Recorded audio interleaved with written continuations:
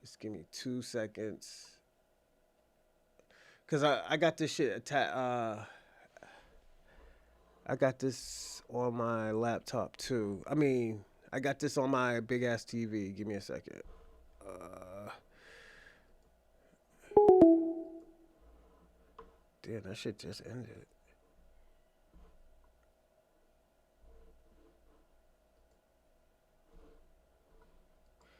All right, all right, everybody. I'm back on. I apologize. I don't know what happened.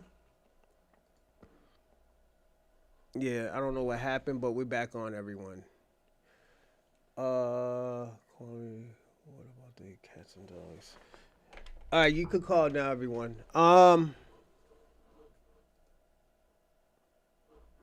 Let's see how this looks. All right, this looks good. Oh shit, I should have opened up the other one. But yeah, everybody, let's start over. I'm gonna throw away the old joint, and we're gonna start this. Oh shit, give me a second.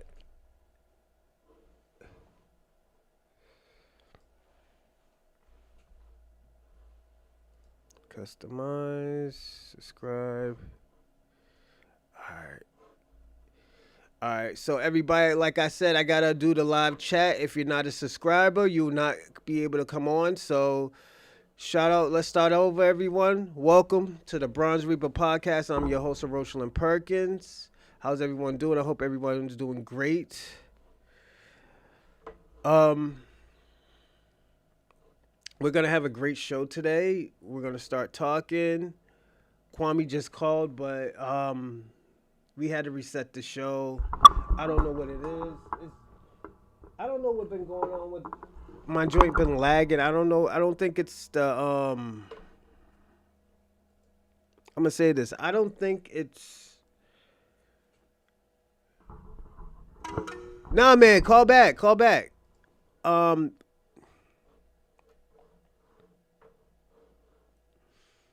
I don't know what happened, but yeah, now we're back on live. I'm gonna call. I'm gonna see if I can. I don't know if I'm pushing out too many gigs fast, but yeah, it's. I'll fix it this week. But like I said today, if you're not a subscriber, and give me a second. Somebody sent me a Cash App. Shout out to. Hold on a second.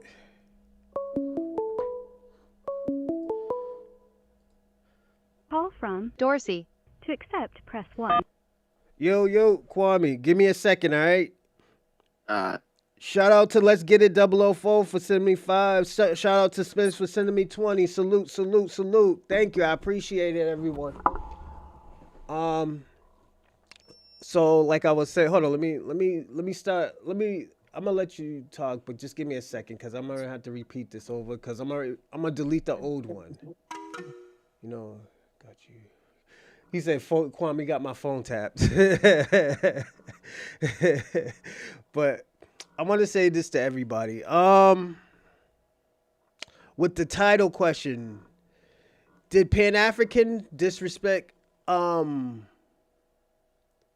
Did Pan Africans disrespect push Black Americans away from the movement? That's the question that we are asking everybody. And Quan, what's going on, Claude Van Dam? What's going on, Dorsey? Salute.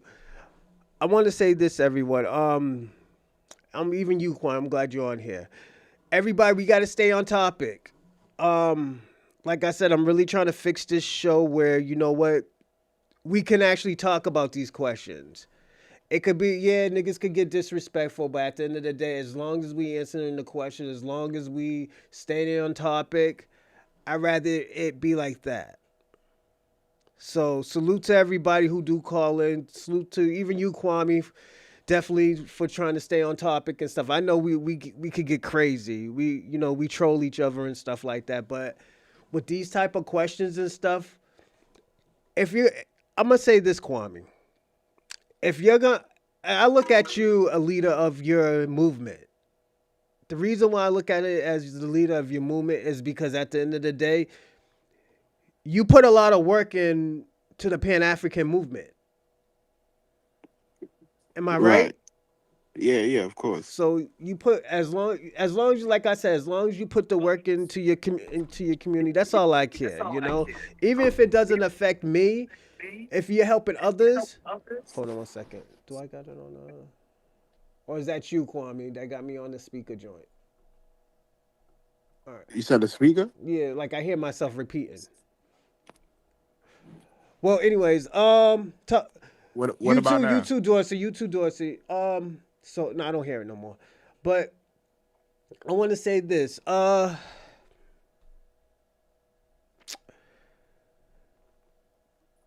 These type of questions, people do listen to our conversations. People do want to know how do other people feel about other communities and stuff like that. So definitely salute to you in defending your community.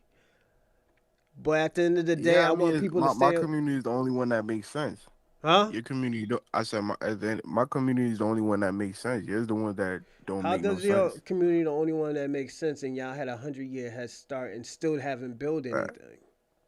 I can tell you a lot of things we accomplished. But we're not talking about just for the Pan African community. We're talking about for the black community. Yeah, I can tell you about thing that the black community in America has benefited from. What? I can tell you right now. Uh, pan the Pan African commerce, The what? Black Real Estate Alliance, Black African Leadership Academy, Tabo Foundation, African Education Foundation, Shout out to Breeze Omega. Sankofa STEM Academy. That's just a list of things right But there. Kwame, if you say all this real estate stuff, you what do you always say, Kwame? And this is why I say this kind of a hypocritical thing when you say this. You say salute, salute. We just got a follow. Was it Sam Dora number one? Salute. Thank you for the follow. I want to say this, Kwame. It doesn't affect if it affected the black community. Why don't we own a lot? I mean, that's on y'all. That's What do not you on mean? the But yeah. you say they do stuff for the black community, but if the black community doesn't know, again, how does it help us? Cause the wider Black Americans they don't subscribe to it. And plus, don't forget, black Americans always had houses. You Even can't in the have it hold both on, ways. You even in can't this say era, we you still do have houses. I had, for God's sakes, I had 3 houses. right. I just did business with my family, and what I did now, I just sold them. I was like, I'm good. I don't want to do business with y'all no more. Right. So it's not like we didn't have houses. We didn't have all that other stuff. It's just new to y'all because don't forget, Kwame. What are you, a second generation Jamaican or first generation? First, second. Okay, you're second. So at the end of the day, I have seen multiple black people who had houses. My pen pal, he worked for John Hancock that had houses. So we have been seeing this stuff, Kwame. This isn't new to us, And Yeah, this ain't me shitting on you. It's just but the reparation fight, that's a Pan African thing. We started that. It's not a FBA how thing. y'all started it. Then after that, tell us we're not getting it. Who said that? You just said that, Kwame. Oh, I'm talking about your side, FBA though. You're not getting no. You can't get reparation using what they talking about. It's a grift. You sure? I'm on. Yeah, Don't yeah, forget, yeah. I'm on the council. I'm gonna tell you why it's a grift. Why is it a It's grip? gonna be it's gonna be strict down because it's a proxy for race. So It's a no matter lineage thing. how, We turned it into a yeah, lineage thing, and hold yeah, on. no matter That's the how, thing that we fought for. Let me right. debunk that because that's the thing. Listen, Even me, lineage, I talk about that. I told him it shouldn't be. We can't make it a race thing. It has to be a lineage right? thing. Because at the end of the day, that Lineage. means Let me anybody. If we make it a race thing, Kwame, you can get reparations. no. Yes. This is I'm gonna why tell you why. the delineations are very important. This is why figuring Right, out who's talking for us is very important, right. Kwame. I'm gonna tell you why it's gonna be stricken down. No matter if you try to play semantics, ancestry, or lineage, is gonna the court is gonna strike it down as a proxy for race. No matter what. How is it a proxy for race if That's it's a why. That's why. lineage? Wait, wait. Well, let me tell you. That's why ADOS and FBA don't have a lineage lawsuit on file because they can't. You can't get around that. There is a lawsuit. Everything is going to be symbolic. No, Studies and all that. it's That's symbolic, but it's not. It's not gonna. It's gonna be stricken down. Kwame. It's a lineage thing. It's not a race thing. Race and Li- lineage is two different things. look up proxy for race, and you're gonna see what I'm talking Kwame about. Lineage, ancestry, all of that will be stricken down, and they know this. and So it's a Kwame. grift. It's not a grift, Kwame. Yeah, it is. Because look at this. Is And it? you Is know it? why? Hold You on. know why? Is it hitting city halls now? Right. It's hitting Bro, city that's all. halls. It's being All of that talked is about, right? symbolic. It's no. All of that is symbolic, brother. It's not. Kwame, When it hit you're not federal listening court, to me. let me tell you, when it hit federal court, it's gonna get stricken down for being a proxy for race. Has it ever hit city? Has it ever hit city hall? See, yeah, bro, that's bullshit. That all of that is symbolic. Kwame, That's not. has it ever hit city hall like this? Yes, No, not the yes. HR 40. We're talking about hit city Bro, hall HR where it's 40 's like, listen, Kwame, you gotta listen. Where it hit? Did it ever hit city hall where it's like, yo, this has to be done? Even white people talk about like, yo, we need to finish this shit now. We can't keep on hearing about this for the next 50 years. It okay. has never been hit like that because you know why? We always had somebody talking for us. Don't forget, Kwame, we have been following the Pan-African game plan. It always had to been a Pan-African game plan. We saw. Hold on. The reason why we stopped doing it because at the end of the day, y'all started talking about y'all start talking about yo, we should send this shit back to Africa. Why the fuck would we send money that we have back to Africa? Who said that? Are Who you said that? serious? Dr. Who? Umar, Pan-Africans? Yes, Kwame. They have said that. Nobody said. Nobody said that, brother. Kwame. You're lying. You're lying Even on. You're lying on Pan I'm gonna tell African. you what Dr. Umar said verbatim. Black people don't. He said black people do not deserve it because they don't know what to do with the money. Just Tariq said the same thing. No, absolutely not. He said, "Yo." Yes, he did. He Prior to said, FBA, that's "No." what he He was saying said, too. "People, there's gonna be some people that blows the fucking money. I get that part. There's gonna be some people that blows it on hookers, fucking Magic City cars. I get that. There are gonna be people that do that, but at the end of the, hold on one second. Make Kwame. Oh shit, they're telling you to donate, Kwame. Sick of you. Yeah. But Let me hold on, bro. Let me just read this real quick. ADOS, American Descendant of Slavery, and FDA Foundational Black American lineage-based reparation proposal limit benefit all right, like cash. let's get it. Limiting benefits like cash payment, tax credit, and loans set aside to those who can prove the regular descendant from chattel slavery, would almost certainly face intense constitutional scrutiny, particularly under the Equal Protection Clause of the 14th Amendment. This clause mandates that no state or federal government via the Fifth Amendment due process clause shall deny to any person within the jurisdiction and equal protection of the laws, prohibiting discrimination, classification that burdens or benefit individual based on race, ancestry, or immunitive traits without overwhelming justification. The core issue, while lineage is framed as a race-neutral criteria, focus on historical genealogy rather than current skin color, court would likely view it as a race proxy, a thinly veiled stand in for racial classification. Proven descendant from enslaved Africans overwhelmingly correlate with black racial identity in the U.S. context, triggering strict scrutiny, the higher bar under equal protection jurisprudence. Under the standard established in case like Loving versus Virginia 1967 and Palmore versus Sittow 1984, the government must show the policy serve as a compelling interest. Remedy proven ongoing discrimination is a narrow tailor, the least restrictive mean to achieve it. Most reparation proposals failed this test, as evident by ongoing challenges to local pilots and California statewide efforts. So yeah, brother, that is When you gonna be say A, hold on. Before you say ADOS, when you can't compare ADOS with FBA. ADOS is a movement like Pan Africanism. brother. ADOS is doing ADOS is a way more than movement. than Tariq Hold than on. ADOS is FBA. a movement. ADOS has a leader, a known leader. Who's the known leader? Even in tone whatever his name is. What? I got his That's last a name. girl, dude. I say Yvette and Tone. Oh, Tony, what's his name? This little Puerto Rican cat. Um, I don't know if he's Tony Puerto Cruz, I Rican. think his name is Tony Cruz. I I think. don't know if his Um, last name is Bruce. but yeah, that's a movement. ADOS is a movement. We Yeah, are but telling. that's Hold what on, hold on, FBA hold on, hold copied on. the lineage based stuff from. They copied from It's ADOS. lineage based, but at the end of the day, we don't have leaders. And the reason why we don't have leaders because at the end of the day, leaders will be targeted. But if it's just a whole bunch of people who's on code, who's on the same shit, it can't. You can't attack everybody. You can't attack millions of people.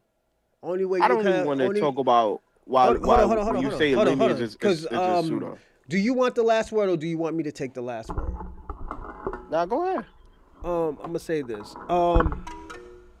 Because I want you to get back into the topic question, and this is only strike one. Um, so with the Let me pan just with say the this. pan Afric with the pan African movement, we already know that's a movement. That's a movement that was supposed to unite the black diaspora, And it right? is. But don't you think it has pushed people to okay, you know what? We have no like me, I have no ill will against Pan African movement, but I'm not gonna give another dime to Pan African ever again. And the reason That's why and that the reason why is because I feel like it led my people astray. astray from what? Straight from who they really were. You telling somebody, yeah, you African, and we already have a culture in America, and telling us to forget this culture is like telling somebody, yo, forget your parents, and you know what? I'm your daddy now. Brother, no matter how much you want to slice it, dice it, or play word semantics, It's not worth even a semantics. hold on. Let me just say this. Even ADOS and FBA, if they walk into a federal court building and they want reparations, they gotta prove they African, brother. They gonna That have to doesn't prove matter, they African. Kwame. Get me getting So no matter validation. how you, Me no getting matter how you want to, validations from a white person doesn't mean anything. You need that but if you want validation. I that, don't if you need want that, validations but if from a you white hold on, person. if you want that reparation, you gonna have to get validated by them same Mm-mm, white people you talk about. not even. Yeah, Cause as the and, way and what as the way they started calling us fucking African Americans in the '80s, they could change that shit up and be like, oh yeah, these motherfuckers are the foundations of Black America. Just like have you seen the new census yet?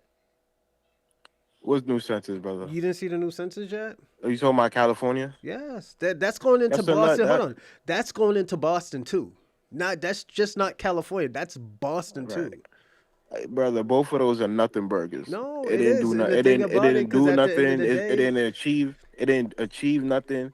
And Kwame, like I said, no matter how much ADOS FBA want to get away from Africa, if they want reparations, they gonna have to get into a courtroom and prove they African. that's all That's a right. We fact. can do that. We can do that, Kwame. That's not nothing that we can't do. And Don't no forget, matter Kwame. Hold on, Kwame. Don't forget, Black Americans has always been the minority in America, and we got shit done in America. A lot, and you got to right. look at it this, Kwame. Look how much we got done in America, and you look at other countries who are the majority. They're not. They're not. They're not. They haven't achieved as much as a Black American has. It's nuance to that, just like it's nuance No, to no, immigrants Kwame, coming. you can't do Hold that. on. You see, You. you cut me off. You cut me off. Oh man. It's nuance to it, just like it's nuance to how black immigrants come here and do better than y'all. So How? it's nuance to it. No, that's not true, I'm gonna Kwame. tell you. Because you know what Uh, you do? You use the top 10 of Africans or Caribbeans that are doing something. You compare that to niggas who are not doing anything. If we really compare the black kids who are actually doing something, you won't hold a candle to them, Kwame. So that's why I always how am tell I y'all, comparing to black Americans that's Kwame, not because doing you're that? It's comparing niggas who don't do 10 shit. million, Kwame, 10 to 11 million black Americans on food stamps and SNAP, but Kwame, that's a large. Kwame, That's more than the entire black immigrants, brother. Kwame. You're Combine if you comparing combine Kwame. all. We're not no Kwame. You're talking. We just started talking about education. Now you're talking about food stamps. We're No, not I'm just talking about saying. food stamps, Kwame. We're talking. You just started talking about education. Let's stick on But let me education ask now. you. So hold on. Again, let Let me me ask ask you a the question question. again. All right, How go are ahead. you comparing the top 10 immigrants to the bottom low bottom low black Americans? If you compare the top 10 black Americans to another top 10 immigrants, the immigrants are not going to win at all whatsoever. Well, I don't know about that, I know but that. Kwame, I know about that. Because you know let me say why? this. Hold on, let me tell you why. Because history proved it. History proved it. This is why we have so many black inventions out here. This is why people are starting to find out, like, yo, black people made these inventions, Kwame. Because Yeah, but black it's not people always, benefiting like, y'all, this is why, and the thing about it, I know everybody gets mad at, and I'm going to say this to everybody. I know a lot of immigrants and Pan-Africans and white people get mad at when I say, yeah, black people are the foundation of black America, of America. But at the end of the day, history has proved that. This is why they're trying to get this shit out to school. And you know what? If they want to get it out to school, it's all right. They can get it out to school. But at the end of the day, what? We can still teach our kids this. This is why I said this wasn't a big thing to me, because I can teach my kids about black um inventions, black fucking put it this way, me and my kids can learn that shit together. That's something that me and my but kids can do. brother, you're part of a cult that is worried about immigrants versus real tangibles that Trump and his administration is stripping away from y'all. Kwame, it doesn't affect me It, because you know what? It's only given to immigrants. This is what the delineation's for. what are you Because you know talking what? about? Is Hold only on. given to This is what immigrants, the delineation was for. Now we're seeing right? who is actually really getting this shit. We can see that, Brother, yo, ninety black percent, Americans. ninety Hold on, hold percent of on, government hold on, assistance go to hold citizens, on. brother. It don't go to immigrants. This is where you could see that, like, oh, you know what? These people can't say that they're all everybody is black anymore. We can see, oh, yo, does this person has an immigrant background? Is this person a generational, has generations in fucking the South? Does this person Right. has generations in another country? This is what we're finding out now. And what is that going to solve? That's gonna see who's has been getting all these resources. And then what? We're gonna see it's not really black Americans. It's But not, and the brother, thing about, we brother, don't have black. to hold on. We're not gonna have to look at fucking flip flops going into the government assistance building. Personally, I don't even know what a government assistance building look bro- like. Brother, Most black people don't. let me just say two things. Black immigrants is only 10% of the black population in America. Number two, 90% of government assistance go to native born citizens. That means white native born and black native born and Hispanic native born. The other 10% is goes to immigrants Hold on one that second. pass a Hold on one 5 year second. grace Hey, period. Dorsey, he still got time, so definitely he's almost done going. Dorsey say he wants to call going. Yeah. So delineation is not gonna achieve nothing, and even this FBA thing and ADOS thing, it's leaving y'all Shout out to Ray Ray. domestically Salute. isolated, because no now that you're attacking uh different people from different backgrounds from that's black, you won't have no support when it comes to your reparation fight. We And never had Cobra, support anyways, Kwame. We never had hold support on, hold on, anyways. hold So at on. the hold on, no. You can't do that, Kwame, because you talk about, oh yeah, we're not gonna have support. We never had support in the first place. Yeah, Hold on. so Anytime somebody ever spoke for us, they always spoke. Oh, they told you to donate, Kwame. I donate, brother. All I right. donate. He said he'll donate, everyone. But yeah, let me finish what I say. Oh, I'm sorry. But yeah, you know how many times that we stuck, and I'm gonna say this, Quan. You know how many times we stuck up for the Black Diaspora. Then when it came to us, we had no help. We No this is help in what? No in help in what? every policies. What Government. policies? Are you serious, Kwame? Reparations Give is me the number one. Hold on. Reparations was one of them. what Reparations was one of them. how you gonna say that when Cobra and Caricom is working No, together Kwame. right We're talking now for about in America. reparations? We're not talking about was it jesters? Where do you think reparation, brother? Kwame, no. Listen, You're talking about listen. Let jesters, me talk. Kwame. But keep Let me on talk. talk. Go. Let me talk. Caricom and Cobra has figured out a better plan. They have taken the fight to the ICJ for crimes against humanity, which don't have a jurisdiction on it. You guys are trying to fight for slavery in the context of America, FBA ADOS, it's gonna be stricken down regardless. 150. It's not. It's a time frame that you have to claim those type of things. There's no living slave descendants today. Do you know the reason why Tulsa was able to get reparations? Because They they never still got had people. reparations, Kwame. Yes, they did. They gotta pay. They gotta pay No, out. they declined it, Kwame. They gotta pay out, brother. No, they They gotta pay declined out. it. They declined it. Okay. That lady didn't get nothing. They declined it. They They listen. declined that shit 2 years ago. Listen. They were gonna Tulsa give it had to a. her, but at the end of the day, they were like, "Oh no, she doesn't deserve it." I remember that. I Listen. seen it on the Tulsa gotta news, pay. and it was an Tulsa gotta pay out. outrage. I'll pull it up in a second. My point is, with ADOS, and you don't have a fighting chance. And Cobra, CARICOM, and the African Union, they have a chance because they in the ICJ with They're crimes not against gonna give it to humanity. you, There is Kwame, no because y'all have your timetable. own land. Y'all have your own With sovereign 70, land. Remember? wait, Y'all hold have on. your own And sovereign land. Y'all not gonna get it, Kwame. okay, listen, and Cobra and CARICOM with the AU has 70 different countries behind it. Name one country FBA and ADOS got behind Kwame. them. Name one. Name Kwame, one we never country. had. This is what you gotta understand, Kwame. We never had nobody, none of y'all behind us. We always had to Right. do So shit. you, No, no. if Listen. We have never had none of y'all behind us. All y'all did was help the white supremacists. Y'all made it even harder for us. This is why people regretting fighting for y'all to even come to this country. Why right, you think right now this motherfucker right now, this orange motherfucker right now is putting in these bans on y'all country? And you probably don't care because you have a money source. But all those other motherfuckers who don't have a money source, that's gonna get deported, that's gonna have a hard time when they go back to their country. You're not thinking about the bigger picture, Kwame. You have never think right. about the bigger picture because at the end of the day, But, you're but gonna hold on, what is that your concern? See when Kwame, Tether's going. Kwame.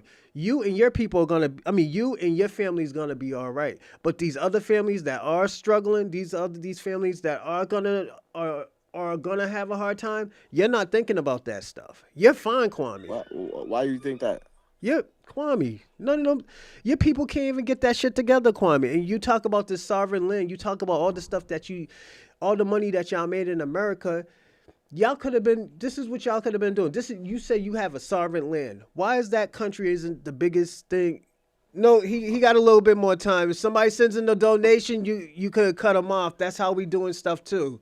If you don't want somebody to talk, y'all send in a donation. We could cut conversations. But other than that, I can't. That's what my business partner said. But Yeah, yeah, At least 10. Tell them at least $10 to cut me off. but he said Kwabi said $10. You could cut him off. But yeah, this is the type of the stuff that's going on, Kwame. A lot of those people are. Why you think those people are kicking and fighting when they get caught by ICE? It's gonna be a hard time for them, Kwame. They're not getting the resources that they're getting in their Yeah, country. and you know what's crazy? Y'all are part of a bigger grift that y'all don't even see coming. No, This it's not a grift hold on. because you know Let me tell what? you. You know what, Kwame? Because I'm doing what I have to do. I'm actually 10 toes down in my community doing what I have to do. I'm Well, at but them what board. is Hold on. what? I'm at those board meetings. So Those are nothing burgers. I said this is why when I was talking about Dana and the Data and the old one, I said, yo, one thing I think Dana and the Data got wrong because there's a lot of these people who are on these phones who do these podcasts, who do talk about black experiences that does have have their feet 10 toes on the ground.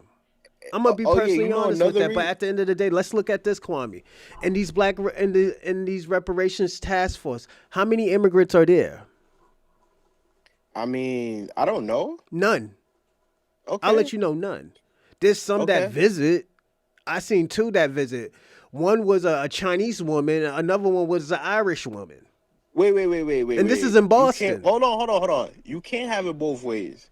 You can't say you want immigrants out of your No, business and they. Hold this on. is You an can't say you example. No, want. that was an Hold example, on. Kwame. That was You an can't say you example. want immigrants out of your business. This is only our fight. We don't want Yes, it y'all is in our our fight. business no more. But Kwame, I was just And giving you now the you asking for example. support. That was We an can't. example. Listen. No. That was an example, Kwame. This is why I say, Okay. yo, we're not Why together. would why This is would why I say. immigrant? This is why I say we're not together. We have never been Right. together. Because when it Right. came to us, nobody was there. That was the example, Kwame. There has Right. never been nobody there. Right. That was the So in example. one I'm not minute, trying to say, oh, and- yo, we need you. No, I'm just saying this is the example. This is why I say we're not together. I'm so showing you shouldn't why that we're be a not together. so wait. So no immigrants today. Shouldn't that be a goal for you and not something that you want? Uh, Kwame, if you I'm a saying prior this, FB, Kwame, because I get what you're saying. But I'm saying we have never been together. We never been We never been unified. Dude, we have never been unified. I'm showing you the hypocrites of us saying, "Yo, we need to go with the was it the African Union and all this other bullshit." No, why? Y'all have never been there in the first place. We're so used to doing brother, stuff ourselves. Now, brother, only you're thing, hold part on. of. Now, Hold the on. only thing we need to do is y'all just stay out the way. Okay, We even don't if we need y'all stay, talking for Black America. right, Talk for your community. Talk for the right, immigrants. right, The immigrants right, need y'all right now. You right. know, we be, Even go on. even if we get out the way, your reparation, your lineage based thing is gonna be getting But struck and down Kwame, before you even reach anywhere. why do you So care though? Yvette, and why I care? Yeah, why do you Because care? Hold on, if it's our cause fight, my hold on. If it's our fight, why care? because my people was a part of Jim Crow, No, you wasn't, redlining. Kwame. Yes, they was. No, They was in America since the Kwame. 1900s. Hold on, let me speak. Let me speak. So even if you want to say lineage based, all the Tesla's gonna do is just take you to court and file lawsuits and win. So That's let me it. ask you a question, Kwame. We just Did gonna they have file a choice? Hold on. Did lawsuits. they have a choice to be in their country, or did they have a choice to come to It America? don't matter. Kwame, They it does face have. Yes, it does discrimination. matter because we didn't have a It choice, don't Kwame. We couldn't matter. be like, yo, fuck it, we going to Jamaica. It Fuck that shit. I'm okay, not brother. dealing with Jim You had a Crow. No, choice. hold on, You had a Kwame. Hold on, choice. Kwame. It's not like, yo, I'm gonna say fuck it. I'm going to Jamaica where I don't have to deal with Jim Crow, or do I have to say fuck it, yo, I had to deal with it. I hear you, brother. I hear you. So now But I'm gonna ask you a the question. No, minute, hold on. Now I'm gonna. This is gonna be the final question I'm gonna ask you, and I'm gonna give you 45 seconds to answer this. Did Pan African disrespect? Did Pan Africans disrespect push Black Americans away from their movement? no. How did we get there? Well, how did we get here?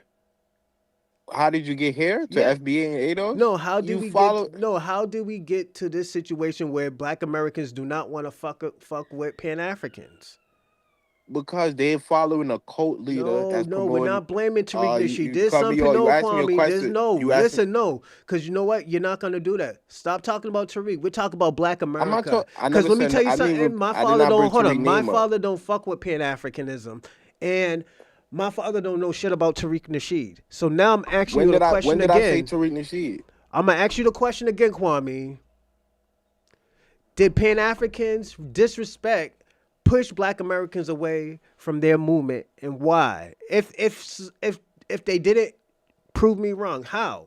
How they didn't?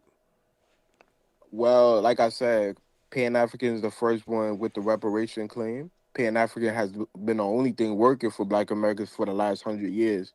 So no, they didn't push them You away. still didn't tell me Hold how on. they helped Let me me, answer. Kwame. You Let me can't answer.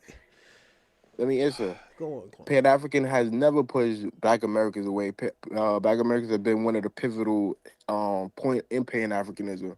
So no, it hasn't pushed them away. It's just that for the last 20 years, 20 to 30 years, yeah, you've been following codes. Hebrew Israelites who's anti-African, Black Christian who's anti-African, Black Muslim that's anti-African, Moors that's anti-African, ADOS that's anti-African, and FBA that's anti-African. So for the last 20 to 30 years, you guys been following cults by a charismatic leader and been falling for grips. It's not So pan Kwame, Africans it's that everybody got else's fault paywalls. except Pan Africans. Huh? It's everybody's fault except Pan Africans. Yeah. It's y'all fault. Thank you, Kwame. It is. Okay, Kwame. Thank you, man. Thank you for being. All right. Shout out to Kwame, man. It's everybody except Pan Africans' fault, everybody. Dorsey, if you want to call in, you could call in now. What the fuck is he talking about? Kwame, don't forget to send that donations. You've been ducking for 2 weeks about donations. I gotta go a little bit stronger. As I said, we're running a new type of show here. Salute. And shout out to Kwame. It's Kwame, you sound crazy, my nigga. But let's get back into what people have been saying. I'm gonna start up here. Let's see. Damn, y'all been getting busy. I'm sorry, I haven't been watching everybody. I've been trying to stay focused. I am educated. Follow FBA. Let's Dorsey call. Yeah, Dorsey call in. Make him pay a make him donate. Kwame, they telling you donate. We don't need you flea fuckers. Shout out to Killmonger. Killmonger's my hero. Oh, Call from Dorsey. To accept, salute. What's going on, Dorsey? Hey man, top of the morning to you. What's going on, man? How's everything? I don't know, man. I've been through some shit Oh, Jesus Christ. this weekend. Post white man still in the motherfucking FBA Lands Day, Yeah. otherwise known as Thanksgiving, because that's what I call it. White man still in FBA's Land Day. Yeah. You know, They white always folks do call that. it Thanksgiving, right? Yeah. They always do that. Okay. They always do that, man. Let me tell you something. That ain't nothing new. The only thing about it is just like I said. This I'm gonna say this. Before we even start this, and I want you to answer this. This is the first time that we like in years. I'm talking about probably 30, 40 years. Ever since the Watts riots, that Black Americans have stuck together. In years. It's no, and I'm talking about motherfuckers not making up no excuses for what the white supremacists done and oh I got white friends or none of that type of crazy shit. It's just black people have stuck together like we've been 10 toes down. So I'm gonna say this, Dorsey. Don't worry about it. Shit's gonna come in fact where, you know what, niggas are gonna get their shit back. All these other countries, right? Like I've been telling Kwame, I was like, yo, you gotta understand, and I had to tell Kwame, a lot of these people from these other countries are not gonna be able to come to this country no more. They're not gonna be able to That's come a to this good country thing. no more because people are putting out bans. You know? And it's not Yeah. our fault. But people have, No, and they brought their shit this on is how crazy. themselves. What's up? They brought their shit on themselves with the disrespect and shit. Yes. Now this is the question. Okay. I'm glad you said that because now you can answer the question. Did Pan-Africans disrespect push Black Americans away from the movement? Yes, they did. They did that for the last 35 years. Mm. Once they little ass started coming over here, think about it. 35 years ago was the 90s, right? Mm-hmm. When did they start showing up to our shores en mass? Like the 60s, 70s, 60s, 70s? What we used to call them, the Fugees, right? Mm-hmm. So then they took that word and they embraced that word, right? Mm-hmm. Oh, we're from Jamaica and we're the Fugees. Yes, you are refugee, nigga. That means you fled from your country for whatever reason. Refugee is not the same as an immigrant, is it? Because of the Haitian violence, motherfuckers gave them temporary status. Temporary status. Bill Clinton did that shit. Yep. The same Bill Clinton that established that Three-strike black rule. family, FBA families could go ahead and become homeowners for the first time through Fannie Mae. So when he talking about, oh, well, black, look, you tellers don't have no kind of financial fucking institutions that can help us get homes. So stop talking that old goofy shit. Y'all can't do shit. We go to the white man and we get loans and we get approved, and it has nothing to do with pan-africanism. We buy houses here in America. We're not finna. For those who want to go over there, let their ass go back. But I see too many stories of people going there, being disappointed, being discriminated against, and being cheated out their money, and returning to America with sour taste in their mouth, and telling the rest of us, hey, don't go over there, don't fuck with them, they full of shit. Now, how many stories we have heard of that? Okay. So yeah, the African nations have showed us their true colors over the years. Mm-hmm. So now that we're aware of it, we're like, nah, we changed our mind. We good on y'all. We good on y'all. Why don't y'all just go on to do y'all shit and leave us the fuck alone? Because as soon as they start sniffing that we can do reparations and get that money, Wait. They were like, wait. Yeah. I know what you talk about. Go on. as soon as they started sniffing that we were going to get some ends, they became jealous. Mm-hmm. Then they wanted to call themselves black. Me black too. Me black too. You're a damn liar, Fu Manchu. No, you don't get none of that. Now, through history, we're finding out that a lot of these, what we call ethnic groups have origins. Yeah, you come from Africa. You know, they say some of the dark-skinned Chinese came from Africa that migrated, the Japanese and all that. But they motherfuckers didn't migrate to America. No, you didn't do that. We were here before you motherfuckers got here. Now, when you escaped from them damn plantations, you came into our tribe and merged with us and gave some of us kiki hair. But that don't change us from being who we are. We don't speak that gibberish you motherfuckers speak. We understand what I'm saying? We got Geechee. Hold on, everyone. We do got Geechee, but but we don't go around America speaking Geechee like it's proper American English. So I will say but that. that's a localized thing. That's Yeah. only in what, North Carolina, South Carolina region. And I That think, ain't and I got shit think, to do I with think in who- Georgia they speak it a little bit, but I don't think as much. Or is Well, that? you know, Georgia borderlines South Carolina too. So So yeah. you know, you see what I'm saying? Yeah. And when the white man established them state lines, you know, it pretty much absorbed some of them Geechee, and we don't have shit against them. Because the Geechees ain't the ones talking shit about us. And the It's the Geechees is us. The Geechees is black. Exactly. So it's Exactly. FDA. Shit. Okay. But it's these pan-African motherfuckers like Kwame who still ain't put that $30 on it, you know, talking all this shit. oh Still shit. ain't put the $30 up. Yes, I will. Yes, Like we didn't see that. Like we didn't see that. Yeah. Oh, switcheroo ass nigga. But that's what you get from a motherfucker who switch anyway. Yo, I gotta wait man. till I get my debit card. Oh, he still ain't got that little punk ass debit card. Y'all, we'll stop robbing the mailman and maybe he'll come to your fucking house, you fucking tether. Okay, now back to the subject, because you're gonna make me go off on this.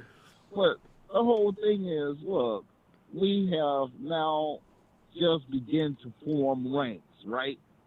Let's give us 5 years that we start noticing that, like, hey, you know what?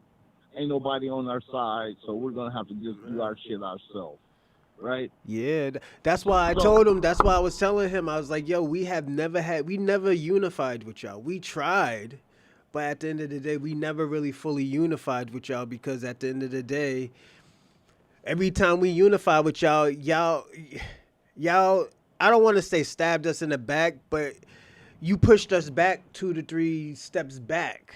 Even when we were talking about reparations, a nigga talk about, oh, I'm black, but my family's from Costa Rica, so I'm not gonna get it. Byron Donalds, my mama's from Jamaica, my father's from Panama. She ain't gonna get it. So at the end of the day, this is why I always tell people all the time, and this is why I was explaining to him, when I'm in the reparations, there is no immigrants there. There is no immigrants there. Can I make a note? Go on. You notice that Kwame attacked almost every religious group that had FBAs involved in it. Yeah. You know why? Because they're not falling for that shit no more.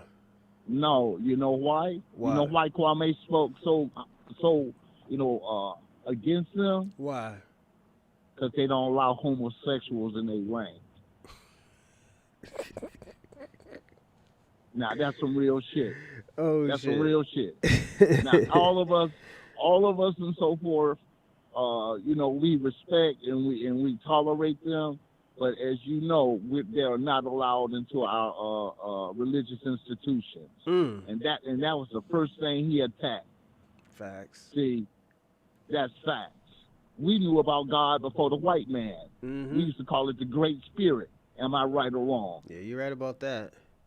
Okay, so how the fuck they gonna tell us about God when we knew about God before they even touched our shores? We called him the Great Spirit. We didn't call no motherfucking. We didn't go with that old bullshit. Them white people came up. They came to us and we just accepted it. We was like, oh well, whatever y'all call them, that's cool with us. But this is what we believe in. We believe in nature. We believe that God gave us the gifts of creatures and that we're supposed to take care of the land, like it was said in the Bible. We were here to take care of God's creatures and to take care of the land that God gave. Not like these motherfucking demon-ass white folks that just destroy and devour everything they come in contact with. So, save me with that bullshit, Kwame. You motherfuckers do the same shit in your country. 1 billion motherfuckers, and tell me one thing you produce. Tell me.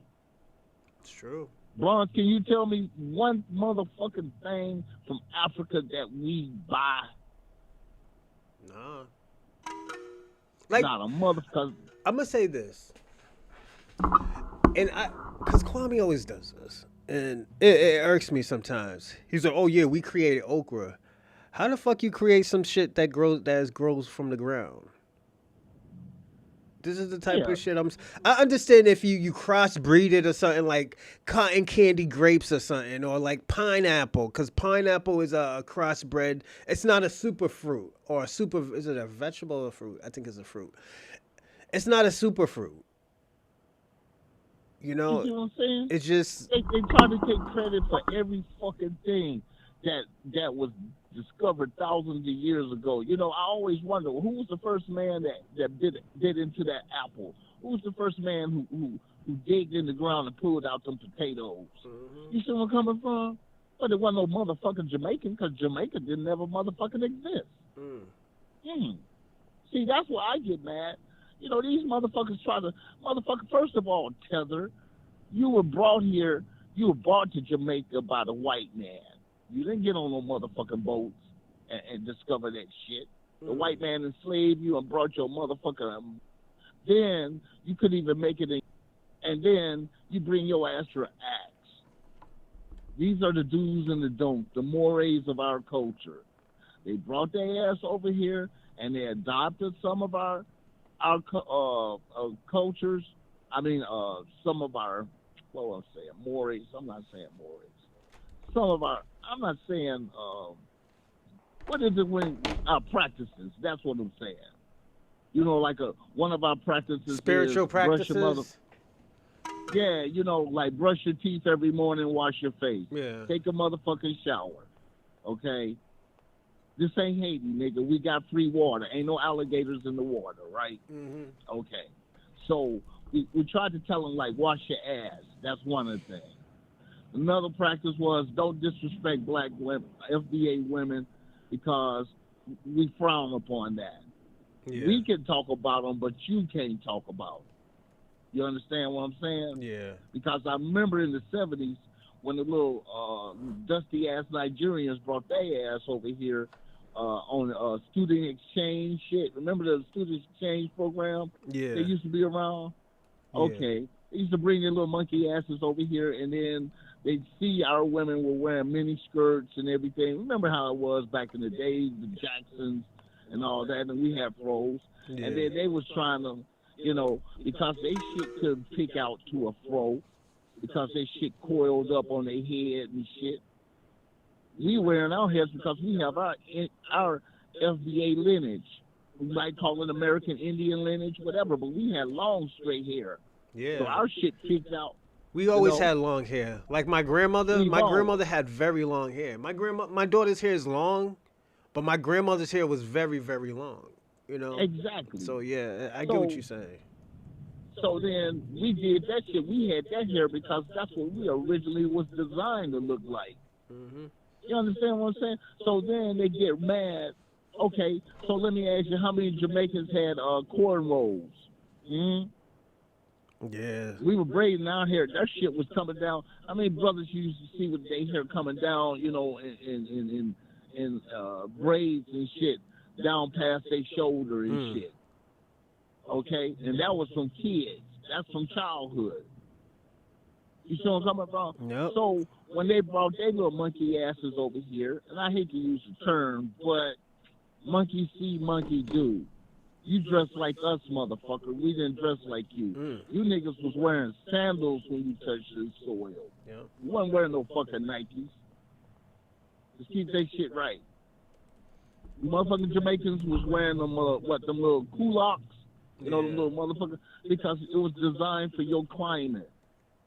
But when you brought your ass up north, you had to change your apparel because the goddamn cold wasn't playing with you. You couldn't just walk around like you at the beach.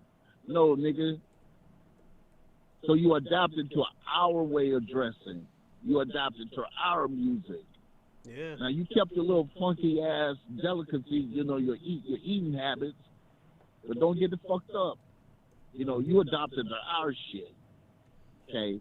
Now, so when y'all start, when the Pan-African people start disrespecting us, we turned our backs on them because we didn't want to have no culture war. You understand? We could have whipped y'all ass off the block if we had wanted to. But we didn't. Hold on one second. Shout out to Ray Ray. If Bronze was a white man in a 3-piece suit, Kwame would know his place. Yeah. Shout out to Armageddon and BX, FBA. Salute. Go on. Yes, sir, Mr. Bronze. That's what he did. He be kissing your shoes right now. Trying to sell you a fake ass motherfucking Rolex. Okay? So, like I'm saying, man, you know, I get tired of having to be Mr. Hostile toward people who I don't even know, nor do I give a fuck about. I mind my business. You know, I mind my business. I don't be thinking about what the fuck a tether be doing and all that shit. That's true. But then when they draw our attention, they don't draw it in a positive manner. They do this shit with saying negative shit. Like them ladies down in Alabama who kidnapped their sister. They finna do 20 fucking years. And them sisters in jail gonna beat their ass every day. They probably might do more day. time than that because they're down south. So down south isn't like up in the west coast or the north coast. They're Bible thumpers. So like say if you have a kilo of coke in Massachusetts, you probably do like 10 to 12 years first charge. What do you think you get down south? Down south, it's 25 40. years first charge. Salute, Ohio, 40. salute. You know? Enhanced. You get it enhanced. So I think they're going to be doing more than 20 years. Okay, well, shit, they brought this shit on themselves. Man, how the fuck you going to advertise for $200, agree to $200, text $200, then when a person get there, you're going to try to hit them up for $50 and then you're going to physically put hands on them. Salute to Bot Champions. Thanks for the follow. Yeah, man. But see, that's the shit they do to each other on a little motherfucking barbaric ass continent. Yeah, putting their hands on each other and stuff like that. We don't do that. Right, tribalism. Yeah, we don't do that. We don't put hands on each other. Yeah. We don't do that shit. We be like, okay, next time you can't come in here, motherfucker. That's what we tell you. We ain't gonna put no hands on you. Now, we ain't talking about Rwanda, okay? They act like that shit didn't exist. Rwanda massacre, huh? You see what I'm saying? So why the fuck these motherfuckers try to tell us that? Oh, and then I'm surprised Chewbacca bitch ass ain't on here. He was on here. I made him subscribe. He thought he would never subscribe because he knew he couldn't write. So he subscribed. Yeah, exactly. Nigga, just hit the little fucking button, you non-reading ass. Okay, so that's another something I want to touch on. Nigeria talking about they gonna oppose the motherfucking U.S. Mm-hmm. You niggas couldn't even motherfucking oppose Boko Haram, right? Boko Haram, right? Mm-hmm. Them niggas ain't even got no tanks. They ain't got no motherfucking Humvees. They ain't got no jets. They ain't got Nothing. no helicopters. They ain't got no howitzers. They ain't got shit, and they fighting you motherfucking in Nigeria to a standstill. Mm-hmm. Okay, so Hold on, give me a second.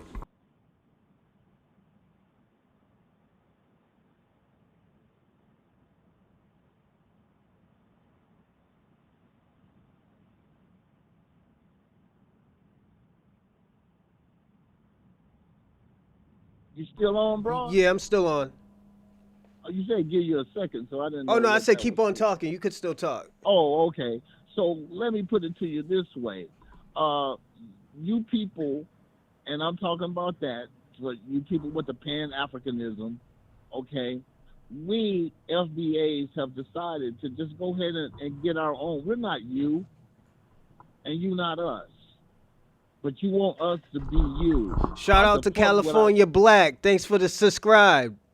Go on. Hey, LA, that's right, California Black. That's right, baby. That's what we support. Oh yeah, We don't absolutely. sit up and make no false ass pumpkin. Yeah, I send the money. Yeah, motherfucker. You saw it. See, Kwame, I would tell you that, brother, I'm international. Okay, you seen what I said? Achtung, alle homosexuell. That's German, folks. Kwame's a homo. That's what that fucking shit means. See, they don't understand. And I've been doing my little research and so forth. During World War II, it was FBAs that were accepted by the Germans, not motherfucking Africans. They were the only ones in. There was the only ones in the Olympics that accepted Jesse Owens.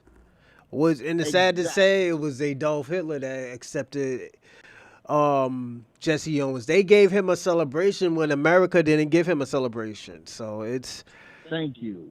Now let me ask you something.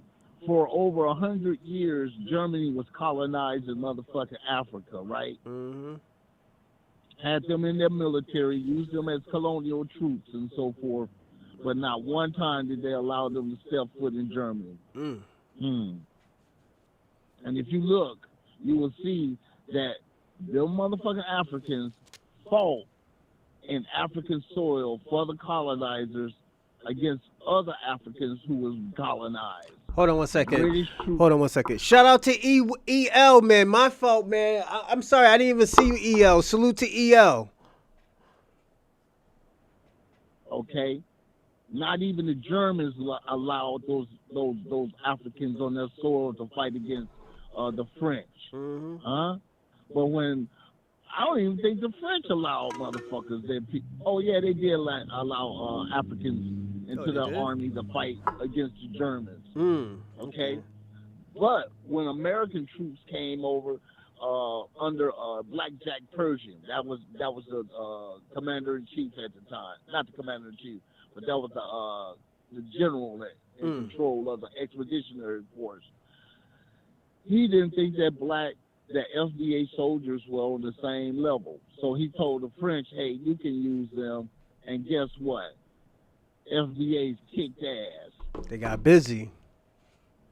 And then they kicked so much ass that the damn French used to give them the most outstanding medal you could get. You see what I'm saying? The Golden Air or some shit like that. I don't go into the exact name. But my whole thing is, FBAs have proven themselves worldwide ever since we were freed. It's true. So I don't know why these motherfuckers jealous of what we accomplished. Why don't you accomplish your own shit? You know what it is? I'm gonna say this. I kind of been noticing that. So I'm gonna say this.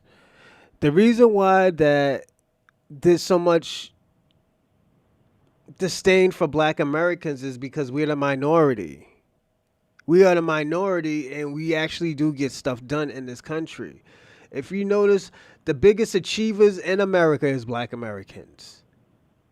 I'm talking about historically, it always has been Black Americans. Or it has always been Black Americans' influence. This is why let me tell you something. This is the reason why a lot of Pan-Africans can say Marcus Garvey. This is why a lot of these Africans and these Caribbeans can say Coakley Star Carmichaels. These other names. They're not saying, oh yeah, they brought their country over here and gave us their influence. No, they couldn't say that. They just said, oh yeah, they were influenced by Black Americans. They were helped by Black Americans. Black Americans contribute to what they were believing in. Black Americans believed in them. We didn't say, oh, yo, they saved our fucking lives. No, we would never say that, because you know what? Our ancestors already did that. Our grandparents already did that. Our great-grandparents already did that. This is why this is why I'm going to say also, Dorsey, that a lot of people are starting to understand that, yo, things can't get done without Black Americans. Black Americans is the most loyal people. Black Americans is always the man in the front, always down to fight for what's right. We can't say that about most people in the Black diaspora. We can't say that. What can we say? Let me give you an example. For example, Black Americans fought for immigration rights, for them to come over here and be treated like humans, to get treated like Black Americans, can treat it like white Americans, equal. Now when they get over here, who do they give credit to? White man. Who do they look up to? White man. Who you think they think helped them? White man. Now the last question is, who destroyed their country? White man. There you go. There you go. And Black Americans have done nothing to them. All Black Americans have done is been on their side when things were wrong. We can't say that about the Black diaspora. The Black diaspora, they say, oh yeah, Black people they was the ones pushing that, oh, Black people need to start being lazy. Black people need to get their shit together. Stop being baby mamas. Stop saying this, and that. Stop. All they want to do is twerk. Now we find out twerking came from Jamaica. Twerking came from Africa. All that degenerate stuff came from the Caribbeans, came from Africa. Mm-hmm. When you talk about baby mamas, you can't forget about how many orphanages in Africa is like fucking liquor stores in America. So right now we can't. What are we talking about? What is going on? They sell them kids, bro. Look how many human trafficking. Hold on. I'm gonna give you this. I'm glad you said that, because you know what? Human trafficking. We could talk about. They've been doing human trafficking ever since the 1600s. How you think all them Africans are in Brazil? How you think all them Africans are in the Caribbean islands? 4% in America. They are known for human trafficking. But you know who do they blame? Know who they try to blame now? Now all of a sudden it's the white man. When are they going to be accountable for what they done? When are we going to start talking about, oh, yo, how the fuck, why did they human traffic Black Americans, as they say it's us? Why aren't we talking about the, hold on, give me a second. Shout out to Ian Bell 09. Salute. I think that's Kick. Salute. Thank you. I appreciate it. But when are we going to start talking about the human trafficking, the atrocities that they did to the Caribbean countries, the atrocities that they did to the South Americans, the atrocities that they did to America, and still to this day is a part of? And we could put it this way. We could stop talking about slavery. Let's talk about what they're doing now. Hey, Bronze. What's up? Can I go off subject for 2 minutes? Yeah, go on. 2 minutes. That's all. Check this out. I was doing my broadcast, Freddie Dorsey's YouTube channel at the Topanga Canyon Mall, right? Mm-hmm. So I'm sitting up there, and, I'm finna do my little show. This motherfucking Chinese chick come up there and start asking me why I got so many phones. I told that bitch, look, bitch, I'm grown. I can have many phones on. She talking about, well, somebody stole my phone and started touching my shit, right? So I told her, hey, kick rocks, bitch, get away. I don't know you, right? So, I chased her away 45 minutes later, but, I contacted security in the mall, and I told them, like, look, there's this crazy Asian bitch going around accusing people of stealing her shit. Help that bitch find her phone, okay? So, 45 minutes later, man. Hold on 1 second. Hold on 1 second. Armageddon BX, you are right. We are the biggest ethnic lineage. Salute. Go on. Okay, so 45 minutes later, I'm finna go live. I am live, right? This bitch is standing up behind me and shit, mad dogging me, right? So when I turn around and say, what the fuck? Didn't I tell you to keep the fuck away from me? We get to arguing and shit, right? Now she dressed like a Singapore whore. She ain't got nothing but motherfucking tight ass motherfucking shorts on. I mean, 1 inch from her pussy lips.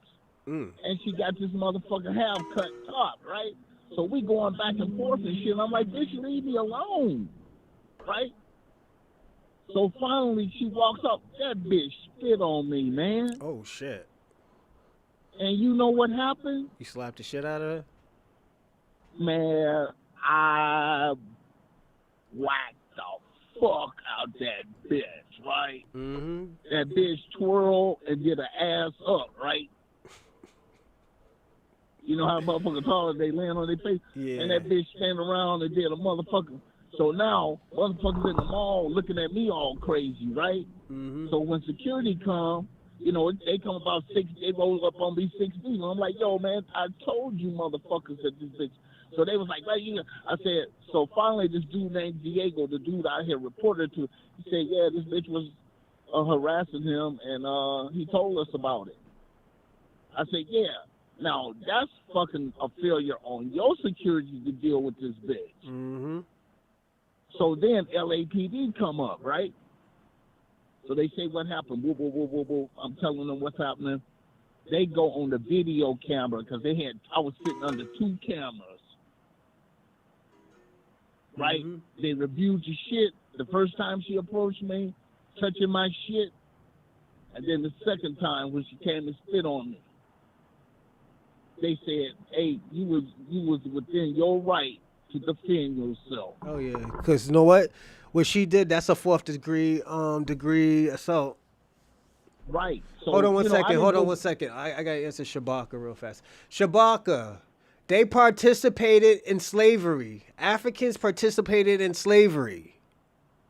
So we can't sit here and give these motherfuckers a pass. They knew what they were doing. They knew who they were selling. They wasn't selling their brothers. They knew who they were selling. That's why when these people come up here, this is why when you have these Jamaicans, these Trinidadians turning on Africa, you know why they turning on them. This shouldn't be, I don't know why these Africans are turning on me. No, there's a reason why they're turning on you. They're turning on y'all because at the end of the day, they were part of slavery. And people are starting to wake up on this shit. You dirty motherfuckers. Yes. Now let's keep the shit real. When they brought them people, majority of them were sent down to South America. Am I right or wrong? Brazil and all that. They sent 10 million? I think they sent like 10, 13. What's going on, Charlie Shaw? Salute. Okay, but the ones that touched shore here, when they escaped off that plantation, they were absorbed by who? Black people. The FBA tribes that was already here. We accepted them. Yes, they were our brothers. Even though they couldn't speak English, we taught them. We bathed them. We sheltered them. We did all of that stuff that they wasn't gonna do. The white supremacists was not gonna do. We did it. We taught their ass how to be civilized. We absorbed the motherfuckers we intermarried with their ass. And they became into our tribe. We did not come in between your tribe. Ain't no tribe in motherfucking America called the Zulus. Ain't no motherfucking called the Bantus. Ain't none called the Fulani. Ain't none called the Mandingos. Ain't none called the Watusi. Ain't none called the Pygmies. Ain't none called... Yes, I know what you motherfuckers tribes is, bitch. We tried to be respectful to you motherfuckers and learn more about you, but the more we learn, the more we was disgusted with. Yeah. Because once we found out what you motherfuckers really was about, see, we don't blame the slaves. We blame the nations. We blame the tribes. Because, see, the ones that came over there was the victims. Yep. So we brought you into, and they told us, and we was like, don't worry about this shit. You with us now. We'll protect you. Yep. Okay? So then we allowed y'all to immigrate over here. Salute to DJ X1. Salute. Go on. Yeah. So understand this. We have enemies all around us. These Asians and shit. Not all. Because understand this, man. You know the real reason I think that Asian bitch was fucking with me? She thought I was a sugar daddy. And she didn't know how to come correct to a motherfucker like me with some humility. Like, bitch, bow down. No, she probably Don't hated come to you. me. She was probably trying to do the white man's job. I'm gonna be personally honest. No, and no, hold on. no, I'm no. gonna be honest, because there's a lot of them that do that. There's a lot of them that do that. There's a lot of them that use those same talking points and stuff. Shout out to the ones that don't. The ones that are riders, you're not a tether if you're a rider. But at the end of the day, these talking points that they do, a lot of these people do that. A lot of these disdain that they had for us. I said, I'm going to give that to you because, see, I was trying to give the bitch the benefit of the doubt. I'm not giving nobody I thought the bitch was like some kind of pickpocket or some shit, right? No. Let me ask you a question. The same shit that you do, this is why Sam Cooke is dead. Sam Cooke gave the benefit of the doubt to the woman who killed him. That's why he's dead. And it was an inside job, and look at her. She was out. She's talking about she was defending herself. Defending herself from what? And it was probably an escort. Yep. So at the end of the day, I'm not giving her the benefit of the doubt, because when you give benefit of the doubt to people, then you got to give it to the next person. Then you got to give it to the next person. At the end of the day, I'm in the job of telling the truth about certain things. I'm in the job of trying to figure out this problem. And like I'm telling these Pan-Africans and the Black Diaspora, you are your own enemy. You have always been your own enemy. It wasn't the black man's fault. It wasn't the fault of foundational black Americans. That's just a fucking lineage. When are y'all gonna take accountability of what y'all done? We can't keep on taking accountability and we're taking accountability out of default. Because at the end of the day, how the system is set up, where it's saying that, we are all the same. We are all the problem. That means we're all the problem. When niggas is doing this savage shit out here, that's just coming from another fucking country where we seen that's done in the other country. And we're saying we're all the fucking same. I'm not going to keep on doing that. I'm not going to keep on saying, well, you know what? We're all as a group, but when it comes to our problems, our black American problems, this is when we don't have unification. This is when we start to see, now we're starting to see that, that shit always has been a myth. I'm not going to keep on doing that with people no more. What's up? Remember when the governor of Jamaica went on public TV and told them motherfucking tethers, when you bring your ass back here, you better behave yourself. Mm-hmm. You were criminals when you went over there, and don't bring your criminality back here. I want them to stay in America. That's what they're trying to do. No, keep your criminals, man. Yeah. Now they're accepting the motherfuckers back in, and now the motherfuckers know that murder don't have no motherfucking statute of limitations, does it? That's why they don't want to go back, because a lot of them motherfuckers did foul shit, and they know that they fled to America to fight, to escape extradition and shit. Or you did wrong, go to America with your cousin. Yeah. because you knew you was looking at motherfucking felony charges. Yep. That's why you don't want to come back. Okay? Now you brought your ass here to America. Now you're out here selling drugs and doing foul shit. Explain to me why they got Haitian gangs in Miami. Explain to me why they got Jamaican gangs in Miami. Since y'all so hard-working, law-abiding citizens. Get the fuck out of here with that bullshit. Mm. You see what I'm saying?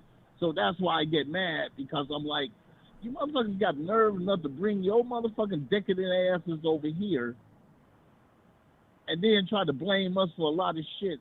And look at the statistics. Nigga, y'all are the statistics. Yeah, we do dirt, but goddamn, the white man keep on putting you motherfuckers, lumping you motherfuckers with us. Yeah. We ain't doing half that shit. It's you tethers that's doing that shit. That's the bad. Then, That's like the bad part about it, because at the end of the day, this is why I said, like, yo, the delineation is gonna expose a lot of stuff. It's gonna expose that, like, even in New York, look how bad New York is right now. You can't blame black people, black Americans for New York. And I told Kwame all the time, like, yo, you always said what? It is a melting pot of what? Immigrants. So now you gotta hold what's going on in New York. Yeah, see, they don't wanna admit that United States lures Facts Armageddon. criminality. Armageddon says mafia, Somalians Italian in mafia. Minnesota too. All those scams. Oh, yeah, Look at the biggest, damn near the biggest fraud in American history was fucking Somalians. It was fucking Somalians doing the PPP things. Right, the little retarded kids and shit talking about, oh, well, go to the doctor and tell them that your kid got autism and you will get a check. Yeah, you see how they take our resources, shit that's meant to help the community, they abuse it. Now they asses is fried because Donald Trump, and I don't like Donald Trump, but you know what? He's a tool that the FBA can use to correct some shit. Yo, listen to this right here. Listen to this.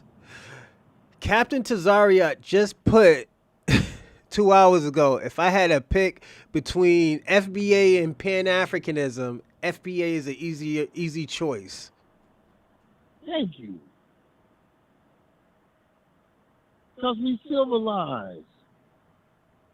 You motherfuckers got to beg. You have to beg for us to build a school in your fucked up ass country. No, this is the thing. Money That's so not we even can it. I'm a pimp people to certain shit. The reason why schools are built is with American money. Thank you. Who you think be donating to these schools in Africa? Oprah built how many schools in Africa? Kai Cenat's building, and he's a tether, but he's using American money. He's using American money to build schools in Africa. They are using American money to get things done in Africa that they should have been done 40 to 50 years ago. The tethers. Yeah. Facts. That's right, DJ X1. They do try to blend in with us. This is why they have to make new census. We need to figure out who's doing all these crimes. We've been telling this is where and this is why I say, yo, shit got fucked up was because of the pan-africanisms. Shit got fucked up, and the thing about it, the shit that we are fighting for now, the Pan-Africans said the same thing last year. Dr. Umar been talking about Democrats calling them what? Demorats. That wasn't FBA. That was Pan-Africanism. We just say like, yo, we're not fucking with them because they're not giving us anything. Dr. Umar said the same thing. But now Dr. Umar is reneging on that because at the end of the day, he's losing money. Once the money stopped, he said, yo, it was Black Americans' fault. It's foundational Black Americans' fault. It's these, not what he's called, it no tethers in Memphis, the National Guard.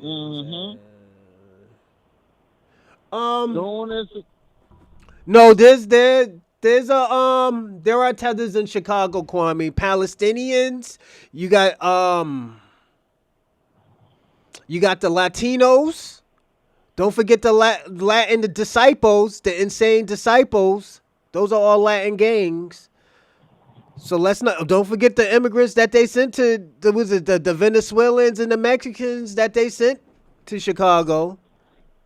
So let's not do that, Kwame. Salvadorians, Guatemalans, motherfucking Hondurans, motherfucking Colombians, every motherfucking Peruvians, motherfucking Argentinians, everything from Latin America migrated up here to the United States. Mm-hmm. I meet the motherfuckers every day. I ain't got no problems with you tethers, but you know what? We sick of the disrespect. Because when you get here and you get that little punk ass check, you think you somebody. You are nobody, nigga. You have no head. Look, you have no homes here. You just now start. You just like they not like us. You understand where I'm coming from? Oh shit, yo! You know what Donald Trump just did? He just cut subsidized subsidized housing for non citizens. Thank you. But they should have been doing that shit 4 years ago, though. That's the thing. They should have been doing that shit a long time ago. You know? You begging ass motherfuckers. And I'm not saying, check this out. I say ship their ass back. They're gonna, man. And the reason why, and this is why I always tell people all the time, man, is like, if you don't want to go back, you don't go back. Don't fight for, being an illegal over here. Fight for better policies for you to come over here. They should have been done that. Fight for better policies to come to this country. Easier policies to come to this country. At least. No, fix your fucking country. They're not going to do that. Don't bring your ass here. They're not going to do that. Then don't allow them in here. Fuck that. Let me ask you a question. You think these Bosnian motherfuckers are gonna fix their country? They're not gonna fix their country either. Let me tell you something. One thing about people, and I'm not talking about Black Americans. A lot of people are not gonna come to their country. Who's it? Got embarrassed and kicked me off. Kwame, we seen it. But yeah. I'm gonna say this. I'm sorry, and after this, you got 2 more minutes to talk. I'm gonna say this, okay. And this is just how I feel. A lot of these people who come from different countries, they're gonna do anything with whatever's easier. Look at the Indians. People always talk about, oh yeah, Indians are smart, but look at their country. India is fucking dirty. They be sticking their feet in the food, be eating cow poop and shit. Ass fucking baboons. Yeah, and don't get me wrong, there are some cute Indian women, but at the end of the day, I won't eat their food. I'm sorry, I just won't eat their food. I won't eat a lot of people's food. I personally, and the thing about it, and it's just me, I don't really eat off of white people, and it's nothing against them. It's just I just never known them for being a good cook. I just know this one white girl who can cook, but she was like 5'11". She was my size. She was my height. She could cook some good Jamaican food. I'll tell you that. A white woman who could cook some good Jamaican food. How crazy that sounds. But check this out. Check this out. Jamaican is a nationality. It's not a fucking race. Yeah, it is. And the thing about it, and my apologies, I said it was an ethnicity. That was my fault. I misspoke. It's a nationality. It's a national motherfucking nationality. There's a difference between that shit. So that means that anything from any kind of motherfucking race that originates from that nation, that's what the fuck they are. Mm-hmm. So the Chinese Jamaicans, the Irish Jamaicans, the African Jamaicans, the Indian Jamaicans, y'all were all Jamaicans. Right. That's why I called it an ethnicity. That's the reason why I called it an ethnicity, because it's so many cultures put together. You got Indians, you got Asians, you got Africans, you got Europeans. That's a melting And pot. that's That's why a they don't melting have pot of a different race. and that's why they can't identify with us, because they not pure their damn self. They don't have shit they damn self. Oh yeah, don't forget they got a little bit of Taino in them too. Yeah. They don't have shit. No shit. But then they come over here and then they trying to say pan-African. Nigga, you ain't no African. Nah, they don't. You never was. One more minute. Your nationality is of motherfuckers who were defeated in battle and who motherfucking was forced on them slave ships and shit. Sold out by you motherfucking Africans. Mm-hmm. And now that your people are starting to wake up and saying, nah, we renounce motherfucking Africa. This pan-African shit. Because now we realize that you dirty motherfuckers sold us into slavery. So please come off that bullshit, Kwame and Chewbacca and all the rest of you motherfucking tethers. And as far as for that potato motherfucker, George Michaels, hey man, check this out. Ain't you got better shit to do with your time than to be in black folks' business? He lives near a meth lab. Yeah. You ain't got shit else better than these. And I know you envious of our penis size. That's why you keep fucking with us. Because if I was motherfucking an Irishman and shit, I would be more worried about making me some Irish money than trying to fucking be up in black folks motherfucking. What's my man's name? Like Conor McGregor does. He's trying to make Ireland better. Thank you. Conor McGregor's trying to make Ireland better. He went to America and got that American money, got the fuck out of there, and try to create a better a better Ireland for Irish people. But you got this motherfucker, St. George Michaels, or whatever the fuck he called. I'm St. George Michaels. This motherfucker has always got some derogatory shit to say about people he don't even fucking know. You know what I'm saying? That's why I go hard on his ass. Because nigga, you don't even know your motherfucker who your real daddy is, nigga. So how you gonna tell us about shit? Your motherfucking father was a fucking Englishman, nigga. You know what? And it came to me. Motherfucking George St. Michael, your motherfucking mom was an Irish washwoman that was washing clothes for motherfucking British soldiers. And she got knocked up by one of them. That's who you are, nigga. See, I be hearing, I just stay in tune with the universe and the answers come to me. Tell the truth, St. George Michael. You don't know who your real dad is. Your dad is an Englishman, nigga. Now put that in your motherfucking pipe and smoke it. Lucky Charm ass nigga. You see what I'm coming? And see, this is why they have animosity toward us, because they've got an inferiority complex. You know what Lenny Johnson told him? You tell a poor white man that he's better than a black man, and he won't even be mad that he broke his fuck. Oh my God. He won't question that the system. He won't question the system that has kept his ass down. You see, and that's what it's really boiled down. And you know about South Boston, and you know ain't none of them motherfuckers that running living the big life. Them niggas is getting welfare and crime and all like every motherfucking other place. Am I right or wrong? Yeah. 30 more seconds. Okay. 30 more seconds. So my whole thing to you is FBAs for life. We gonna get our reparations. Who gives a fuck what Kwame thinks? Kwame, you a nobody, nigga. You're a reject. You're rejected by everybody. Even the churches don't allow your blasphemous ass up in here. With dick on your breath. Huele bicho. Ain't that what they call the Puerto Rican calling niggas? Yeah. With dick on their breath, huele bicho? Okay. I have some Puerto Rican partners, and they ain't not one time have they ever disrespected. That's one thing I say about the Puerto Ricanos. Ain't not one time have they ever disrespect motherfucking FBAs. They ride with us. But here it is, we got Puerto Ricans riding with us, the motherfuckers who claim Salute to be Jersey our brothers, Drive. Salute. the motherfuckers who claim to be our brothers and all that shit. These pan-African ass noodle motherfucking niggas.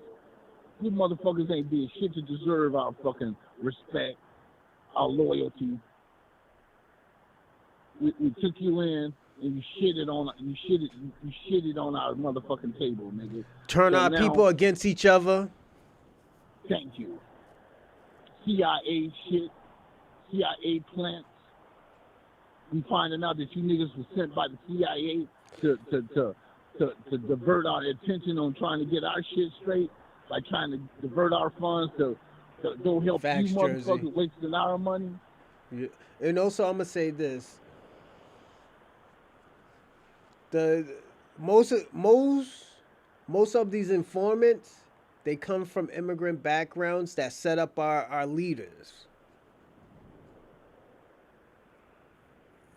Most of those immigrants, like, let me say this: Kwame always talk about Dr. Marcus Garvey was infiltrated by black people, and we're finding out that he was set up by his own people. That's why he couldn't go back to Jamaica when he tried to become a president in Jamaica. His own people turned on him and voted for a white man. Yeah, because they white. Yeah, always been like that. No, the motherfuckers who run Jamaica is white, bro. Don't let them little motherfuckers touch King Charles you. runs Jamaica. King Charles runs Jamaica. Thank you. See, that's the hypocrisy of them. They try to play like they ass is free. Oh, in Jamaica we're free. No, nigga, you a motherfucking slave. You don't even own your own motherfucking beach. Yup, and he was a scammer. Dog. Yeah, Marcus Garvey was a scammer. A motherfucking scammer. So, like I said, man, I thank you, and I thank the brother Ray Ray. Big shout out, man. Salute to Ray Ray FBA. I know Ray Ray. Yeah, Ray Ray a real one. He rocks with me. Yeah, I seen your videos too, man. The videos you sent me, I seen it yesterday. Oh, they're good, man. They're looking good, man. Keep it up, man. Definitely. I'm trying, bro. No, keep it up, man. You're doing great, man. I like the videos. Like I said, the more videos you do, it's gonna hit. Yeah, the better you get at your craft, yeah, right? It's gonna hit. Don't try to do everything else. Try. Let me tell you, one thing I learned is try to perfect the things that I'm not good at. And this is why, like, I don't really like politics, but I do like to learn about politics so I know what these motherfuckers is talking about. So I am learning. Like, I know politics, but I don't know, like, the shit that these niggas be talking about half the time. This is why I always tell people all the time, these hypotheticals, it doesn't work. Hypotheticals only works in law. Thank you. It only works in law because at the end of the day, that's when hypotheticals actually happen. I'm gonna say this. I was watching this show. The guy said, and I'll tell y'all what show it is after. It's a South Korean movie, South Korean TV show. The guy was saying, hypothetically, if a guy is running a train and he's about to hit a boulder, and there's a guy, and you can take a left where a guy's working on a road, and you choose to take the one where the guy is working on a road so you can save 300 people on your train, you killed that one guy. Is it murder? Everybody said no because he saved 300 people. The lady said yes, it's murder because he knew if he took the left, he was going to kill that one guy. It's murder. He's going to go to jail. They're going to say, why is it murder? He saved 300 people. In the eyes of law, it's murder because at the end of the day, you knew that was going to kill that one man. So you still have to go to trial. We don't know how much it's going to stick, but it's still murder because you killed that one man. Here in California, we call it justifiable murder. Yeah.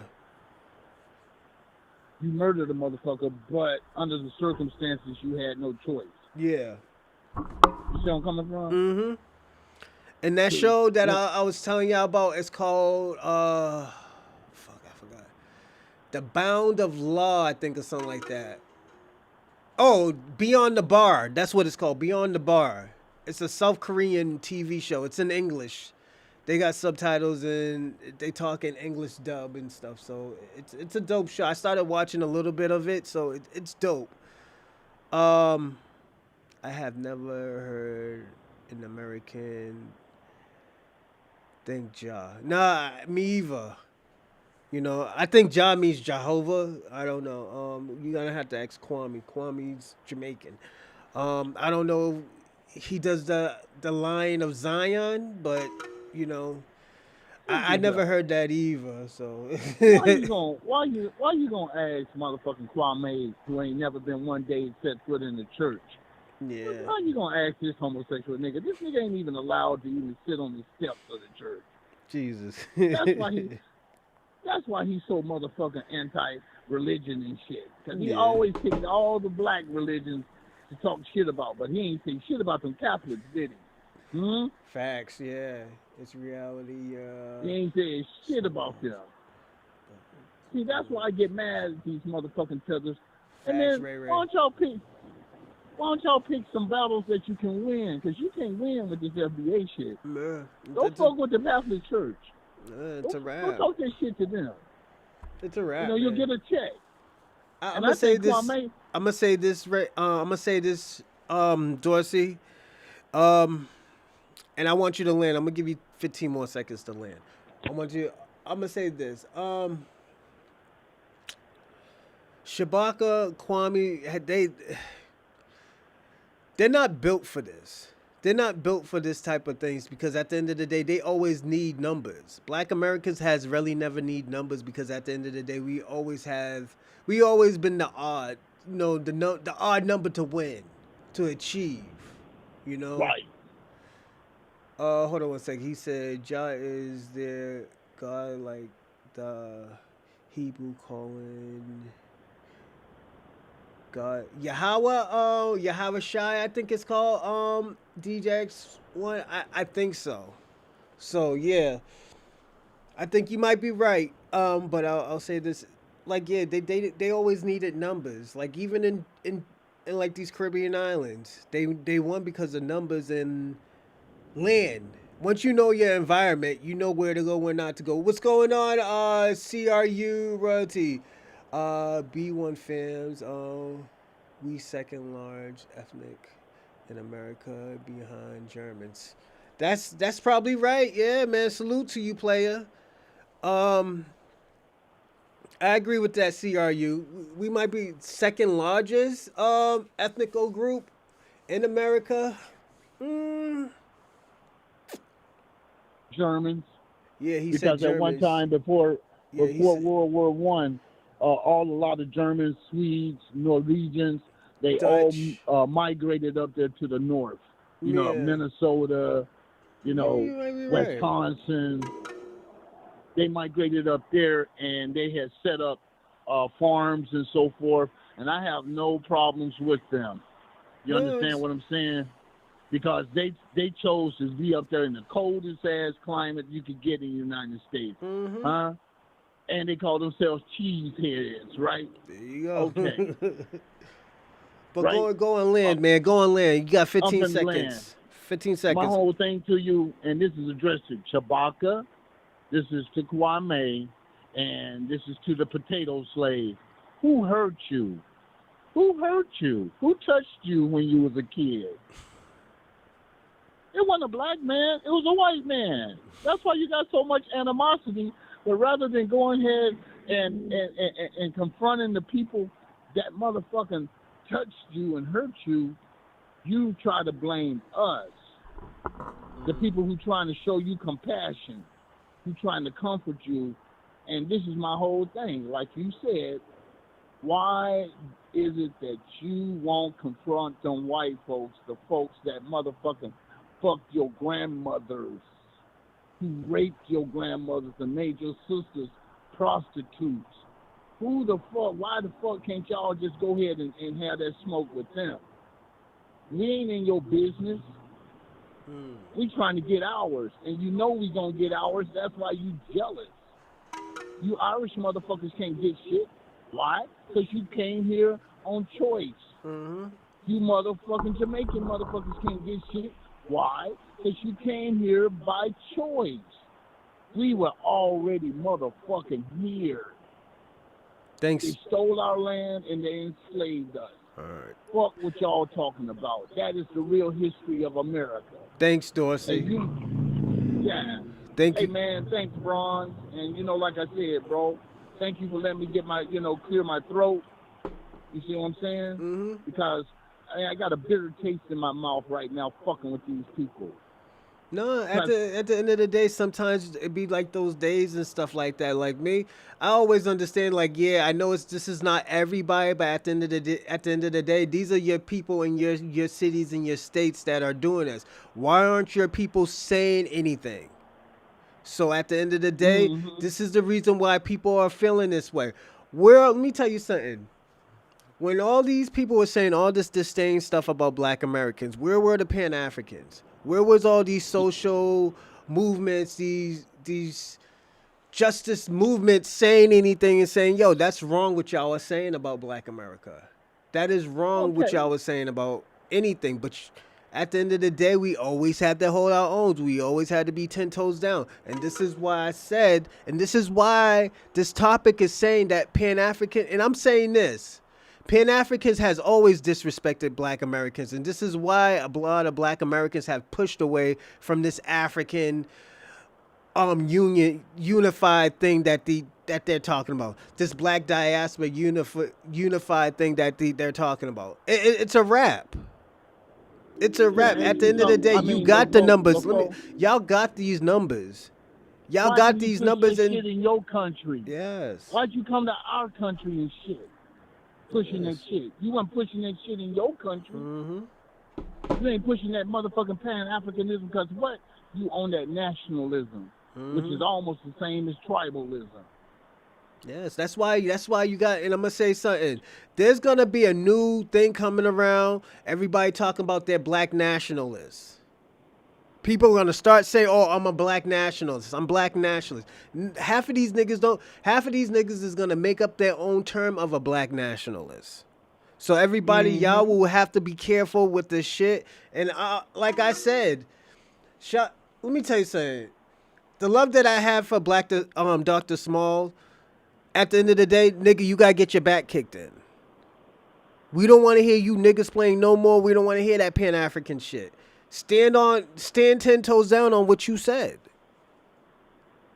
I'm gonna respect Dr. Small. I'm gonna respect you regardless, but nigga, every time I see you, I'm gonna have to kick your back in.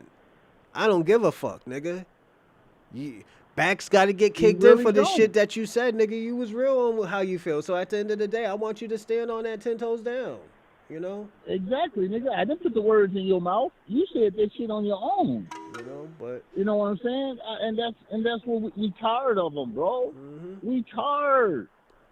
And like I said, Kwame, where's that $30, bitch? Oh shit! Oh yeah, I forgot. He didn't even send that 30 in. I ain't forgot a motherfucker. Man, it's been 3 weeks, nigga. Yeah. I done broke up with my woman in all that time. Jesus. All that time that nigga owed you the $30, nigga. My life done moved on. And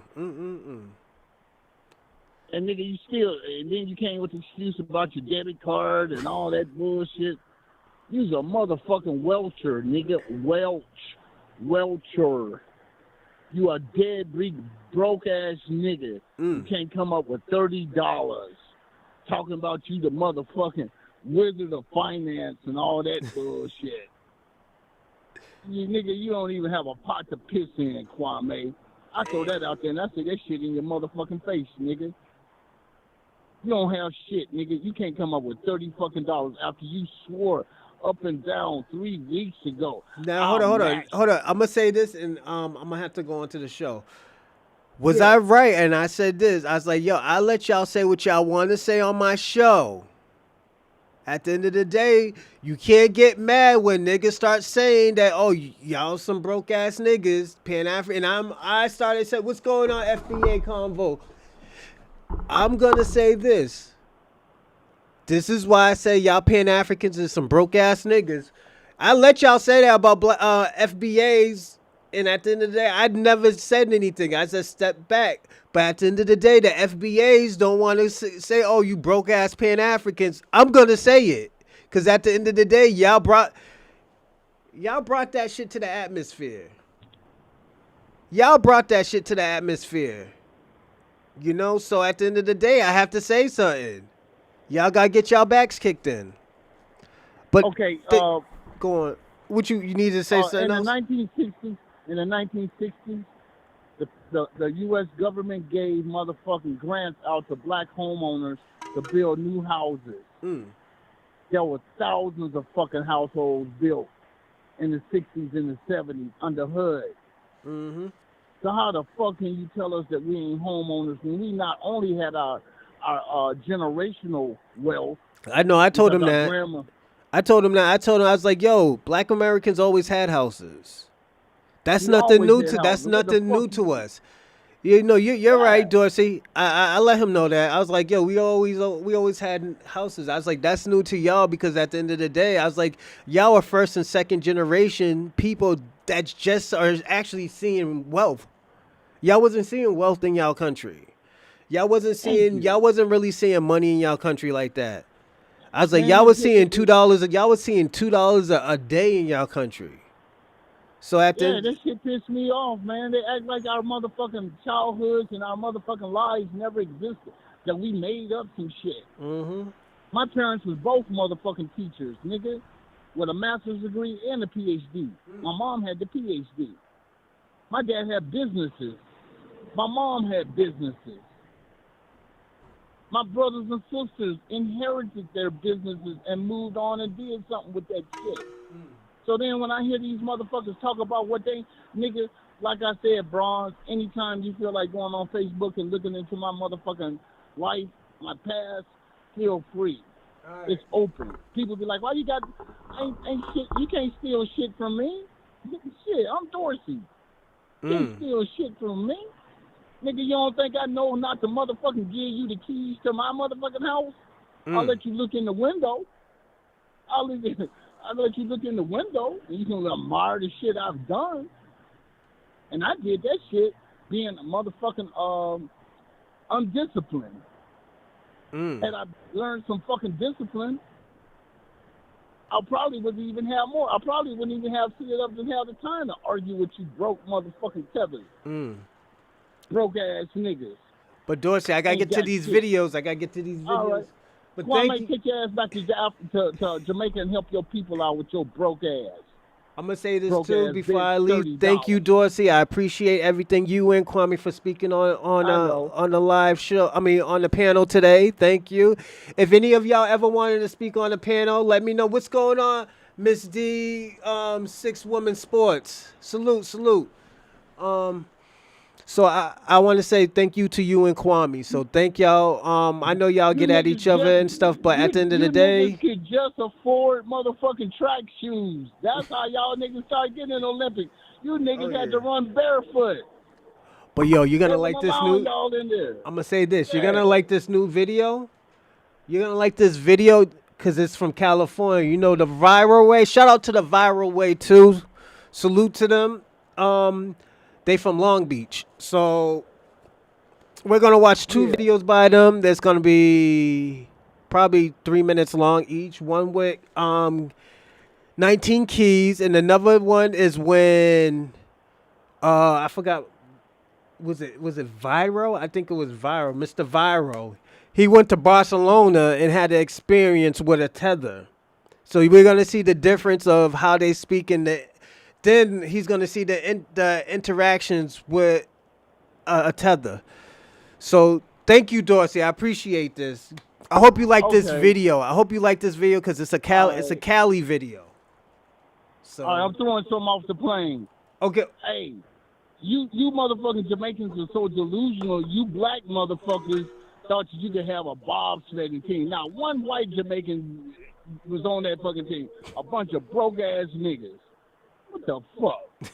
couldn't even afford sports equipment. Get the fuck out of here. Hey, thank you so much, Bronze, for allowing me to talk. I just wanted to give some insight of delusional wannabe white motherfuckers. Ain't no snow in Jamaica, but they want to be a bobsledding team. Get the fuck out of here. All right, you have a great day. Salute. Thanks, Dorsey. So shout out to Dorsey, everybody. Shout out to Kwame. Thank you. I appreciate it. So this video right here. Shout out to the viral way. I met these. I didn't meet them. Oh, salute. Thanks, Sophia Barboza. Thank you for the follow. I appreciate it.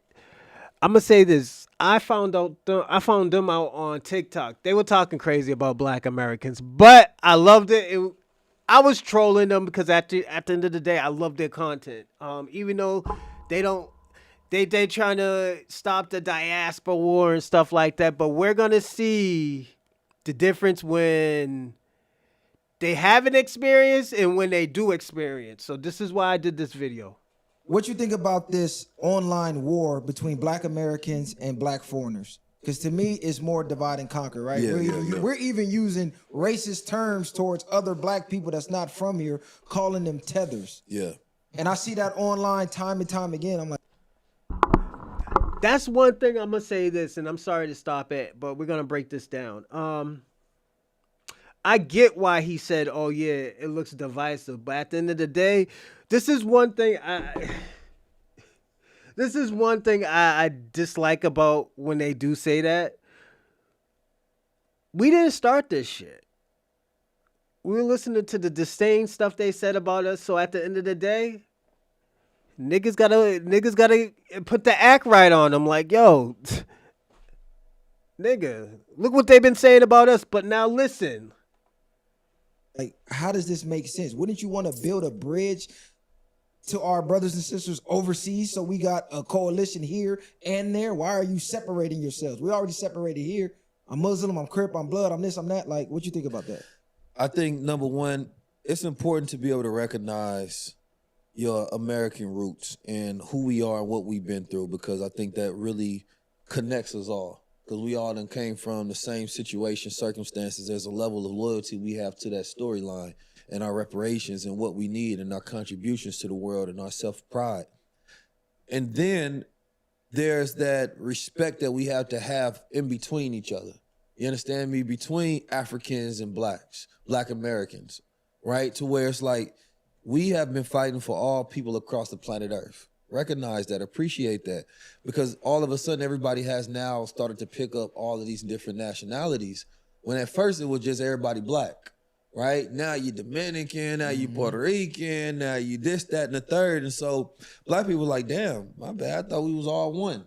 You feel me? And so I think it was actually a lot of other people that start picking up these things and saying, no, we started this or we did this. But when we was doing this thing, you didn't say you was Puerto Rican doing this. You said you was Black doing this, participating in this. So I think that there's a level of having that identity, right, and that sense of pride within your culture. This is what I was saying, and this is why I said this to Kwame. I was like, yo, when we were doing this, and when Black Americans thought we were all unified, we weren't unified. All we had to see is, yo, once y'all get a little bit of money, once y'all start achieving, y'all don't know us no more. Oh, this is Jamaica, this is Nigeria, this is Uganda, this is Congo, this is South Africa. They want the cake and eat it too. Facts, see royalty. Salute, salute. This is the stuff that we're starting to see. Now it's desperate times for desperate measures, because at the end of the day, people are getting deported. People are being broken from their families, but at the end of the day, Black Americans, Black people are not giving sympathy because of your bad situations anymore. Black Americans are not doing that anymore. And like I said, I understand. I understand how y'all feel, but at the end of the day, it's just not, doesn't work anymore. It's not hitting the same anymore. The questions they're asking now is like, yo, what we getting for helping y'all? They want the cake and eat. Facts. Yeah. I'm gonna put on my green vest, the camel, and walk into the room. Yes. Go and see royalty. Salute. But at the end of the day, it's like, I got love for a lot of immigrants and stuff like that. But at the end of the day, I'm not gonna tolerate no fucking disrespect. I'm gonna be personally honest. If I have to talk crazy to you, I'm gonna have to talk crazy to you. This is what comes with when you disrespect. Niggas is gonna talk crazy. Niggas is gonna talk, reckless. Niggas is tired of these Africans talking reckless. Niggas is tired of these Africans and these Caribbeans talking for us, and it's not benefiting us. It's benefiting you and your people. Same thing with pan-africanisms. Niggas is getting rid of those red, black, and green flags. Niggas is getting rid of those 23andMe DNA shit. Cause we're finding out, if you take 2 of the tests, it's not gonna both of them are gonna be different. So at the end of the day, we're tired of that. This is why niggas is kicking in Shabaka's back. This is why niggas is kicking in the backs of Kwame. Because at the end of the day, you're pushing false information, and I'm telling you, and I swear to God, y'all gonna get Tariq Nasheed shot. Y'all gonna fuck around and get this man shot at, because at the end of the day, you saying that nigga's the leader, and this nigga's telling you that he's not the leader. The nigga's a historian. Like, let me ask y'all a question. If you have a problem with Tariq Nasheed, put out the truth. Put out the real truth. Stop saying, his mama's Jewish and white. Nigga, you don't know that. Nigga, where's the facts at? Where's she saying that she's Hebrew? Where's she at a fucking synagogue? Where's her in fucking Israel? What the fuck is going on? Y'all have no proof. Y'all are just saying shit. And this is the problem with pan-africanism. Y'all saying all this crazy shit, but at the end of the day, we haven't seen his mother in a synagogue. We haven't even seen fucking Tariq Nasheed with a fucking yarmulke. All of a sudden, and then think about it. If he was, so the fuck what? His kids are still black. His kids are still fucking black. Why is that a fucking problem if it is? Tariq Nasheed don't answer to nobody. He's his own boss. This is why I said stop bringing him into conversations when it's talking about black Americans. This is why I say black Americans a lot more than I say foundational black Americans, because y'all don't get it. It's the same fucking thing.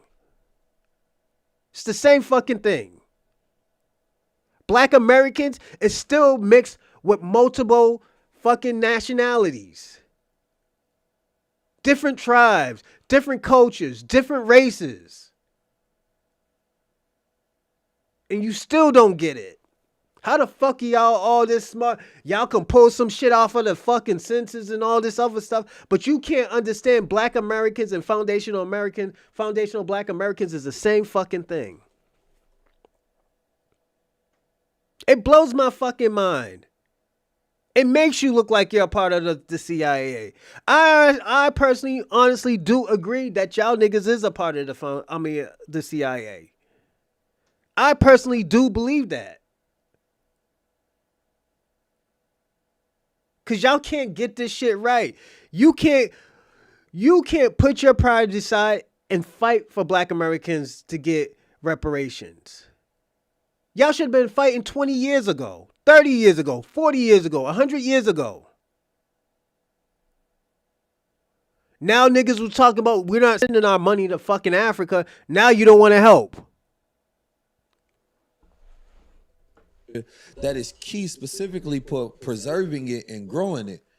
But number 2, I think that is also part of a psyop, right? That disconnects us because Africa is the best place to invest in over the next 50 years. They have the population growth. That population growth means that when they're investing, there's a whole new consumer base to where you're going to build new technologies out. All of the countries are going to be fighting for access to Africa as they are right now. And in the midst of Africa going through its biggest revolution, we're the most disconnected from that storyline. So I believe it's a psyop, right? I believe that there's an aspect in identifiers, right, that is key. But then there's the aspect that the enemy is utilizing that against us. So Tariq Nasheed, come holler at us. Because you the face of that movement, that whole tether and all that. We need to get down to that. And Is I you talked with to us or is I you talked to controlled Tyreek opposition, about nigga? that actually. Because a lot of these niggas is controlled opposition, and I'm starting to wonder about a lot of these niggas. So come holler at us, Tariq. I talked to Tyreek Nasheed and I asked him about that, and he said, there's some extremes in every group, essentially, right? And I believe that to be true, but I think everybody has that same question, right? Like, why is this happening now? And what is the benefit of it in the future, right?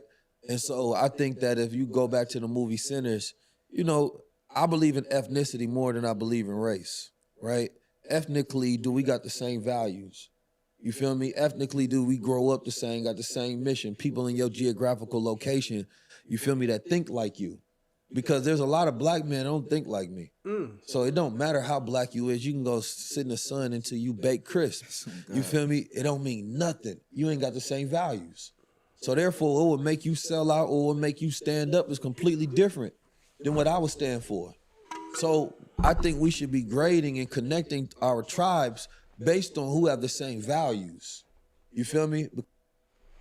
Oh, I'll let him finish. Because we've been tricked a lot of time by people that got the same color. You feel me? But that ain't got the same mindset. For sure, man. We want to thank you for coming out. Blessing the. So you heard what he said. Now watch this, everyone. And like I said, shout out to Mr. Viral. Smooth sailing until I got to Barcelona. Everything was smooth sailing until I got to Barcelona. And then one of the Nigerians or something, I guess he owned the bar and he was trying to get us in there.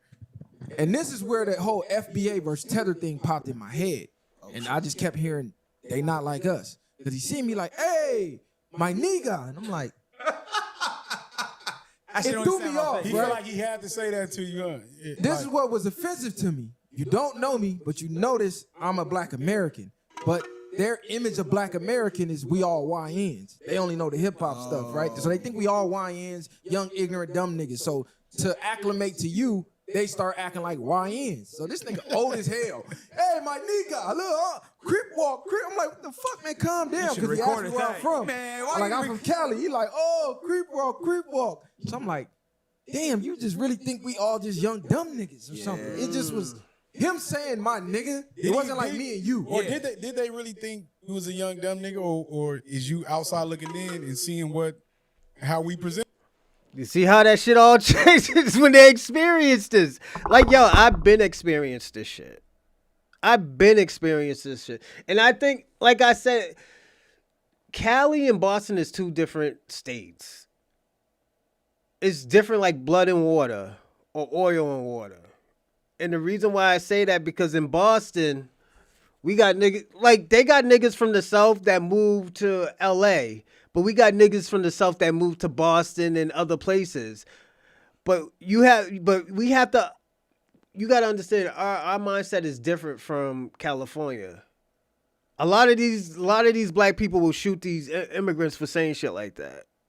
Niggas do get busy in Boston. I know California, y'all get busy. Y'all notorious for getting busy, but black people in California is known for definitely supporting every cause in California, even if it's, I'm sorry to say this, even if they don't support them. I gotta be personally honest, and this is why me and SP, we always talk about this. I was like, yo, I never seen a solidarity. I never heard of no black and brown solidarity. Most of that black and brown solidarity always came out of California. We never had solidarity in Boston like that. Because if you fuck with us, you just fuck with us. We didn't start noticing this shit until like, I started knowing this shit since the 90s. Because I thought dumb motherfuckers were black. Until I started hearing them speak different languages. Till I started seeing like, yo, stay out here. You know, my mama don't really like black people like that. It was true. Then when they find out you're a stand-up person, that's when they want to be, oh, yo, what's up? You know, come in the house, have some bacalao and all this other stuff. Have some not fufu, what's the Cape Verdean shit that they be eating? There's this Cape Verdean food that you eat with meat. It's like porridge, but it's, It's good. Like that's when certain I have this Cape Verdean family that I fuck with heavy. They always treated me good from the beginning, but not all of them are like that. I'm gonna be personally honest. Not all of them are like that. I just lucked up with one good Cape Verdean family that I fuck with heavy even to this day. But not all of them are like that. I had a Cape Verdean call me a nigger, and he was darker than I was. You know? I heard a Cape Verdean call me a savage, and I know Cape Verdeans that were out here kidnapping people in Boston. So it is what it is. Pan-African is only promoting to FBA. It's a con job and plays our generosity. Thank you, 3131 Joey. Salute. I agree with you, player. I agree with you. You know? Hold on. DJ X1, he says, Shabaka, you're a grown man now.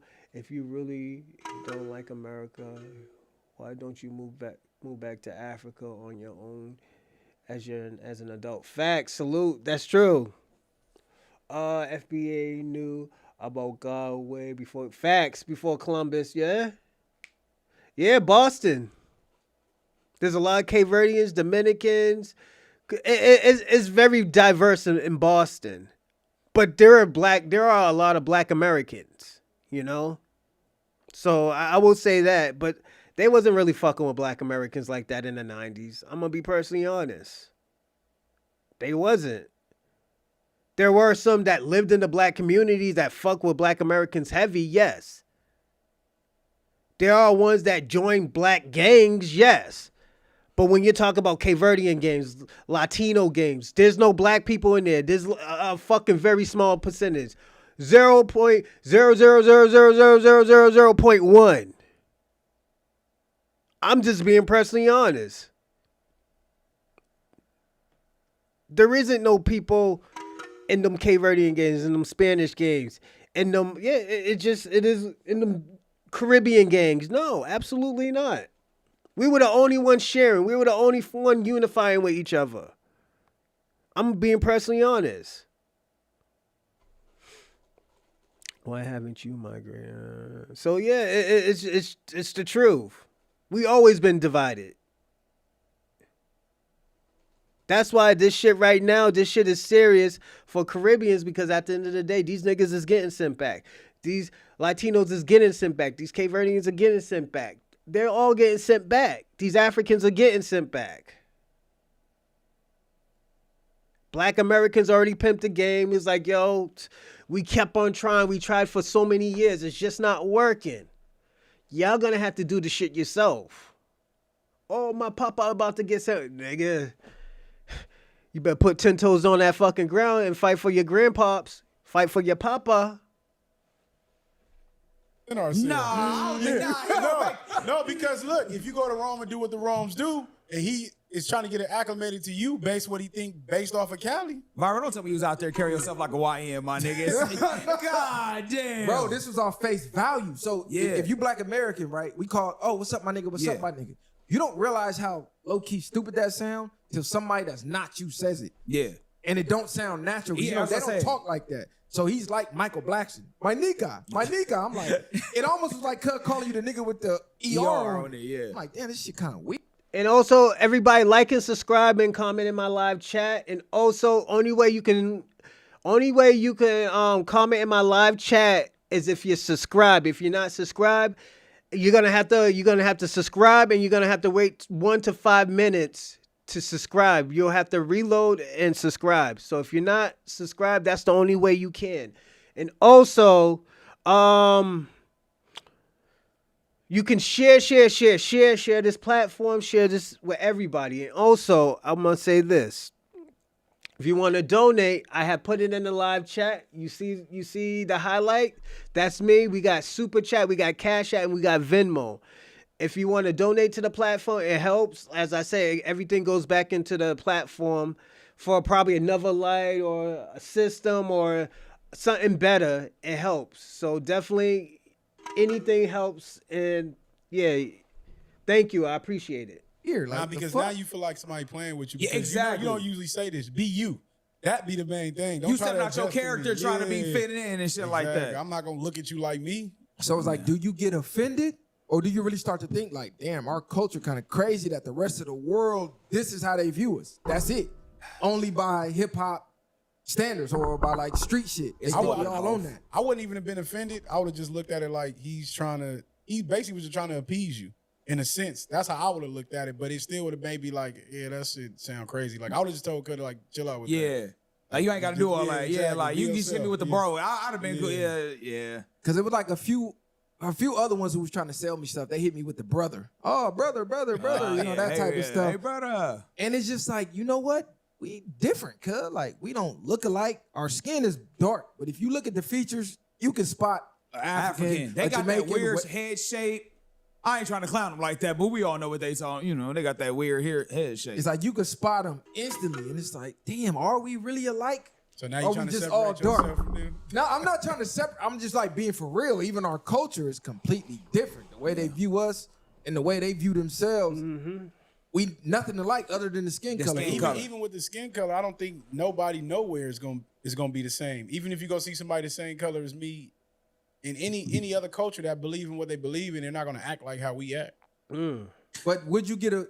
See, I don't know. what? You had to be there to hear to my nigga. Nah, My nigga was throwing me the fuck off. I understand what you're talking about. That's why I said I would have shut it down. Like when niggas get to doing that, when I'm in different places, if you don't sound fluent or regular with it, this shit is What over. about the Caribbeans? Did we get? Because I fuck with, you know what I'm saying? Like when I've been in Caribbeans Jamaica. ain't never really well, I never been to Jamaica, but the Caribbeans I've been around, they never really got at me like that. Yeah, but they kind of like they look different, but they still cool though. Like I've never had that. That's It's what I'm never saying. It's awkward. the energy. Yeah, it's the Yeah, energy. yeah.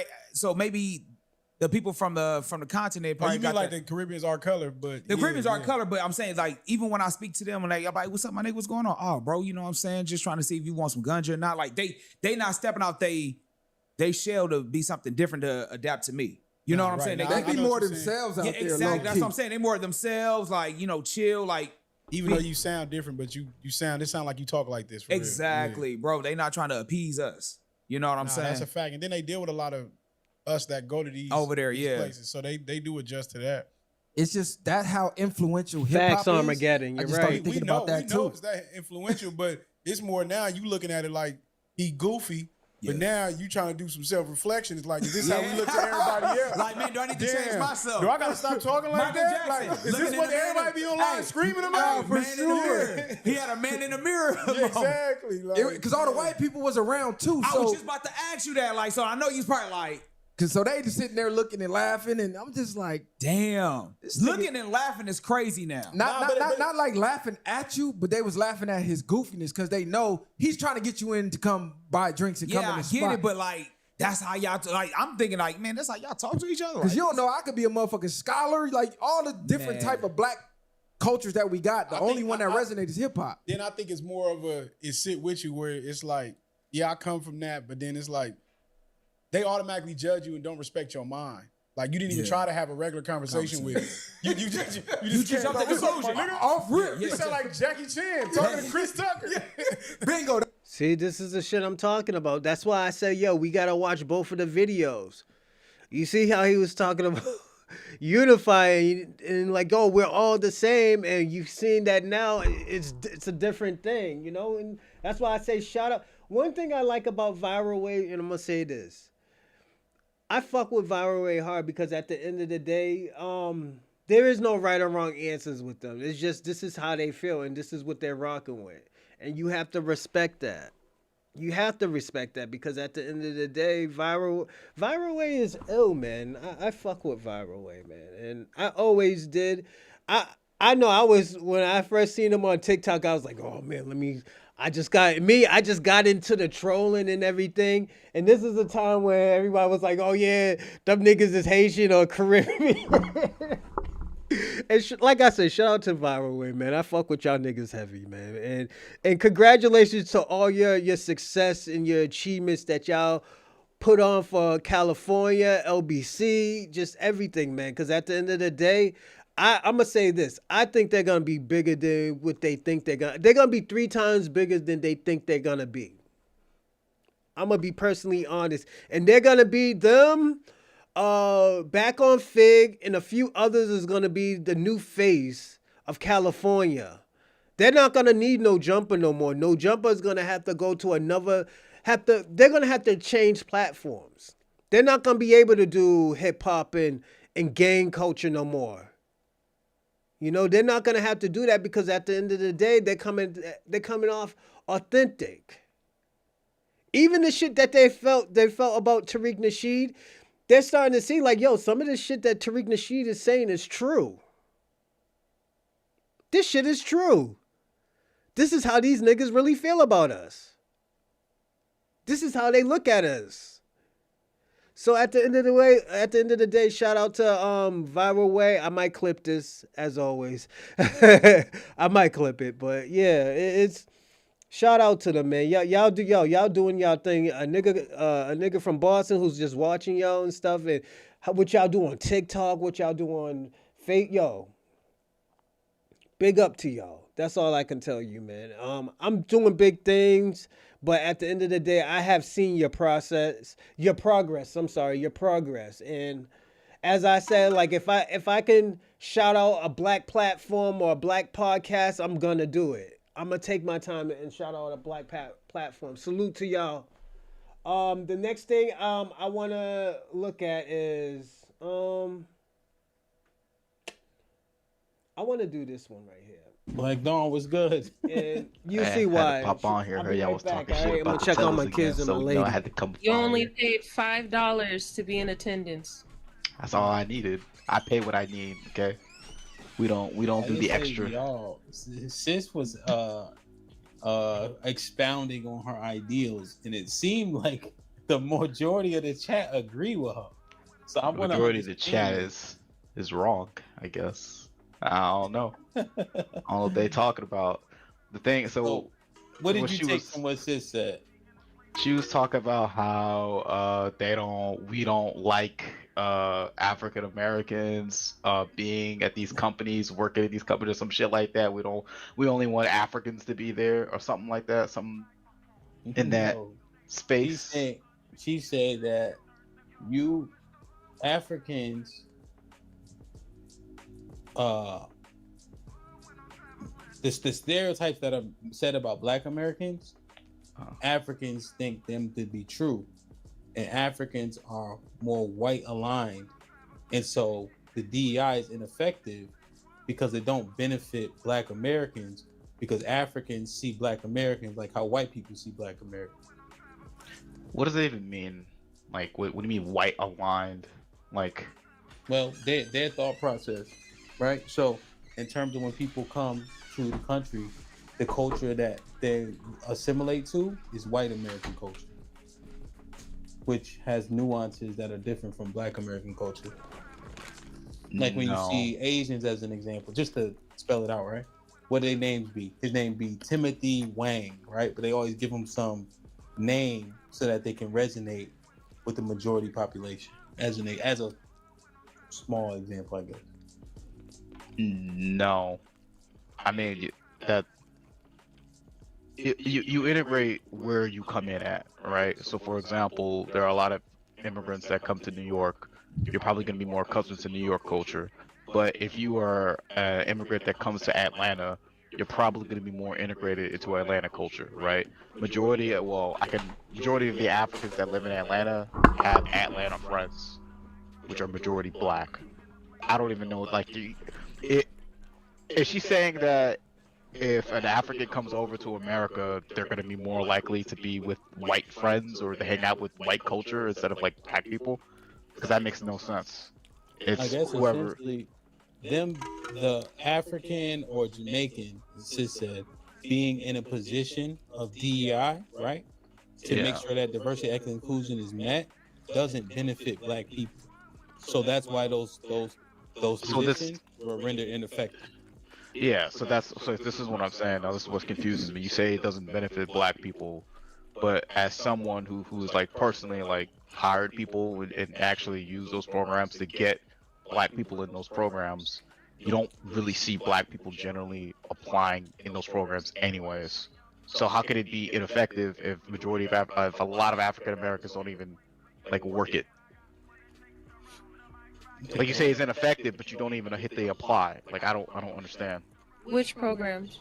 So we're talking about like specifically like DEI hiring programs, interning programs, completely out of college, straight out of college. There's like so when you work for like the big giant major tech firms, like we're talking about like the FANG, there's usually like this college to like FANG pipeline that we kind of try to set up so we don't have to worry about training new employees. We already have employees from the college from the get-go. And the majority of these positions are not even like being applied to by African Americans. A lot of these positions are actually being applied to by Asians, Hispanics. Hispanics are actually a lot more than usual nowadays. I don't know why, but it's not really. You don't see a whole lot. And like, if I were to put an actual percentage of the actual applicants I see, it's probably like maybe like 10% are like African Americans. So what are the qualifications for the program outside of the degree, obviously? Well, it's not a whole lot of qualifications outside of, if you're talking about like your grades have to be like at least a 3.0, obviously. You have to be a minority, obviously. There isn't really a whole lot of, outside of also being on the specific degree track that you want to apply to.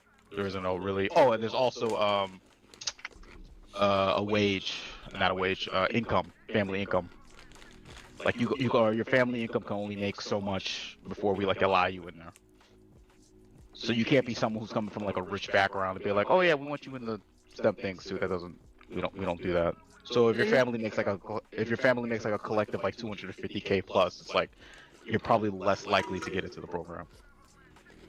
And isn't that and this is a DEI program? Yes, this is a DEI program. We specifically. If you're making $250,000 a year, that's still a lot of money. I'm gonna be personally honest, because a lot of people don't make $70,000. I'm being personally honest, so that's why I'm saying like it's weird, It's weird, and also a person can complain. Also, a person can claim independence. So if you claim independence, that means you're not bringing in nothing. You just, you live on your own. Target minorities with this. It's DI. So you saying that niggas Don't you see how that gives white people credence then? And what do you mean? So dumb. Well, how does it give white people credence? Because in order to make it an even playing field, we have to discriminate exclusively against them in a way. Okay. So that, I'm just saying, when they make the argument, are they wrong to make it? Like they're being discriminated against? Yeah. I guess so. Me personally, I don't. Wait, okay, so let me ask this question. I'm playing Why do you? Bro. No. I get what you're saying, but like, here's the thing that I don't understand though. But here's the thing, and this is for Hamp too. Why do y'all care? I'm gonna say this: white women can get DEI. White handicapped people can get DEI.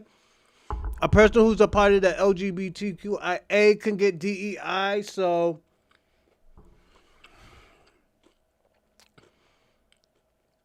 she's being a hypocrite. White people can get DEI. All they gotta say is that they're a woman, a white woman, or gay, and they'll be considered a minority. So yeah, I know what she's doing. It's not good, but yeah. Because when the white people want to do an uprising, and they get a candidate in office that is supporting their uprising, you get shit like this. That's why we should care about what though specifically. Like it's like it is an opportunity to move from one position to another. Like these jobs that are being created, they're like low six-figure or approaching six-figure jobs.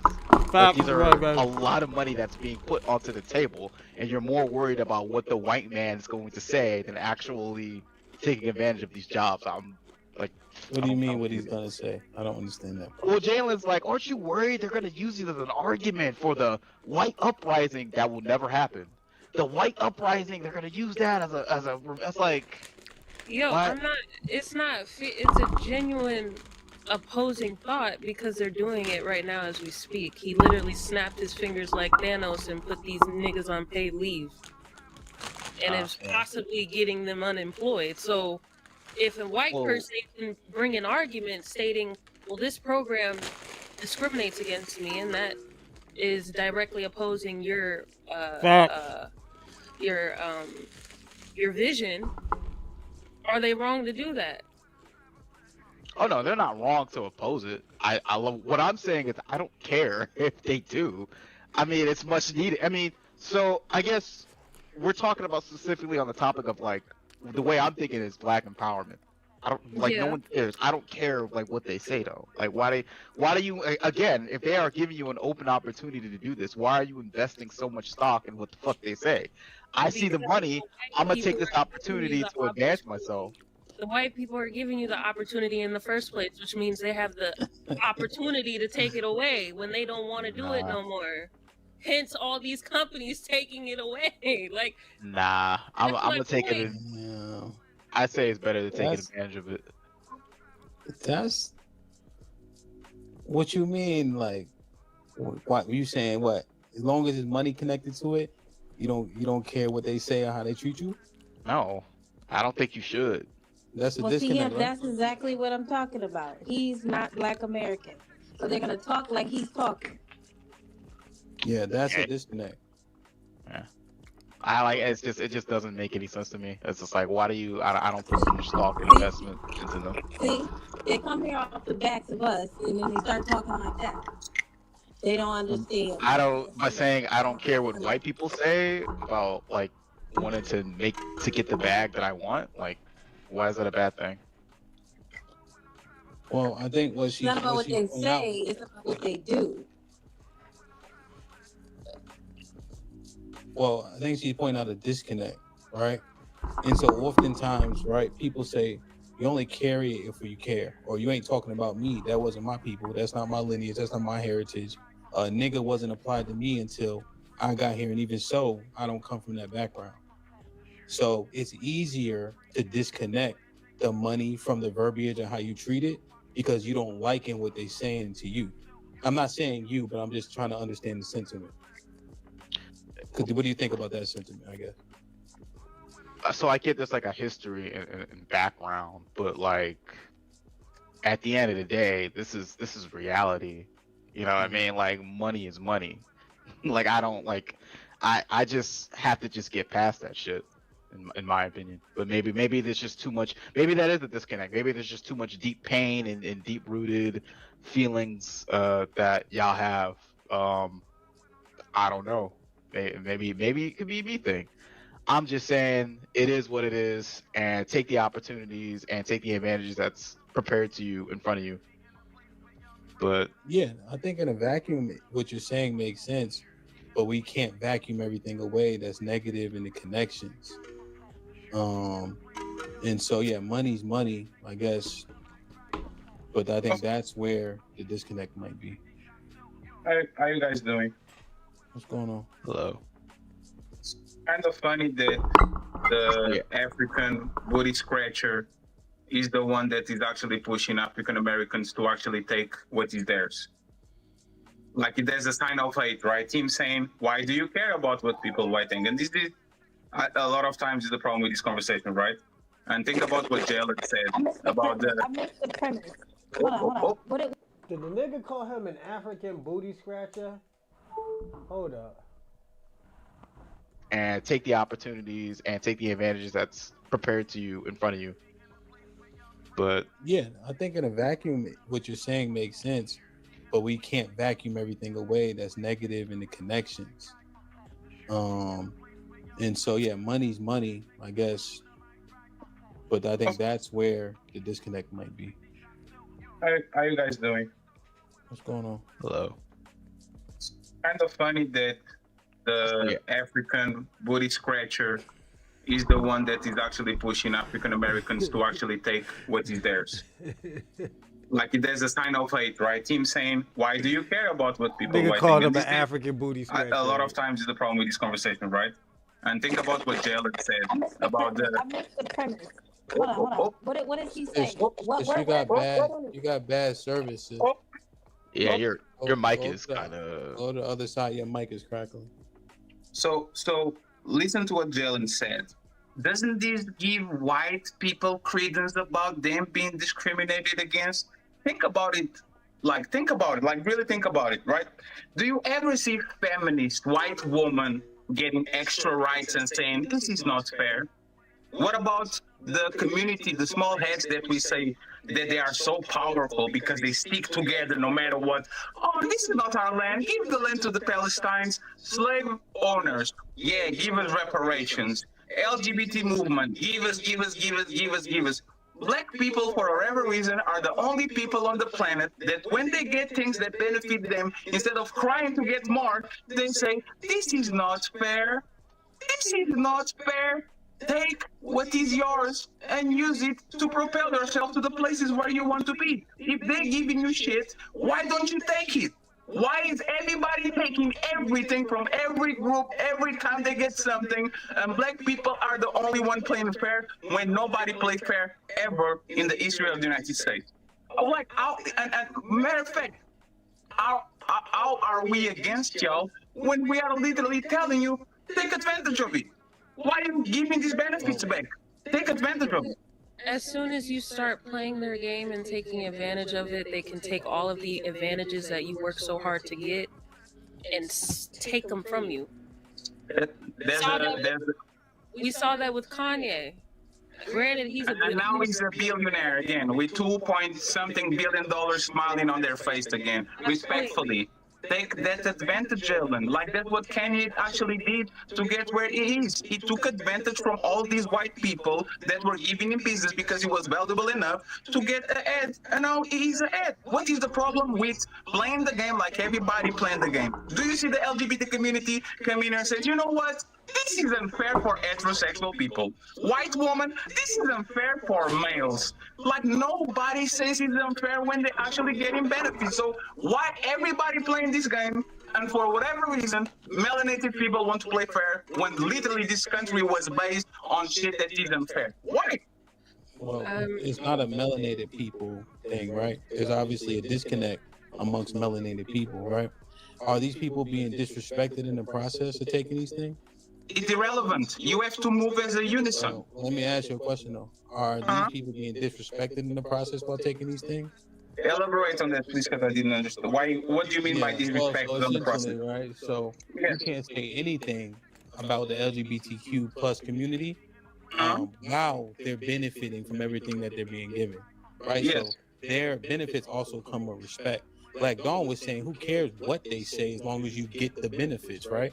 But you see, those are two totally different things, right? And I can understand it to an extent, but all money isn't good money if you have to kiss somebody's ass in the process.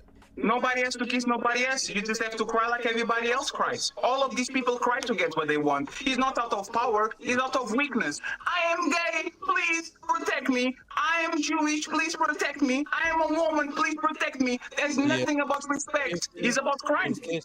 Is kissing and crying semantics? Absolutely not. Kissing ass and crying? Absolutely not. Do you think the Israel country kiss ass to the United States? They cry. They don't kiss. They control everything. And they get $2 billion every 2 weeks. They get a defense system. They get land. They get everything. They are not kissing ass. They are crying. They do the APEC. Shout out to CR thing where they go and they lobby people. They are crying for more and they get more. Like the United States, I was talking about it this morning. The United States is not about meritocracy. Donald Trump is a son of a millionaire. George W. Bush is a son of a millionaire ex-president. Elon Musk is the son of a millionaire. I guarantee you, if you go to Asia, there's billions of people, not billions, I'm sorry, there's millions of overqualified people that are smarter than them, work harder than them. They will never get on those positions. And they are actually superior when it comes to meritocracy. So why everybody playing dirty, and now the only group that has to play clean and has to play fair and has to not take advantage of what they get is black people? For what reason? You don't think while we're all playing the game that, they want us to play, essentially, we're gonna have to step on our own people to get to that one spot that we're all fighting to get? Wait, what do you mean by? What we're doing today Niggas do that already. Shout out to everybody. I'm sorry, Of Joe. course, we do that already. But if the focal point is building community, if it's not do that, Niggas do that already. Shout out to everybody. I'm sorry, of Joe. course we do that already. But if the focal point is building community, if it's not, then fine. I'll concede and I won't talk about community ever again. But if the point is about rebuilding the community, why are we talking about, okay, well, that's already what we do? Then what's the point of talking about this Okay, stuff? well, Fantastic, just 1 second, okay? So, gentlemen, this is Thanks, salute, that I'm talking about. What you guys did early on the show is shitting on other black people just because. DEI and basket weaving has nothing to do with black people, with Jamaicans, with people outside of the United States. There's nothing to do with that. This is white people that are literally right here, doing gatekeeping and either TV's pushing right you there. or taking you out of positions at their will.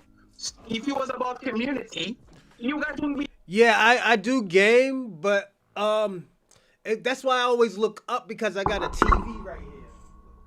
See, I got a TV right there. So yeah, that's why I always look up because the TV. Yeah, that's why when niggas be like, "Oh, yo, you don't got no windows," I do. It's just I got lights and stuff right here. So yeah.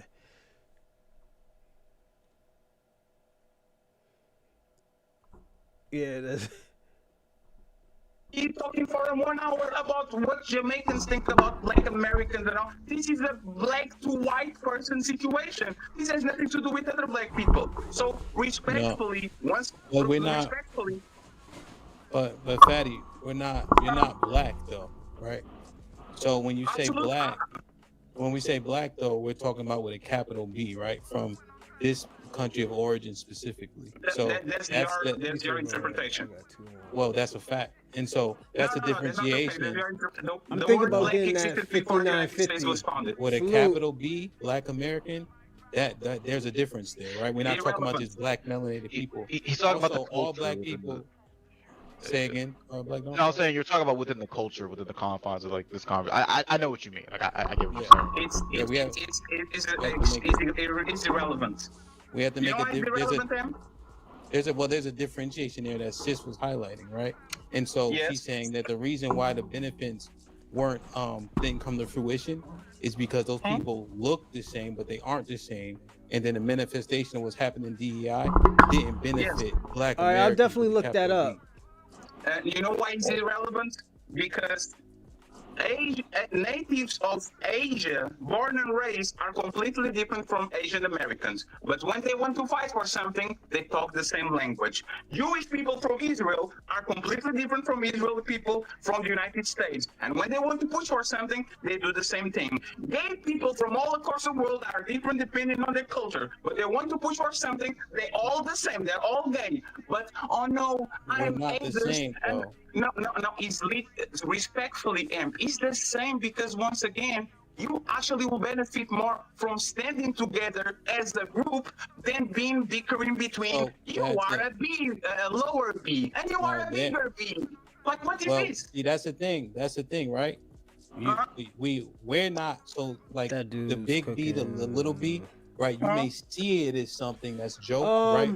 But it's not a joke. I'm gonna say this. Black King. Black Americans try to get along with black immigrants, and it just doesn't work, man. I'm gonna be personally honest. Black King, we tried for years, and It just doesn't work, man. And it sucks, man. It sucks because at the end of the day, yeah, we probably would have got shit done faster. Like, shit is gonna get done. It's just not with immigrants. Not with black immigrants. Black immigrants has stabbed black people in the back for so many years, for decades. When it came to us, it's all, oh, nigga, that's your fight.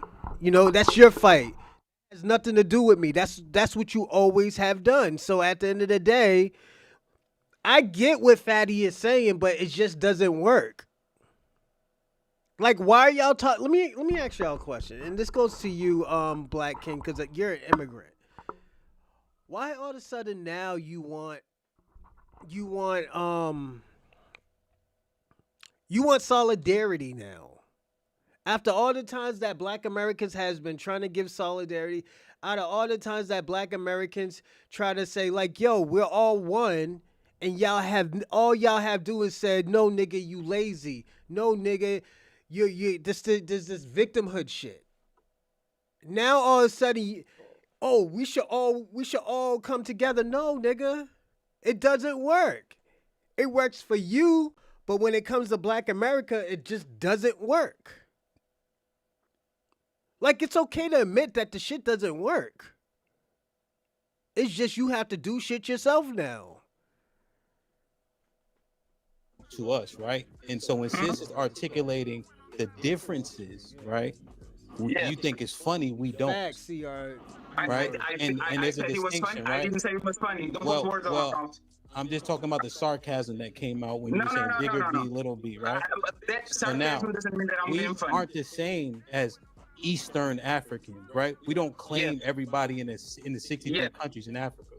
Absolutely. Right? So those aren't the same people. Now, when you're talking about the Asians, right, are you talking about specific countries? Because when you come here, Koreatown is separate from Chinatown. They all don't just commune together either.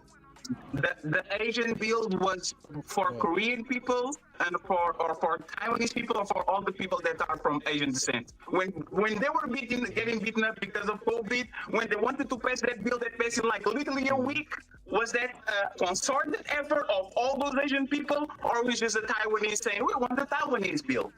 Please tell me. The Asian hate bills, probably all of them. So that's the point. You get stronger together. While you are here bickering about the lower B and the... I'm gonna stop this again. This is where notice the FEA cult member. What the hell he gets hostile? He's not getting hostile, man. Black King, let me ask you a question, man. Are you trying to look for a solution or are you trying to find a problem? I always wondered that about you. You never try to find a solution. You always find problems, you know, and never fix it. You never fix the problems, and the reason why I do say that, and the reason why I say that because at the end of the day, if a black American, and you know this too, all y'all black diaspora people know this, including non-black foundational black Americans or black Americans. You know that, and this is why y'all never support Africa. This is why y'all never support African countries. The reason why you never help Africa, like faithfully help Africa, because y'all don't benefit from it. You can't hold your flag and say like, yo, we all did it, you know? There's no, all you'll get is a symbolic gesture. And that's not what you want. And you think that's okay for black Americans to get symbolic gestures. No, we don't want a symbolic gestures. We've been getting that shit for the last 40 years and no tangibles or policies came out that shit. We're tired of hearing that bullshit. Now it's time for y'all to do your own shit now. If you want, let me tell you something. If y'all want to achieve something, that's the only way y'all gonna achieve something. So at the end of the day, that's how it's gonna be. You know?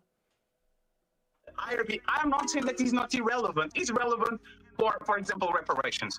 I want Americans to have reparations, and everybody that is infiltrated and is not a descendant of slaves shouldn't get it. I understand in certain topics you have to separate yourself, but when it comes to actually having power in numbers, what does that black person that is a descendant of slaves, just like most of y'all from Jamaica or Haiti, whatever, what does that person does to you that you have to go ahead and go out of your way to talk shit about them when there's literally white people that put chains around your neck, took you out of nowhere just to make sure that they step on you the first opportunity that you have to actually take advantage. But he doesn't talk about how his people were involved in that.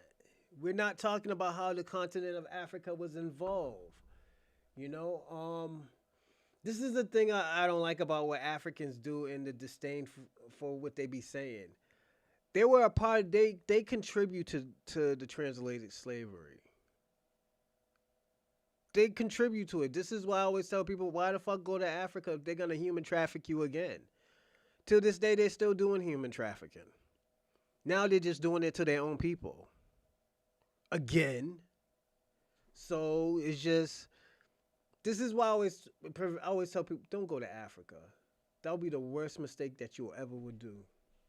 Of the system they created. Oh, that's so unfair. Why should we do that? Because that's life. Winners win, losers lose. If you have opportunity to win, go ahead and take it, because I guarantee you, all of us were followed when we used to go to the shopping mall. All of us, if we had enough black friends around us to go to the nightclub, we were going to be barred. This is not just separate everybody and make sure everybody gets what they want. Yeah. So here's the thing, right? Now, again, Sis laid out this premise, right? It's interesting, and a whole bunch of people in the chat agreed. Now, I think that we could benefit from working together, but make no mistake, we aren't the same. Now, I never heard this sentiment. Well, not that I never heard it. I was kind of like taken aback when Sis initially said it. But now that we minded it out, and even like when Black Dawn made his point, even he acknowledged to an extent, like, oh, I could see where there's a disconnect. But Sis, working in those fields, right, actually has tangible experience with it, which is why I wanted her up here so she could expound on the effects of people not being the same, but looking the same and being in those positions. So that's the premise of the conversation. I don't know where Sis is. She at work right now. Let me do this real quick. Let me see what Black Dawn, or not Black Dawn, Mr. Fantastic was gonna say, and then we can hop back into it. Yo, what up? What's poppin'? Yeah, man. So y'all was jumping Black Dawn before. Mr. Fantastic, my bad. Once you get your 2 cents, we'll read these super chats and we'll go back around. Yeah, before the rest of the African coalition showed up, I was gonna give Black Dawn support, man. Shout out to the niggas. Shout out to all the niggas that showed up to help him out. But no, Black Dawn is right, man. All this shit, y'all, is niggas only get morality when the white man is involved. Nigga kill a nigga, nobody cares. It don't make the news. Nobody cries. Nobody whatever. Hey, man, it's all in the game. It was in the street. You know that's how it go. White man, a white police officer kill. Oh my God, it's tragedy, racism, and niggas kill niggas at the highest percentage of anybody in the country. Okay, why do you care that if somebody fucking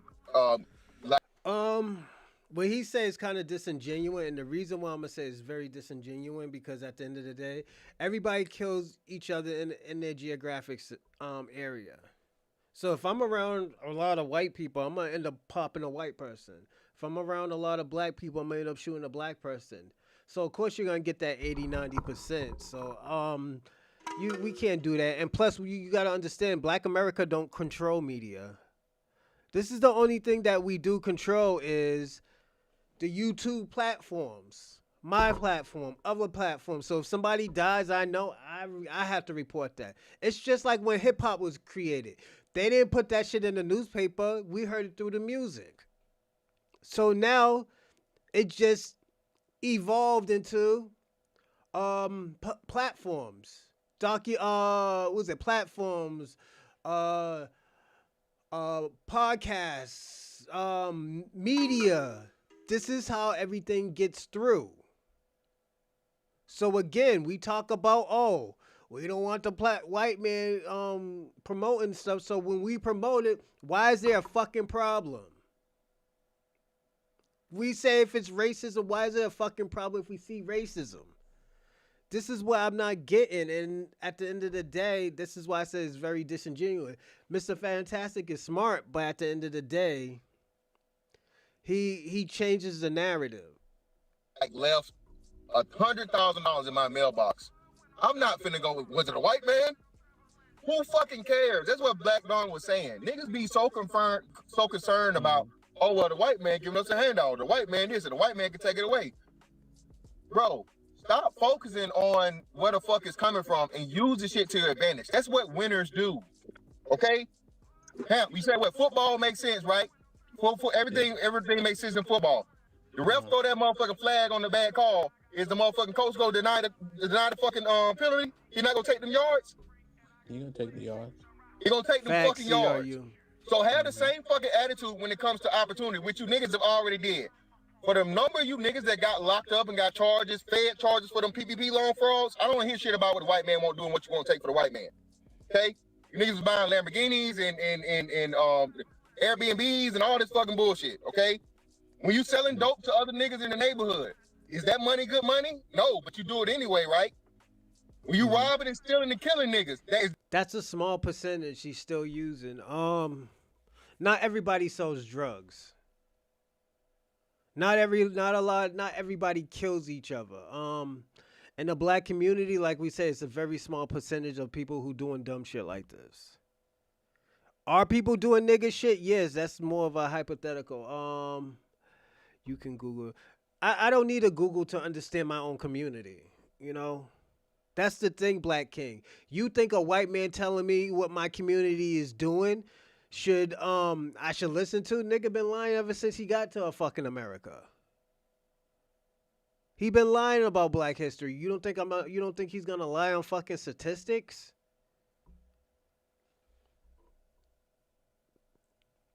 Niggas been doing paper genocides, but at the end of the day, you still want to say we're Africans. And niggas has been doing, and there's facts that's saying that there were paper genocides by the white supremacists. But you don't want to listen. You don't want to listen to the black man tell you that there was a paper genocide. You want to listen to the white man tell you that, right? Right, King, Black King. This is my issue. This is my issue with you Africans. You pick and choose what type of information you want to use from the white man. I'm just being personally honest, and I think, and this is why I say this is a very disingenuous conversation when it's coming out of Mr. Fantastic. He's very intellectual. Don't get me wrong, but at the end of the day, the shit that he uses, he's making it seem like it's a big ass number. I'm just being personally honest. Oh yeah, black people kill black people in 90%. Of course, because we're around black people most of the time. I'm just being personally honest. It's just, see, this is what I'm talking about. And again, let me ask you a question, Black King. You think Dane Calloway was the only one that said that? I had a topic. I had a show on that.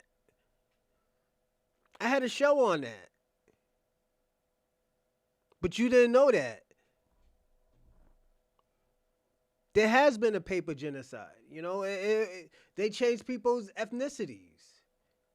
Before there were all these other ethnicities and races, it was only black and white. Or black and native. Then we had mulatto, we had white, what else? Indian, black. This is the shit that I'm talking about, you know? You don't have to believe it because you're from a different country. You know? And like I said, I know you don't like black Americans, so at the end of the day, you're gonna do any and everything. And the reason why, Black King, you are getting paid. You know, I know you're getting paid. Now, the question I'm gonna ask you is, Black King, do you have evidence to prove that? I showed you my evidence. I have did a topic on this. Can you prove it? Can you prove that I'm wrong? With evidence. Not facts, but evidence.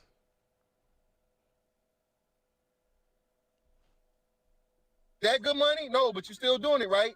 So the same attitude you have with niggas, have the attitude across the board, and you'll start winning. Stop being so focused on, well, the white man. Again, when the white man is not And he even at changed the the topic top. question. I keep saying this. I'm gonna keep saying this all 2025. Okay, the white man is not even at the top of his own fucking country anymore. It's not even the crux of the conversation. I just entertained it. Told you. Right? But it's not even the crux of the conversation what Sis was highlighting. Black Dawn heard most of it. I think Fatty heard most of it too when Sis was actually. Well, no, from what Sis is saying. My bad. Yeah.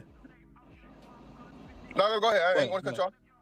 No, I was just saying this may be like a facet of where it leads to, but this wasn't it 100%. You know what I'm saying? Well, I feel this was highlighted. So from the DEI standpoint, still, like I said, who cares?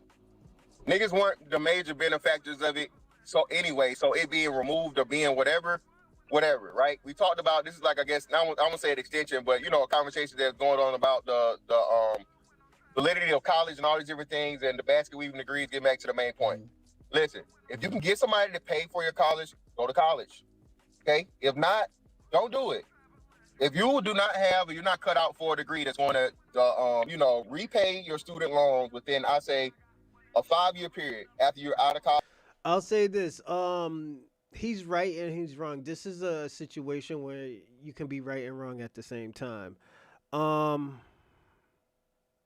He is right. If somebody can pay for your college, go to college. You know, but at the end of the day, we can't act like DEI was helping Black Americans on a high fucking standard. It wasn't. It was high. It was helping more white women, LGBT, and fucking white handicapped people, and maybe even white vets that wanted to go to college. So, at the end of the day, we can't use that. We can't use that like DEI was actually helping Black Americans. It actually hurt us more than helped us.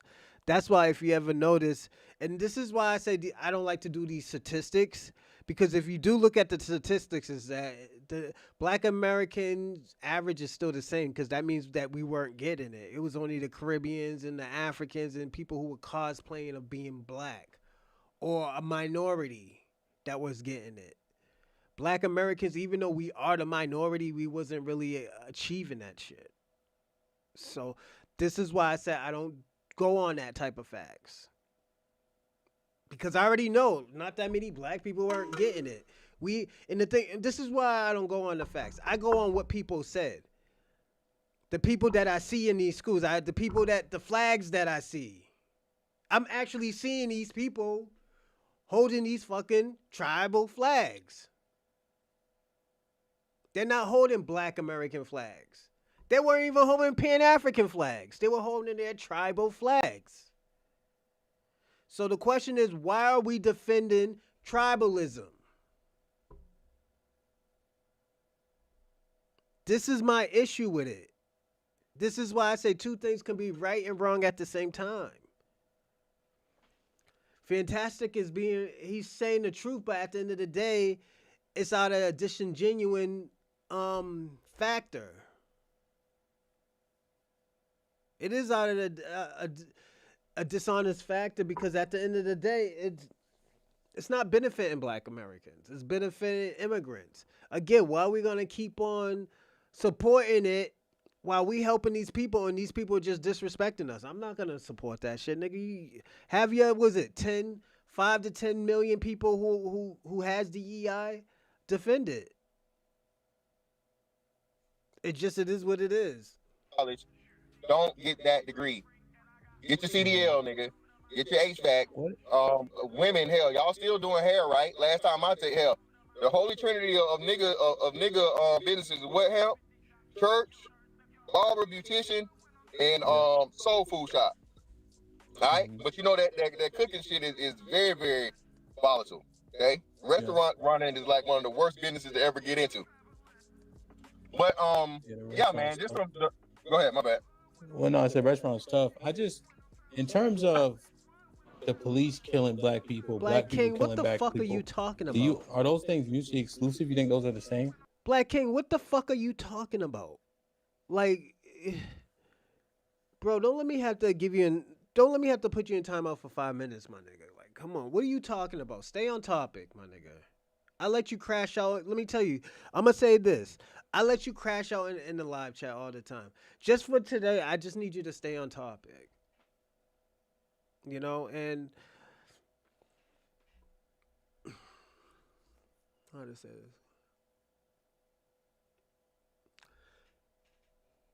The thing of, I know it kind of seems like my topic question doesn't add up to this, but it does. It really does. The question is, he's saying she don't care that like this woman, she don't care about tethers. She don't care about helping immigrants anymore. So the question that I'm asking right now to this is why she don't care. So this conversation that they are having, Kwame, no more Tariq Nasheed thing. I'm gonna end up doing, everybody. I'm gonna start blocking these words like Tariq Nasheed and stuff. You know, it's just at the end of the day, we can't keep on looking for scapegoats. The more y'all listen to Tariq, it benefits us. Like, I'm just being personally honest. It's just,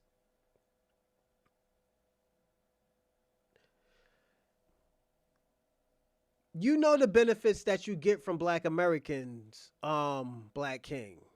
You know the benefits that you get from saying that you're Black. So, like, you can't act like there is no benefits. I'm just being personally honest. You can't act like you don't get no benefits from this. This is what I'm trying to say. The lying that y'all do, the deflection, the insults. This is why there will never be another Pan-African and Black Diaspora unification ever. We will never be unified. We will never be united. It's just because y'all are pieces of shit now. Why would I want to deal with somebody who lies and I always have to watch my back with? I have to watch my back with Pan-Africans because at the end of the day, y'all fucked it up. When Dr. Umar was out here scamming and rambling and shit, y'all niggas didn't say anything. Y'all didn't say, yo, this nigga's a scammer. You made niggas give millions of dollars to this nigga. And y'all niggas didn't say a motherfucking thing. Now, all of a sudden, I put this video on. Now it's deflecting. Oh, what did your people do for the fucking community? Nigga, are you serious? We are the blueprint of what a community is. It's just y'all niggas, when y'all got to this country, y'all fucked it up. Y'all divided Black Americans. But you benefited off of being Black. The title Black. Y'all just benefit off the title Black. That's it. That's all y'all did. It doesn't matter if he owns a trademark. He lets niggas use that word freely. Kwame, you're not being sued for using an FBA word or flag. So why are you complaining? This is why I say, yo, Kwame, now you have to come with facts now. You got to show your evidence. You got to show your resources now. You can't be like, oh, well, you look it up. No, nigga, you got to tell me where you was looking at now. This is how it is, man. And the thing about it, yes, I wish there was solidarity with other Black cultures and nationalities and ethnicities. It doesn't work. You are too tribal for a person. You're too tribal for a Black community or ethnicity that loves to stick together. That is loving people that are giving people. We are giving people. We are even forgiving people. We just won't fuck with you. And this is what you're mad about. This is what y'all are mad about. And you could be like, oh, well, I'm not mad. Yes, you are mad, because at the end of the day, every time I have these conversations, every time I try to like, yo, let's see what a solution is. How did this shit start? Then we get, oh, I don't know. I don't know how this shit started. Niggas know how this shit was started. Yeah, it's the same thing. How can it not be? So the government officials, the police shooting black people is the same as black people shooting black people? Yeah, exactly. Those If are it's like 9 times out of you 10, actually, the black people killing black people. My bad. Go ahead. Let me ask you another question. I guess what I'm asking is, do you think you can put the same solution in place for both and solve? You can put one solution in place for both and solve both issues? Yeah, clearly. What would it Penalize both sides heavily when it's without a doubt unjustified and so on and so forth. If you kill another black person, he's being disingenuous again because he knows they have different laws. Again, this is why I said this is very disingenuous when you know both of them have different laws, you know? And I'm not trying to like, oh, I'm debunking him and all this. No, it's just like my nigga, you know this. You know? This is why I say, yo, some niggas are paid. Or some people feel this type of way, you know? It's just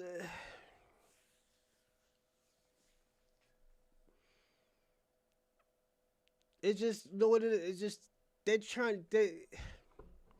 the white supremacists is like really trying to hold on to these fucking checks. They're like this they're like this is how much longer they're gonna hold on to these checks.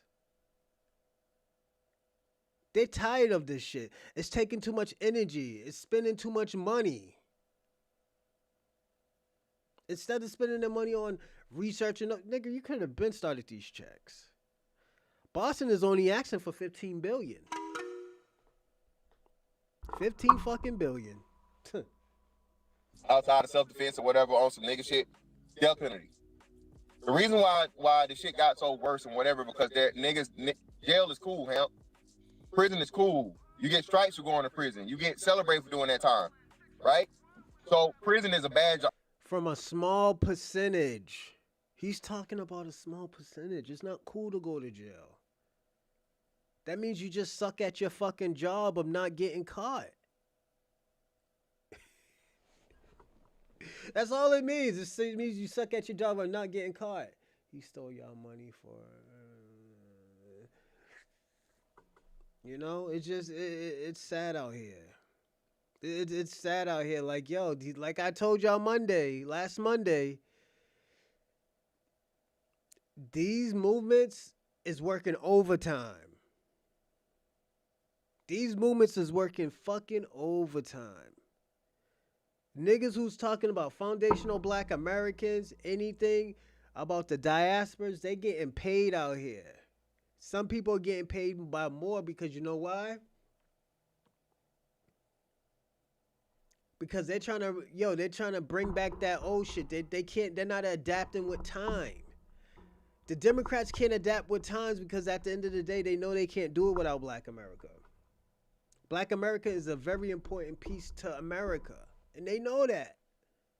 This is why they're trying to get it back. This is why they're trying to get it controlled. And they were controlling it by a person who has don't have no claim for them ancestry, the ancestral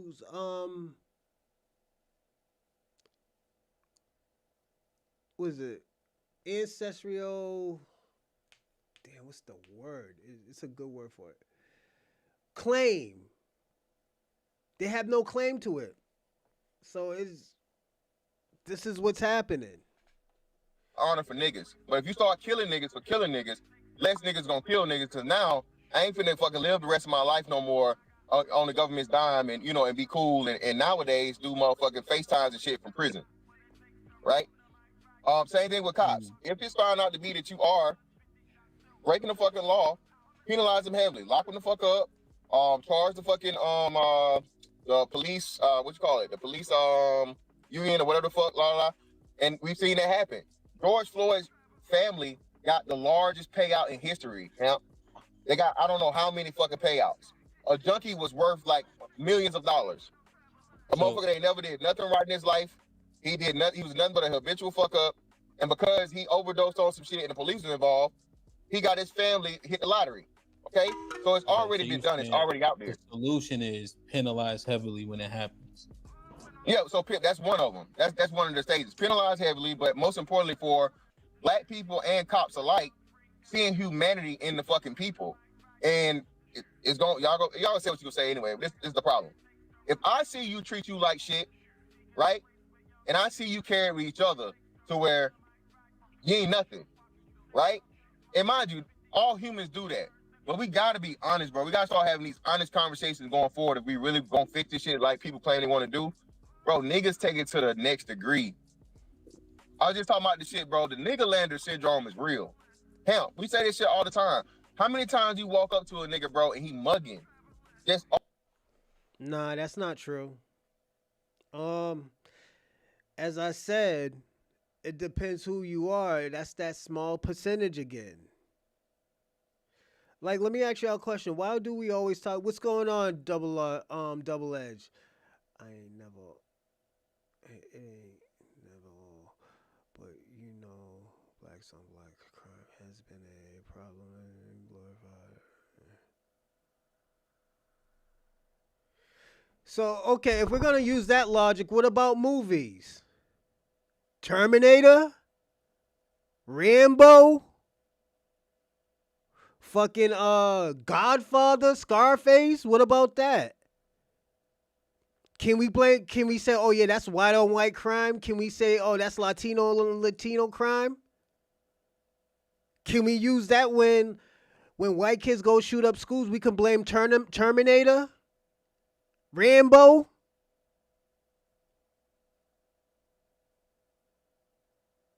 Can we do that? And this is why I said, at the end of the day, most of y'all are not playing fair. That's why I said it's just where you are. If you're in a all black community, 9 out of 10, you're going to end up killing a black person. You know?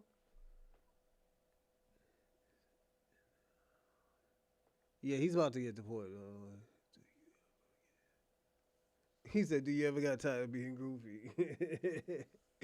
Yeah, it just, we can't keep on using that type of logic, double edge. And the reason why I say that, because at the end of the day, again, Miami, we go to that little Haitian area. Why don't we talk about Haitian on Haitian crimes when niggas get kidnapped, burnt with fucking irons, fucking getting their head cut off and shit like that? Why can't we say, oh, all Haitians kill 90% of each other? Why aren't we talking about that? Why aren't we talking about the high 80% of white people who kill white people? Like, why are we talking about the minimum? And we're going to talk about the minimum while we ain't doing that straight down the line. This is why I say, yo, this is a very disingenuous conversation. And this is why I wanted to show this video, man. I'm done with this video. I'm going to be personally honest. It's about to end. It only is like probably 30 seconds left. But this is the problem that I'm having with pan-africanism. This is what I'm having with the Black Diaspora, because at the end of the day, they want to bring up all these things when we're talking about unifying.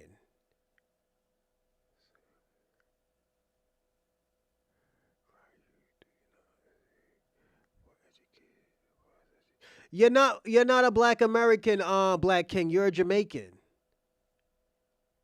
We are not the same. You can be Chinese, Indian. You could be Irish. You can be a Taino Indian. I don't know where your ethnicities is from. You can be a Chinese Jamaican. You can be an Irish Jamaican, African Jamaican, Indian Jamaican. I do not know. So at the end of the day, I'm going to say you cannot talk for Black Americans. You know, I'm just being personally honest. You can, but at the end of the day, this is what you're going to get. I pray for the denationalization. That's coming on your own Black community cries out because of so much Black on Black. What community? What Black community? No, let me tell you something. That shit that's happening in New York, in Chicago, that wasn't Black Americans. That was immigrants that they brought in there. They're trying to get them out of there because you know why? They were draining their resources. When they talk about shutting down schools, they're opening up hotels for them. So at the end of the day, we can't do that double edge. Again, what's going on, True Essence? Salute. Oh, my volume low? I'll turn it up. All right. Right there. So, all right, right there. Thank you, True Essence. But yeah, we can't keep on doing that. Cause at the end of the day, I'm feeling right now, double edge, you're using that as an scapegoat to save your peoples, your pan-africanism, and you know that shit is dead. Double edge, you know this shit's dead. You know. Who's it? Immigrants doing drill music. Yeah, Kwame, y'all were all of that. Y'all do drill. That's nigga. What you just said is all New York, my nigga. Already been answered. His name is Trump. Yeah, he's cleaning the house, man. He's even cleaning his own. He's even cleaning his own yard, man. And it's crazy. I'm gonna say this. It's crazy because at the end of the day, I think I always tell people all the time. I think Donald Trump is a piece of shit, you know. But at the end of the day, he's actually cleaning his house because you know why? And I'm gonna say this: the reason why he's cleaning these immigrants out because it's affecting the white culture. The white culture is already dying out. The white race is actually dying out because they're race mixing and they're catching all these weird diseases, and they're not living as long nor having a lot of kids. When you look at blacks and Latinos, we have 3 to 4 kids, you know, per person, probably even more. Half of FBA music is the only music who speaks on killing. But double edge, we could say that to any race, double edge. This is what I'm trying to say. What you're doing, you're just trying to, like I said, you demonize black Americans. This is why I always tell you, double edge, I don't think you're black American. I know you're from Arkansas. I know it's just the way you talk. You talk, you got an ideology. You got a mind as a immigrant, you know, a Caribbean immigrant, you know. And you know me, that's no disrespect. It's just, that's the type of mindset that you have, you know. But you got immigration is right, and that, yeah, it's just they keep on killing white people. They're starting to understand that that's not black Americans. This is why these white people are crying out for black Americans. Black Americans is not helping. I'm gonna say this. This is where all this bullshit started from. This bullshit shit started from you lying. No other. Oh, you sure? What about rock and roll? What about heavy metal? And don't forget, that was genre for black people. But white Americans infiltrated it, and look what they turned it into. Gothic, emo, killing, murder. But we don't hear you talking about that, double edge. Country music. Talking about killing their wife because they cheated on them. Yes. Country was created by black people. They infiltrated that too. There you go. That's why I say double edge. I wasn't lying about it. I wasn't lying about it, double edge. What's going on, Car? Let me see what you say. African American imposed on black Americans. My mother and grandma never went by that term. Thank you, Car. Salute.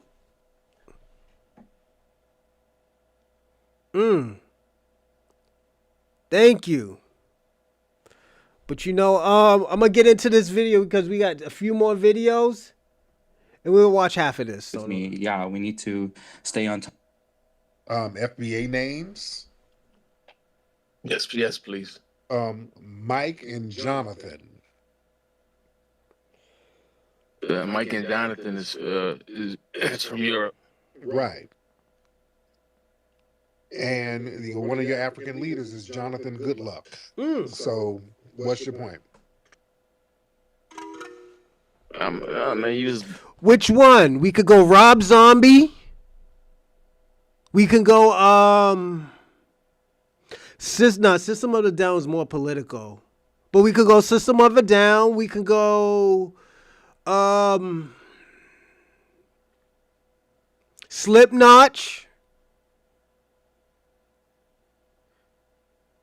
Dragon Force. Where do you want to go, Double Edge? I know music, man. I love music.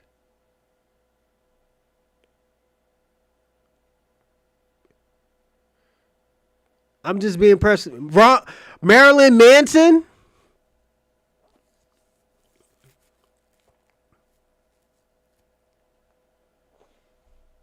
denigrating our African culture. Yeah, So I want to ask you, give me 2 FBA names. I just said it, Jonathan. That's an FBA name. A lot of FBAs got that name, just like a lot of Africans got it. So you can't name me. You can't even name 2 FBA names. I did. Cynthia. That's an FBA name. A lot of black women. That's from England. I'm saying FBA. That's FBA names. Yeah, but Africans got it too, like Cynthia Erivo. So what's your point? That's exactly my point. You can't name 2 FBA names, but you trying to denigrate. No, I don't. Trying to denigrate our culture. It sounds like you kind of projected. No. Projection. Slow down. I can listen.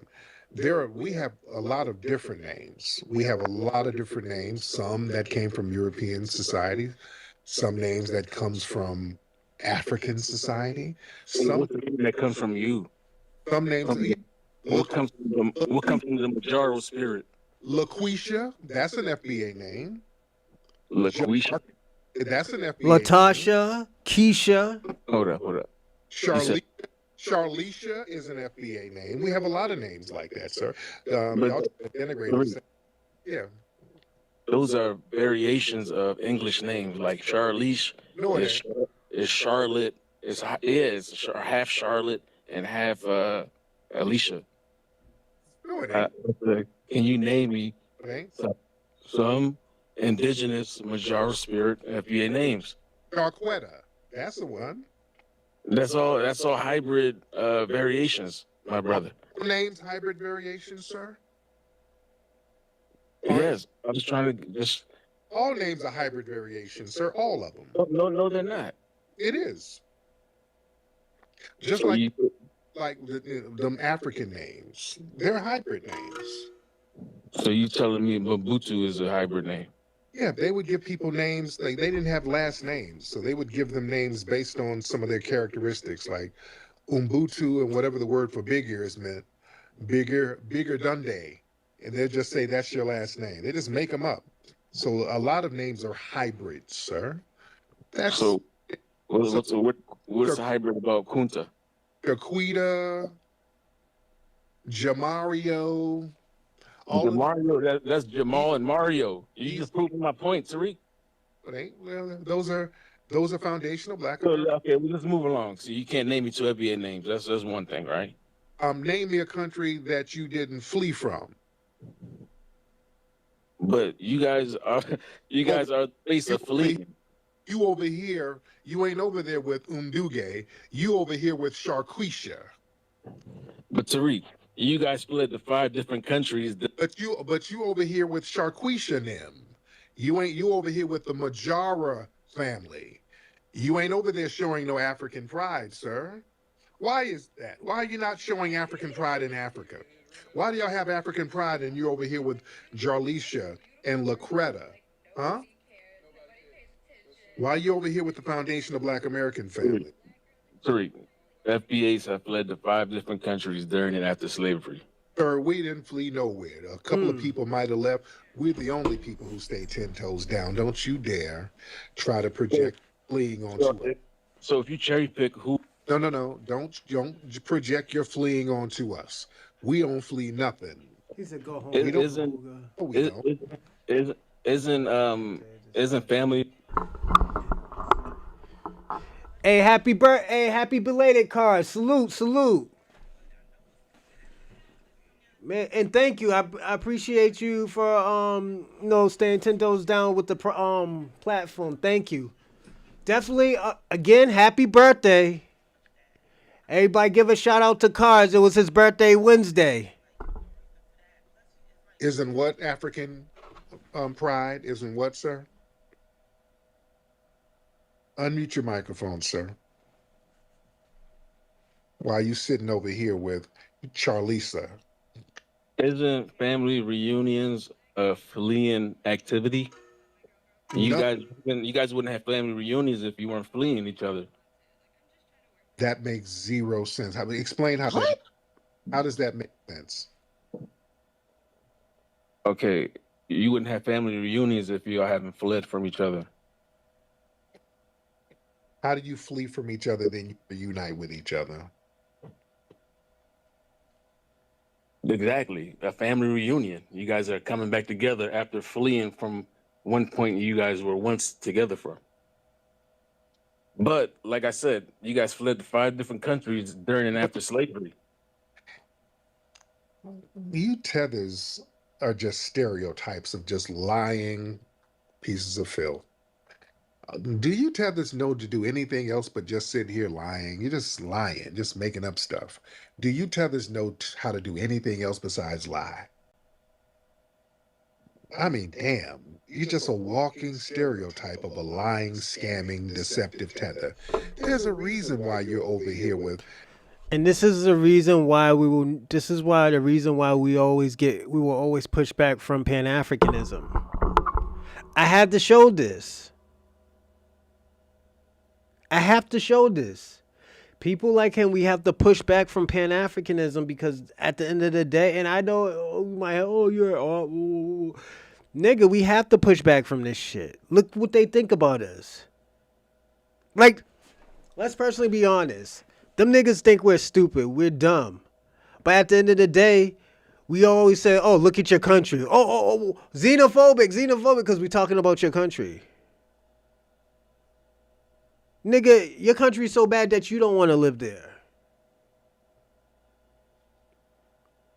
Your country is so bad that you left your country with $2 in your pocket.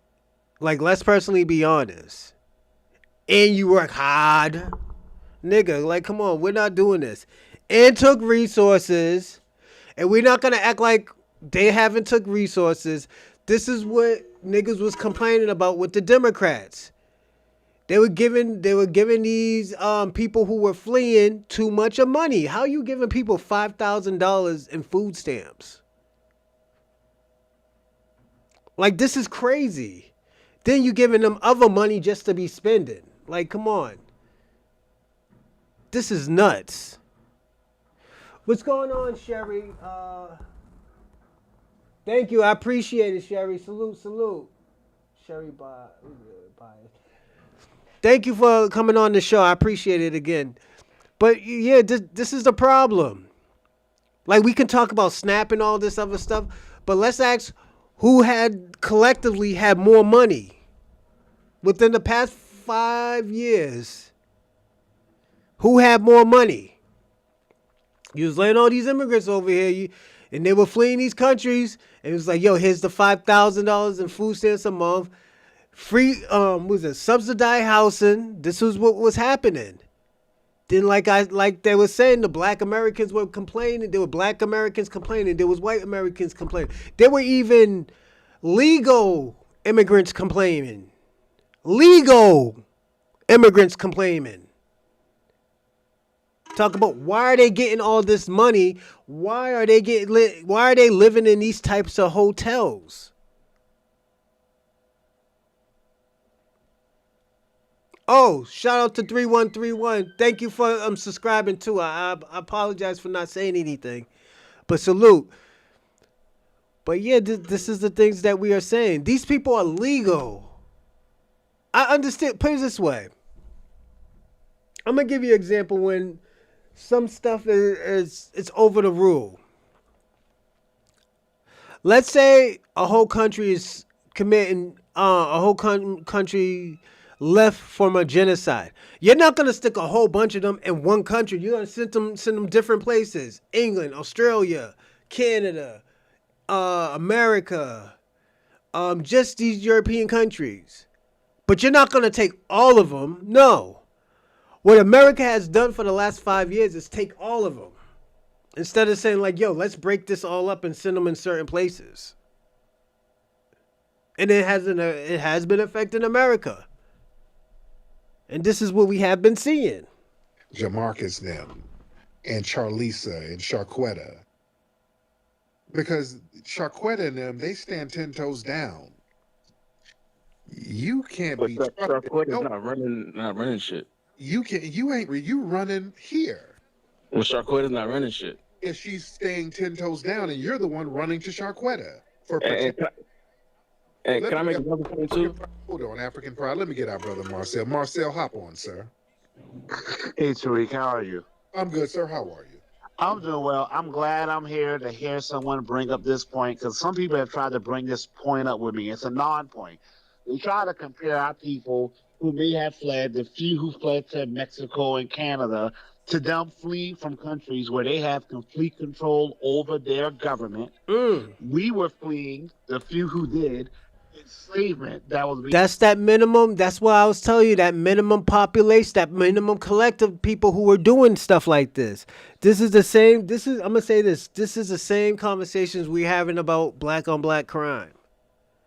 A minimum people that are doing this. This is the minority of black people who are committing all these crimes. You know, it's not all of them, and I will say that most black people are hard workers. They have jobs. You know, they get busy. You know? Like, I'm going to say this. This is why I always say we can't have the conversation, oh, yeah, it's 10% of black people who had SNAP. Nigga, you know how many people that are in... That means the 90% of black Americans, the 30 to 40 million black Americans that are not on SNAP, that's good. Like, you act like we're a small fucking percentage. Most of these people who leave these countries are on SNAP. This is how they get through in America. Some milk the system and just don't do anything because they're comfortable. You know? So at the end of the day, this is why I say, yo, we can't keep on having the same conversation because at the end of the day, that conversation doesn't make sense. It doesn't make sense. Enforced upon us in a country where we were not the majority. Y'all are fleeing from countries where you are the majority. You have complete control, but you're too damn lazy to build it up and fight back. Most of us did not flee from this country even when we had slavery.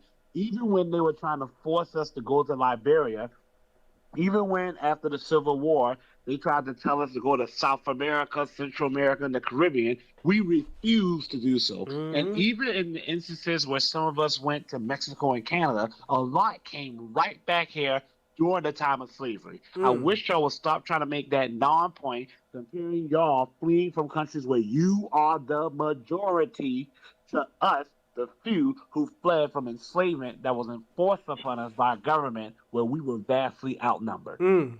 Yes, Steve. But how can you say that, like, only a few of us fled, right? But you're cherry picking who to claim and who not. But you guys weren't the few who started Black Wall Street, but you claim Black Wall Street. You dig what I'm saying? No, don't dig what you're saying at all. Because again, you're fleeing from a country where you're 98%. There's no enslavement happening. You are just failing to build up your nation. You're failing to run a government effective. Facts, I agree with that. I'm gonna say this. We're not cherry picking. Like we always say, it was always a lineage base. We can't use race base anymore. Cause not everybody's the same race, you know? It was always a lineage base. And you're too damn lazy to build your country up. You fled to our country where we stayed and fought and built it up. So please stop trying to build your self-esteem up by trying to compare us to y'all. You cannot compete with us. There is no comparison. There you go. Marcel, right? When I Everybody, don't forget to like and subscribe and comment in the live chat. Comment in the live chat. And only way if you want to comment in the live chat, you have to be a subscriber. So if you're not a subscriber, you can't comment in the live chat anymore. Also, if you want to donate, we have I put on in the link of the live chat. Super Chat, Cash App, and Venmo. If you need me to put another type of app there, let me know and I'll download it and we'll get busy. go to a FBA community, I see the same things I see in African countries. I see immigrants running businesses, right? Every week, Carlisha, you see Carlisha getting in the put in the headlock by Mr. Kim or Mr. Lee in the nail salon because they don't want to pay. See that shit? And then you'll see Cornell go and put hands on Mr. Lee. That's what you'll see, like they did out here in Compton. Yeah, it ain't like over there in your homeland where the Asians are whooping on folks and y'all. And we have been, and on this show, we have seen an African get hands put on him by Mr. Lee. So multiple times. Got beat with bamboo sticks and everything. So at the end of the day, we do not want to hear that. Standing around filming. Yeah, when they start whooping on folks over here, they get whooped back on. Shout out to my brother Tyrone Muhammad up there in Chicago. They tried that up there in Chicago. When the homies went up there and put in some work. We put in work, brother. We don't flee like you. And by the way, African Pride. Let me ask you this. Name 3 things that your country created that the world uses. Name 3 things. Go ahead, African Pride. Name 3 things, 3 inventions from your homeland that the world uses. Go ahead. Math, science, and language. Oh my God. No, he did not just say that. Your country created math? Yeah, math, science, and language. This nigga crazy. Your country didn't create no damn math, science, and language, sir. Lying proves my point. Brother Marak, hop on. When you have to lie, Marak, go ahead, brother. Yeah, I just wanted to speak on African Pride's accusation about the whole names thing. 'Cause we just had a conversation about Christopher Columbus, and we obviously know that Christopher Columbus ain't his real name. It's just an anglicized version of his real name. Right. And I say that because of the fact that a lot of our names were, I wouldn't be surprised if a lot of our names weren't anglicized in the first place. Because if you look into, I know you're familiar with Jack D. Forbes, who did a book on our pre-Columbian existence in America. And he talked about how a lot of Negroes had the name Robin and how that had a pre-colonial dialect or if not completely changed. And now it's been anglicized to what we know as of today. And I went. Salute to Joseph. Thanks for the Cash App, man. I appreciate it. Salute, brother. There you go. Thank you so much. Anyway, Can I put one more point too, right?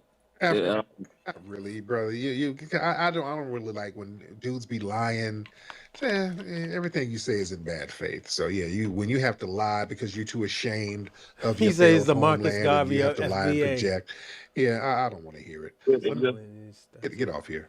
That y'all can't. Yeah, you too ashamed to admit that. Shout y'all out ain't to never Hotbox. invented Salute. nothing. You got to start making them stuff.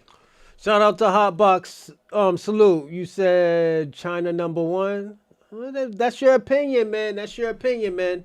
But salute to you, man. Let's see. There goes Ping. Oh, that's Ping?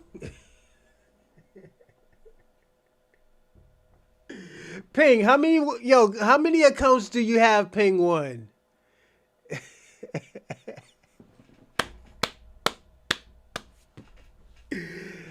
Oh shit. Bro, you use Tariq Nasheed every day for talk awards. I just use him When I have a certain topic and I want to hear something, and he's talking about it, absolutely. Put it this way: Double Edge, put out some, and this is if you don't have it. Put out some content, and you know me, I will watch your content. And if you have some dope content and I like it, I will put it out and we will talk about it. But what I'm doing is I'm dissecting everything. You see how I just dissected something that was against foundational Black Americans? It made pan-africanism and immigration looks good, great. I just dissected. So at the end of the day, I get what you're saying. Give me 5 minutes. Give me 5 minutes, Convo, and I'll let you come on there. So yeah, definitely you could come on. But salute Ping One. You know you're always welcome on my show and stuff like that. But I will say this.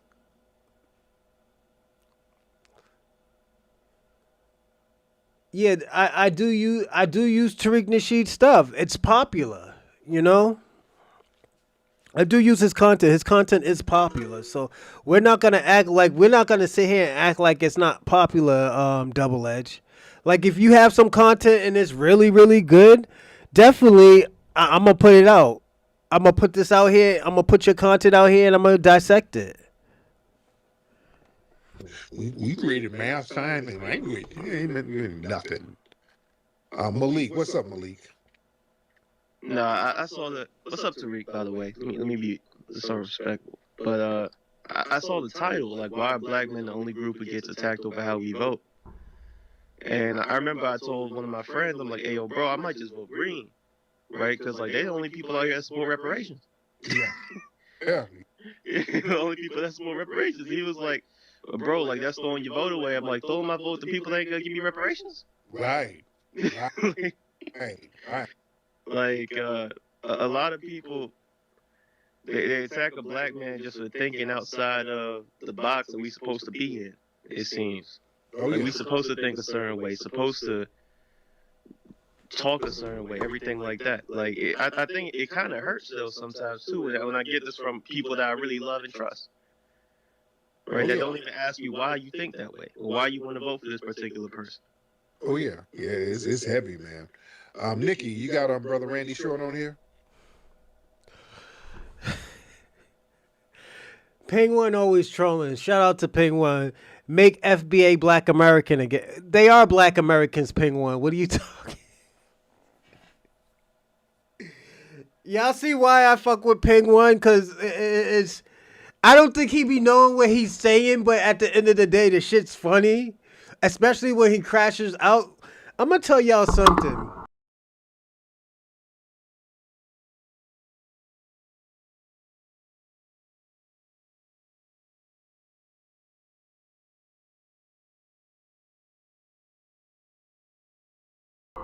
Sorry. I'm going to say this, everyone. I think we need to appreciate Penguin's commentary.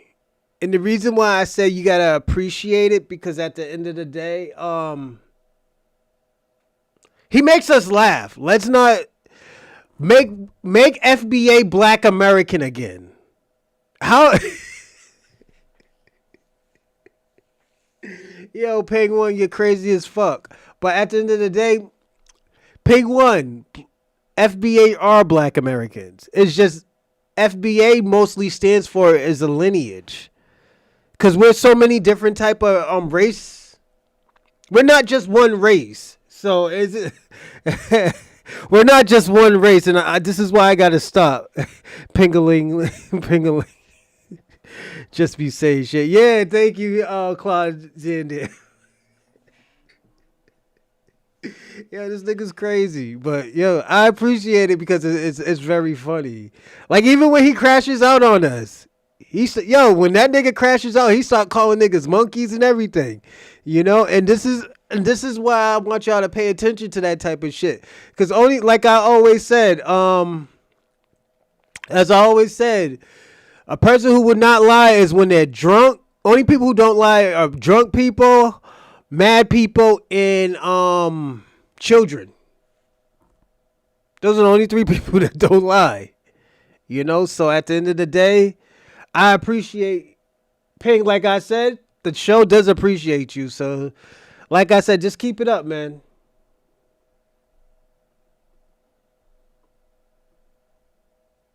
Nikki. Where you at, Nikki? All right. While Nikki's gearing up, let me get. Randy, are you, Dr. Short, are you there? Let's see who we got. Let's Dr. see who we Short? got. Hey, salute to RCU. Thank you for the Cash App. Dr. Short, hold on a minute. Keep it up. Okay. Thanks, Let me talk to you RCU. again. Salute, player. Back on in a sec. All right, let's get up Malcolm. Malcolm, hop on. Bruh, I just wanted to say, bruh, when you said Tyrone Muhammad, nigga, I had to pull up and say, bruh, I appreciate you saying that because we got stand-up guys in our community that probably get pushed off to the, you know what I Thank mean, you. to I'm the glad you side. sent me the Cash App. But, bruh, Thank when you. said Salute. that, I'm like, yeah, I'm you no can't ping forget one. I'm Tyrone Dominican. Muhammad. Oh, he's Dominican. Yo. That brother's a rock. Hey, everybody. Hot BX is not ping one, everybody. My fault, Hot BX. Salute. My man's Dominican.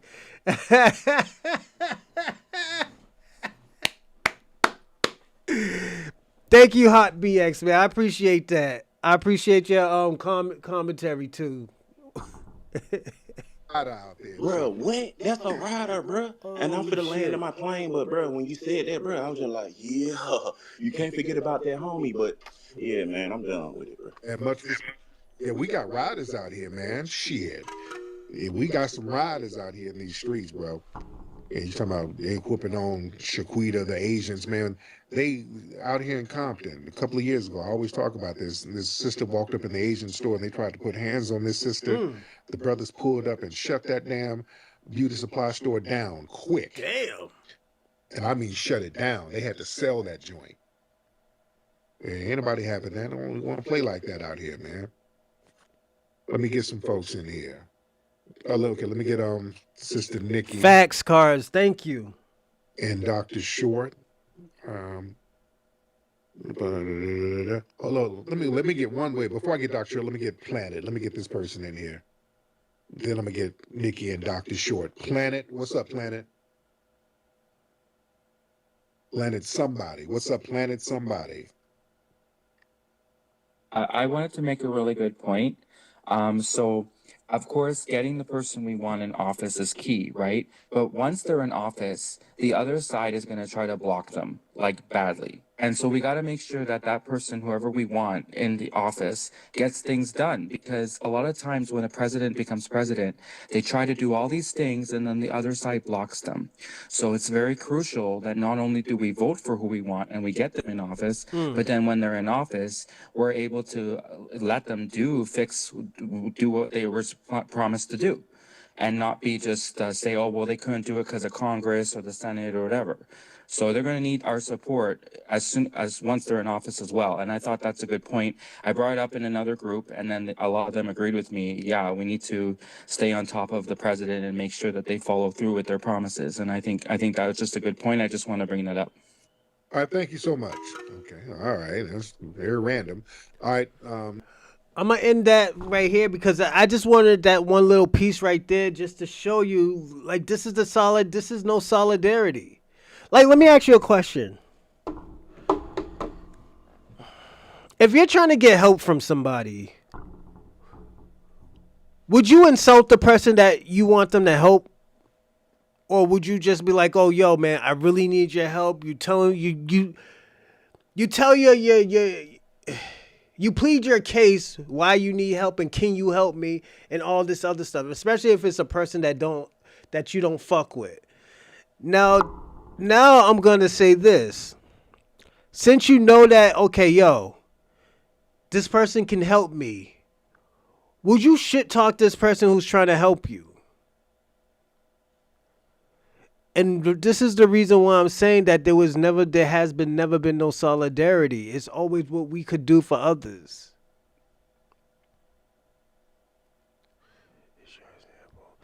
Then there's a lot of educated. Oh, that's my. Who's using?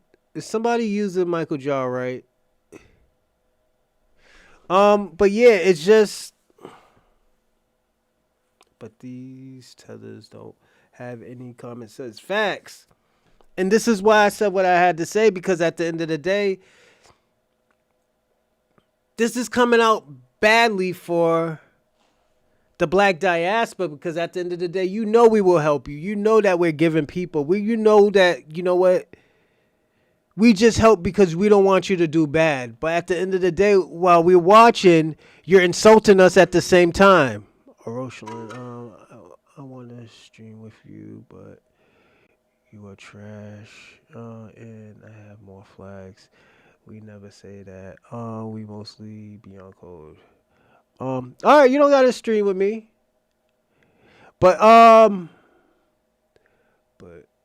you are trash and I have more flags. All right, cool. You don't have to, but salute.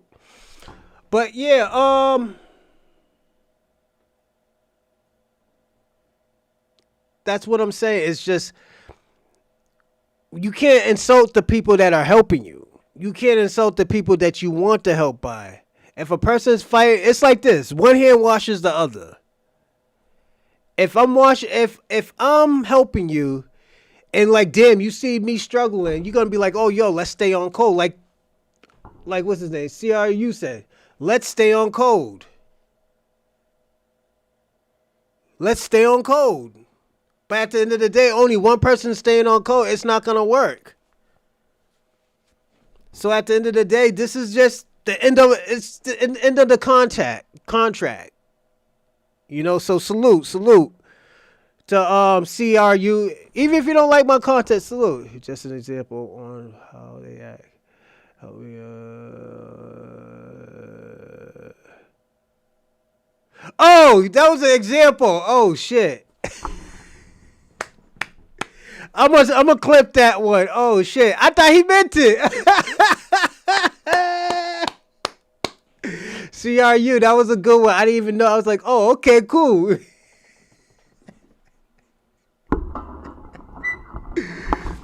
Shout out to CRU. But yeah,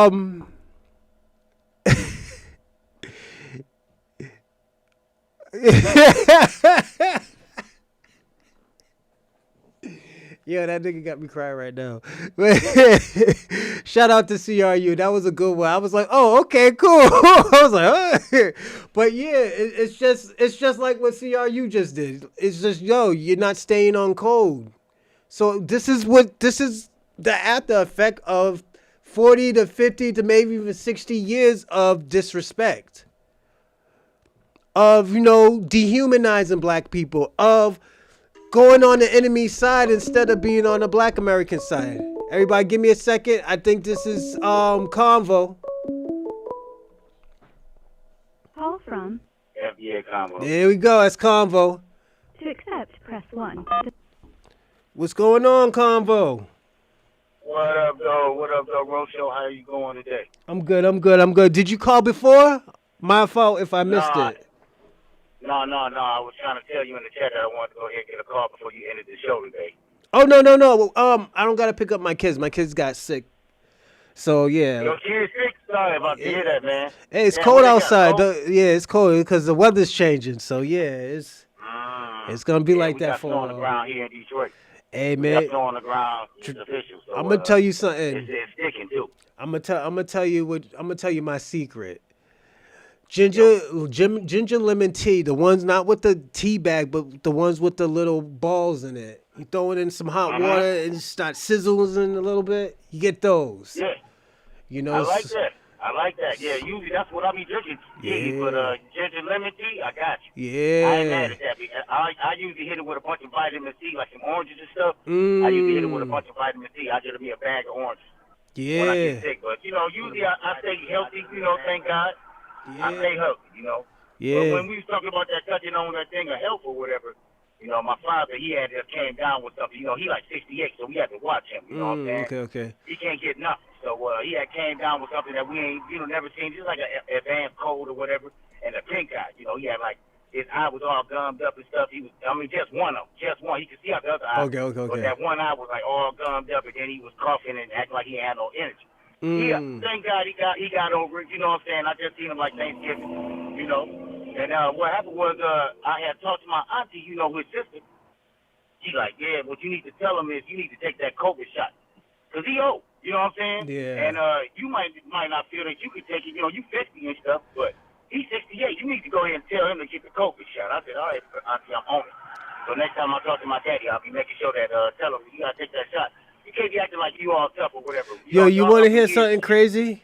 I'm going to tell you something crazy. I took the COVID shot before and I got sick. I got super You got sick. Yeah, I heard they be trying to shoot you up with sickness and shit. Just so your immune system can tighten it up or whatever. Yeah. I don't want to get into that because I don't know nothing about that. All I know is that day I had to. You know what I mean? My kid was in school. I was working. I had to.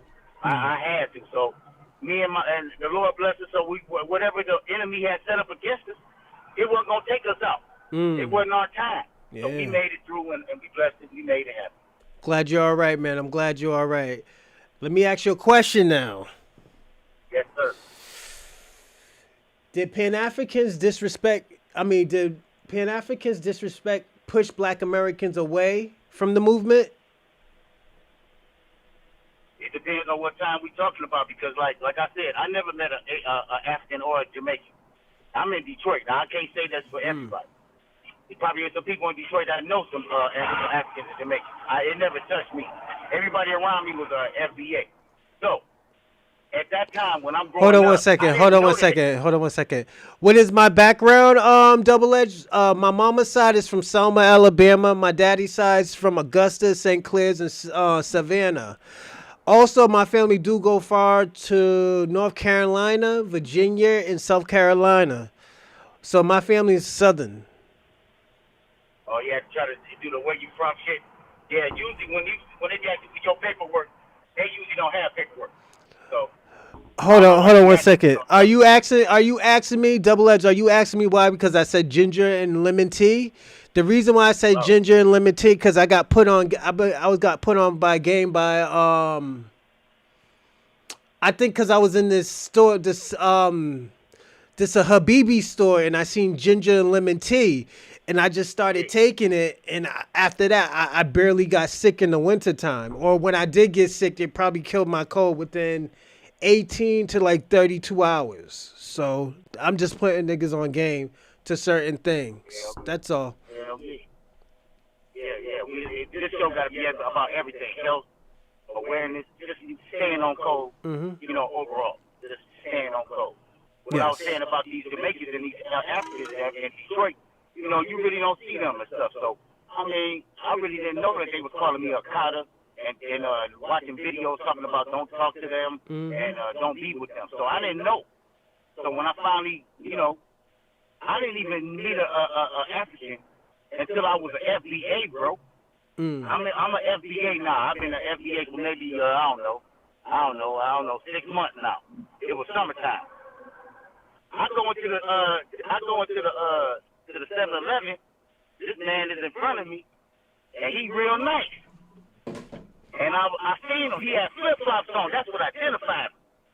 And I was like, "Hey man, what's happening, family? How y'all doing today?" And he was a real nice guy. So he didn't even fit the stereotype. Yeah. You know what I mean? I don't think he knew nothing about FBA and everything. Yeah. And that's what it was. It is what it is. But like being in Detroit, like if I was going from New York, I probably have a lot to say about Jamaicans and Africans. But being in Detroit, man, it's kind of like if you see an African, he probably never said hello. Okay, I'm just saying. He slid through and never spoke because he had no reason because we was at the store or something and we was sliding through. But if you in my neighborhood, of course you're gonna speak. So that's what I'm saying. They wasn't in my neighborhood. I ain't had no Africans in my neighborhood. Everybody around me was FBA. They didn't know they was FBA, but that's what they was. Also, too. All around there. Also, too, people have to understand too. New York has an aggressive personality, so like it might be aggressive, but they might be helping you at the same time. So that's out of the defense of people from New York or people who has like an immigrant background. In New York, it might be aggressive, but if they're like joking around with you, you know, kind of feel like them niggas is shitting on you. It's just like they're gonna help you. It's like, yo, niggas beat you up and stuff. Niggas will joke around, but they'll go help you find that nigga and beat him down and get your shit back. You know, so that's I don't know. That the New York flavor. Is I don't know nothing about that. I don't know nothing what's in Chicago. I'm kind of close to Chicago, so I kind of know what happened in Chicago. Yeah. I know how you stay on cold in Chicago. Yeah. You know what to do in Chicago. If New York, I probably would be needed. I would need a guide. Atlanta, I probably can make it in Atlanta. In LA, Compton, I probably would need a guide. You know what I mean? Yeah. I'm gonna need a guide because I'm in Compton and I'm set tripping and I don't even know and I'm dead. So that's what I'm saying. You gotta be from around here. Man, that's cool, man. I want to stay on topic, but Hold on one second. I want to go ahead. Hold on. So CRU, New York is different now, but when I did live in New York for like 2 to 3 years, that's what I noticed. You know, it's just it's a one thing that we always have to know about with other cultures and other states and stuff is it's always a cultural differences. Like it's like if you go to New York, you're not gonna see a whole bunch of Black Americans. You might catch a few Black Americans, but most of that shit is a different culture from. It has a lot of immigrant backgrounds in New York. Boston is the same way too, but also you have to understand that you go to certain parts of Boston, like if you go to a certain type of projects, it's all gonna be all Black people. If you go to a certain part of like people who got Black businesses, you're gonna see like there's Black people. And you gotta don't forget also too, you gotta Boston is coming down off that Pan-African bullshit. So you're gonna start seeing that who is a Black American, who is not a Black American. You're gonna start to see who is Caribbean, and there's not that many Africans in Boston yet. They're starting to come out now, but there wasn't that many Africans, you know? So this is why when people say, when they throw that African booty scratcher case up, I was like, there wasn't that many in Boston, and I was called an African booty scratcher. I was called a tar baby, and I'm not even that dark. So it's just, those are just jokes, and this is what they did when we were kids. We always crack jokes about people when they're kids. Like, let me give you an example. Back in the days when you was young and when people didn't go through puberty, niggas had squeaky voices. Niggas used to get made fun of because that's the culture. You know, if you was different from each other, it's just a cultural to poke fun at it. It's not a bad thing because at the end of the day, it's not saying like, yo, you're not one of us. It's just saying, yo, this is just the way how we have fun. You know, so it's just, I think I'm just being personally honest. I think Caribbeans and Africans is thinking too much into it. They fucked up and burnt their bridges where they didn't have to burn. They could have got all the help. Their countries. Let me tell you something, and I'm gonna be personally honest. If those Africans and those Caribbeans would have gave dual citizenships to Black Americans and say like, yo, you can build communities and buildings here. You don't know. You know what could have happened to Africa. Africa would not be a third world country. The minimum, it would have been a second world country. You know, but the thing about it, they're so tribalistic and they don't even work together in that country where there's gonna be problems. There is gonna be situations where, you know what, their own people can't help them. Look at for example, Gaddafi. Gaddafi, the reason why they killed his ass because he was about to crumble the Europe and the American dollar, the Western dollar as they call it. All of a sudden, this was what, like 15 years ago, 20 years ago, when his own people turned on him? His own people turned on him. Those wasn't white people, those were his own people. His white people had him strapped up to a fucking car or a fucking Jeep and beating the shit out of him. Talking about what I do. Patrice Lumumba, a civil rights. He was a freedom fighter of Congo. His own people turned on him. They put him in the firing squad. Now this is what I'm asking. This is what I'm asking. Why would Black Americans want to help that shit? And they're killing their own freedom fighters. They're killing people that's trying to give them liberty. Yep. They probably got shots at Ibrahim right now. I was hearing that. That's my man Frank Zanou said. He said they traded one colonizer for another one. You know, when they did the French and the Russian thing, they said traded one for the other one. Man, but what I want to talk about is shit. Well, let me finish up that what you was talking about over on Detroit. Now, see, look, Detroit. When you start talking about immigrants, of course we got immigrants, because Detroit is like mostly like a self-segregated. You know what I'm saying? I want you to understand that word, self-segregated. It's like we gonna stay around our own. Okay, we gonna kind of like stay around our own. So you gonna have the Hispanics gonna be over there, the white people gonna be over here, the black people gonna be over here, the the Indians over there. You know. They all kind of stay in their own areas, you know what I'm saying? And so they are here, but we just don't never intermingle and such like that. Yep. I understand that. It's like it is self-segregated, but I know what it's called. Separation. Yep. It's called separation. Separation. But it's like nobody making you do this. It's just that what we do. And it might be control from the top. But it's like we really don't have no desire to be going into the white people neighborhood or going into the Hispanic neighborhood. We just really don't have no desire. We kind of stay with our people. So I'm pretty sure it's an African town. I'm pretty sure it is because there's African braid shops around here. They always look shut down and closed like FBA got them. But, you know, I ain't never need my hair braided. I'm a fair fella, but, you know, it is what it is. Yeah, you know what it is too? I'm going to say this. Oh, thank you. It's just because I have more time, as I said, because my children are home. And tomorrow, also to everybody, I got to let y'all know I'm going to have a late show tomorrow. I got to go to another training in Danvers, Mass. So it's at 9 to 12. So I'm going to do something probably around 10 or 11 tomorrow. So if it doesn't get no views, it's cool. I just want to do something for you. And it's a reaction video. So I'm going to do something a little bit light tomorrow. You know, so definitely... y'all can watch it later, like probably the next day, because I think I'm gonna do something. I think on a Wednesday too. I think I gotta work Wednesday, but that's overnight. That's overnight though. You know. Hell yeah. So I'll just let me get on up out of here. But I just wanted to go ahead and talk about what I've been watching on YouTube. Oh, thank you, man. I appreciate that. Salute to FBA Convo. Salute. Hold on, let me finish. Let me land my plane on what I've been watching on YouTube. So check it.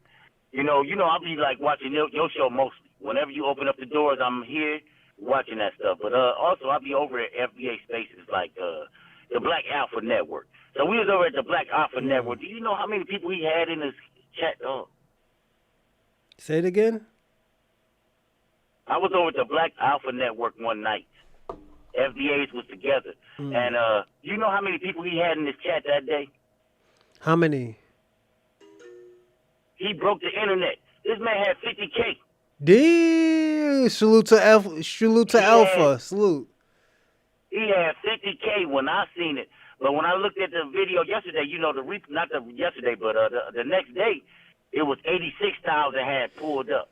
So he was like, bro. Hold on one second. Say Michaels, I don't live with my mother. I don't live with my grandmother. But if I had my grandmother would be living with me right now. St. Michaels. But salute to you. Yeah, man. We're going. Yeah, don't be worried about them. So then let me see. I had got in the comments said congratulations. He turned around and said thank you so much. And I was like, dang, it's big time. He up on Tariq's level. I was like cold blooded. It was sweet as hell. But yesterday was an interesting day because I'm watching, you know, like I said, I'll be trying to keep out of Pan-African spaces, but it's kind of hard because half of me wants some straightening. You know what I mean? Yeah. You understand? It's like half of me. Sometimes I ain't about all that diaspora war shit, but sometimes I'm into that straightness. So I'm like half and half. Sometimes Kwame can say something, it don't even matter, bother me, and sometimes I just want to let him know how I really think. You know, like you keep on talking about some care. You always on assistance. I'll be like, bro, that's the number one reason you here is because they need to give you assistance to even stay here. You understand that? So of course y'all out at the church every damn day talking about do you have food for these damn refugee children with flip flops on? Of course. Come on, man. Don't act like y'all came over here because as you can see, Kwame can't even pay $30. Yeah, that's true. Dog, that's on my mama, bro. Listen, bro. As soon as he call in, you gonna ask him where my $30 if he ain't got to hang up on his motherfucking musty ass. He's gonna be like, yeah, I got you. Yeah. That's how you know he's lying. Yeah. Now after I get off of here, I'm gonna put something on the tier for the little time I was speaking and stuff. But I hear you on that. My man got a topic. Stick to the damn topic. If you about to go off topic, then please put something in the till. Yeah. Put something in the till. I like that. So we're gonna keep all these damn other voices because they broke as hell anyway. Yeah. Shit. They broke as hell. I mean, Kwame broke. He ain't paid $30 in 3 weeks. That means he ain't getting $30 in a week. He ain't getting $10 a week. He's still in that where they Sally Struthers and stuff. And I like how Tyreek had just told them boys because they you know that musty dude that debated Amanda. He turned around and said, I want to debate you, Tariq. Tariq seen through the little crap. Matt Said, Nucleus. His name is Matt Nucleus. Yeah, he said, bro, if you want to debate me, then put your money up.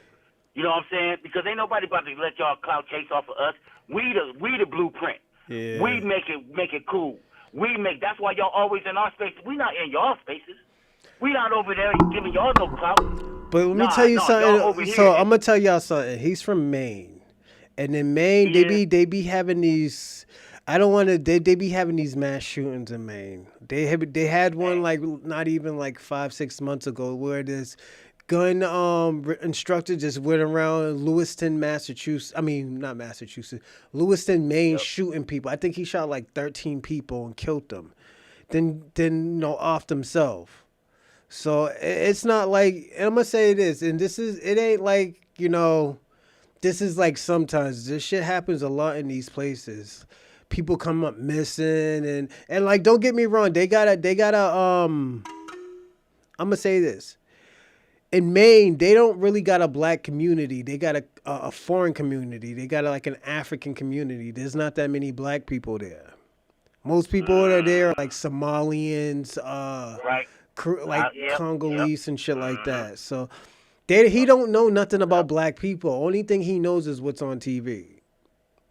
So I understand, bro. that's why I say, that's why I said, like, I'll if honest next time I'll talk to Tariq, I said don't FaceTime. I was like, only thing that's up in Maine, because he probably, I'm gonna say he's in Miami right now, but only thing he knows in Miami is probably what the Haitians do in Miami.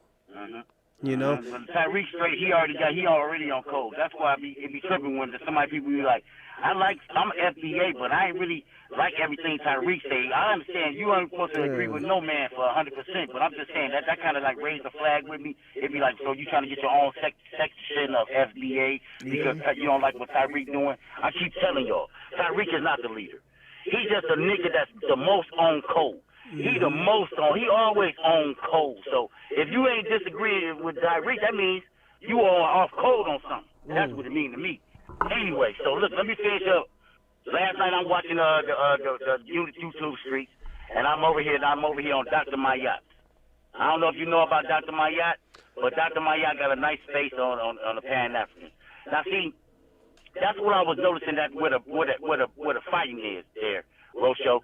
The fighting is with the people that have. Not like me, like I got 2 FDA parents, so I don't really care. But if you got 1 FDA parent, you probably care. You probably in the mix.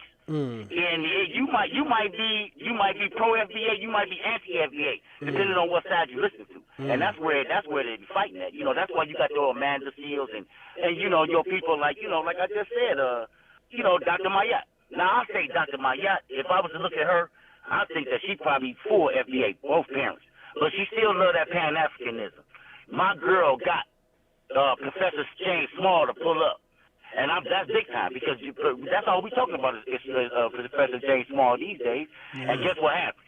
What? My man came up and he flip-flopped again. He said, I ain't got no problem with Tyreek. Tyreek is the homie. Now listen, if you ever... Hold on, you know why, right? You know why, right? Because Tariq, she took him off the new Hidden Colors. That means he's not gonna get a paycheck. Tariq It's took. too late. No, we can't flip flop. Nah, it's Yeah, over. He already made the decision. Ain't no point to say, hey, listen, you supposed to stand on 10 toes down. Like, fuck them. I don't need them. But no, he was like, man, Tyreek is the homie, and if you FBA right now in the chat, I want to say I apologize. I don't want y'all to be thinking like that because I am you. But I love Africans too. I'm like, see, there you go. See, you know, you kind of like flip flopping all over the place. So. Like, don't get What me we wrong. came Put it up with- this way: I love Africans, but at the end of the day, I know how disrespectful they can be. That's one thing I'm not I gonna. love Africans too, but not before my B1 family. Yeah. You understand? No, Not I get before that. y'all. I'm talking about, I get that part. But the part I'm getting when I say I love Africans, it's not, I'm not gonna have them do some shit and be like, oh, well, they don't understand. No, nigga, you're gonna learn today. If you gotta get your, you're gonna get your back kicked in. Mm-hmm. You saying all this crazy feel shit you on about that. black people, but hold on, let's talk about your country. What's happening to your country? Let's talk don't wanna about how talk about that many. part. Let's talk about how many orphanages y'all got. More orphanages that y'all have than y'all have fucking food in your country. Like, come on. I hear you on that. I heard you on that. You said they got more offices in the liquor store. Oh yeah. last Oh thing I wanna say shit! is, Hold on, like hold this, on. St. Michael's is getting excited when he see fucking Lily Gaga on my fucking on the screen. That nigga's about to pop a meth bulger right now. Look at him. Go on, man. Yeah, man. Lastly, I want to talk about what you've been saying also is what if they take Tariq out? Now that God forbid they take my homie Tariq out, but if they do, it ain't gonna stop FBA. I just want y'all to know that because he's not the leader. What y'all gonna do is y'all gonna actually make more Tariqs. You're gonna make a bunch more Tyreeks if you take Tyreek out. And God forbid, don't be like that, man. Let that man chill. If he wanna go and do his thing and stuff, let him do his thing. Y'all, he ain't no damn Charlie Kirk. Nah, I ain't know why y'all took out that nigga Charlie Kirk and shit, but Tariq ain't one of them dudes. He ain't out here stoking the fire. He just over here trying to make sure that everybody is on code. That's the number one thing. It's the lineage, you know what I'm saying? It ain't no, and I don't hate no Jamaicans, none of y'all. I don't hate none of y'all. I'm just trying to tell y'all that it's all about my family first. I'm gonna look out for my family first. I ain't saying I ain't gonna look out for you. I ain't gonna actually say that I need to go get me, my daughter needs to go get some braids from the African shop, or I need to go get me some jerk chicken. I might get some jerk chicken every now and then. He want that jerk chicken. I'm gonna be also mindful of did I hit the soul food restaurant at least twice before I hit this bitch. Yeah, man. Hey, yo, I'm gonna say this. You know, Kwame's gonna get on you about this jerk chicken. He's like, oh yeah, leave the Jamaican food alone. Leave the Jamaican food. Yeah, well, he always tethering off of me and stuff. Don't you hear him? He's talking about some nothing burger. Hey, Kwame, where you hear that at? Who told you nothing burger? Who said that shit? You can't help but to bite off me. You can't help it, dog. The one thing I hate is a biting MC. Motherfucker. All right, y'all, I'm out, man. Salute, FBA Convo. Everybody, that was the FBA Convo. Salute to FBA. I'm gonna say this. Kwame, you ain't gonna stop me from eating curry goat, no jerk chicken, no rice and beans, some Jamaican rice and beans, no salted fish, nigga. When your country went under Atlantis, nigga, I sent some salted fish to Jamaica, my nigga. So, my nigga. Shout out to Jamaica, and I hope y'all doing better. Let me see, what have your country did the white king? Facts, CRU. Let me see. So St. Michael's, I'm gonna answer your question, and I'm gonna add on to what FBA Convo was saying. I'm gonna say two things again can be right and wrong. I mean, two things could be right at the same time. I will say this: he is right about the mix. You know, the mixed race kids who's having two different type of racial parents, but it depends how that kid is raised. If that kid is raised to be black, it's gonna understand that they are black first, you know. So I get what FBA Convo is saying, but also we gotta blame the parents as well, you know. For example, Colin Kaepernick. Colin Kaepernick stays on code even though he's a Pan-African. And shout out to Colin Kaepernick. He has been doing work, and I know a lot of people have. I know a lot of people have been kicking his back in because he wants to get back into football, but people got to understand Colin Kaepernick's first love was football. So at the end of the day, that's something that you will never lose, even if you sue the corporations of the country. You know, so yeah, I will say that. And St. Michael's, you always talking some crazy shit. So the fuck what if his mother? So what if Tyreek's wife is half Jewish? So what? It doesn't matter. You know, she's still black because of her father. She was raised by a black father. You know, you always talk. Oh no, the Arsenal is just as white as. Shout out to Ray Ray. We're gonna watch this video because we got a few more videos left. This is 13 minutes, so yeah. YouTube just nuked my channel. The chickens came home to roost. Let's get into the video. What's up, folks? We are back again. Slightly different set today than I usually have. I'm also looking quite overweight in this sweater. I promise I have not gained weight. Thanks, same day parlay. Salute. The day after Thanksgiving. We got a little bit of an announcement for you guys today. So not our usual content, but the tragedy of today that we are going to be talking to is not about black people attacking more whites on the trains. Shockingly enough, we are actually going to get to talk about something different. I know that they just can't help themselves, bro. They just cannot. Common thread that seems to be happening all the time. But today, you know what's happening? They're trying to keep a real nigga down. That's what they're trying to do because they cannot handle the truth. And this is just the facts. When you come speaking, bro, she's trying too hard, bro. This is the reason why she's a failed white supremacist, because she's trying too hard. It's just not hidden like she think it is. Truth about certain things. If you're raising racial awareness, let's say, if you are, heaven forbid, pro-white or a pro-white voice out there, which I always pro-white is anti-black. That's what pro-white is to these low IQ individuals. Will be and will always influence my content no matter what it is. They will try to keep you down. I've said in a couple other videos that there is a pipeline of cancellation. So what this is here's the top tier of cancellation. The top part of cancellation is they will try to smear your name. So they'll put out hit pieces and they'll try to cancel you. But we're living in the post-cancel culture society where that doesn't really work anymore. In fact, the post-cancel society, but you got your YouTube channel demonetized. How do that make sense? Actually lends a little credibility to your name, and you gain a little loyal, staunch group of supporters of people who don't care about the media slams, so they don't quit there. You got a bunch of low IQ white people that's subscribing to your channel, listening to you talk about black people every day. Because if you guys go to her channel, she got 1,000 videos talking about black people. So it's nothing new.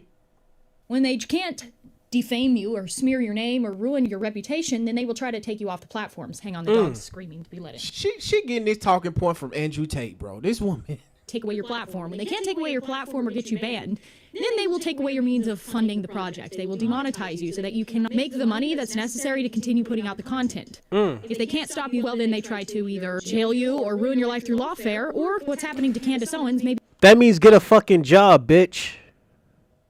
Like, what the fuck is wrong with you? Just get a fucking job. Oh, yeah, you fucked that shit up, too, when you ran around calling black people niggers. So, bitch, that's your fault. Stop blaming. Let me tell y'all something. Sometimes people have to take ownership of what the fuck they just did. The bitch fucked up. Now she's suffering the consequences. It's no one else's fault but yours. Even put out a hit on your life. Ma'am, it's not that serious, ma'am. Ain't nobody thinking about you like that. You think you bigger than the program. This woman really thinks she's that important just because she went viral by saying the N-word. Ain't nobody trying to jail. Ain't nobody trying to counsel you. You just lost your monetization on YouTube because you a low IQ racist. It's very simple, ma'am. You caused this on yourself. Well, I am in the middle phase right now. I was just demonetized on YouTube. This happened this past week. I didn't announce it because I was trying to appeal the process and whatever, but that's what's going on, folks. I've been demonetized on YouTube. And I always wondered about creators who made a big deal about that until I realized, oh, that's your sole form of income. So now I'm just making videos for free, and I have an electricity bill for all the billions of lights that's in here. I have to pay for the equipment. Now he looks like he's dying. I have to pay for the equipment. Get down. Just stop whining at the door. Lay down right there. You gotta pay for the equipment. You still have to pay for people who make the thumbnails. You got a lot of bills to do, aside from the builds of natural life there. So yes, I have officially been demonetized on YouTube, which was my sole form of income. Aside from a few tiny little outlets here and there, YouTube was my main moneymaker. And I'm kind of stupid. I don't have a 5-year plan. I don't plan ahead. I live in the moment. I put it all out there. I'm an open book. I live with my... See, she told you that she's stupid. She don't have a 5-year plan. She just live in the moment. And I want you guys to... St. Michael's, this is the people that you follow, man. She's a fucking idiot. This is why what I always tell you, St. Michael's. Respect the law of the land. And you know I'm going to clip this, St. Michael's. Let's say this together. When you telling, oh, Rosalind, oh, Bronze Reaper, you're scared. No, nigga, you just got to respect the laws of the land. Or you're going to be sounding like this bitch again. Let's listen to this pathetic bitch right here. My main moneymaker. And I'm there. So yes, I have officially been demonetized on YouTube, which was my sole form of income. Aside from a few tiny little outlets here and there, YouTube was my main moneymaker. And I'm kind of stupid. I don't have a 5-year plan. I don't plan ahead. I live in the moment. I put it all out there. I'm an open book. I live with my... See, she told you that she's stupid. She don't have a 5-year plan. She just live in the moment. And I want you... This is why you got to respect the laws of the land. Nigga.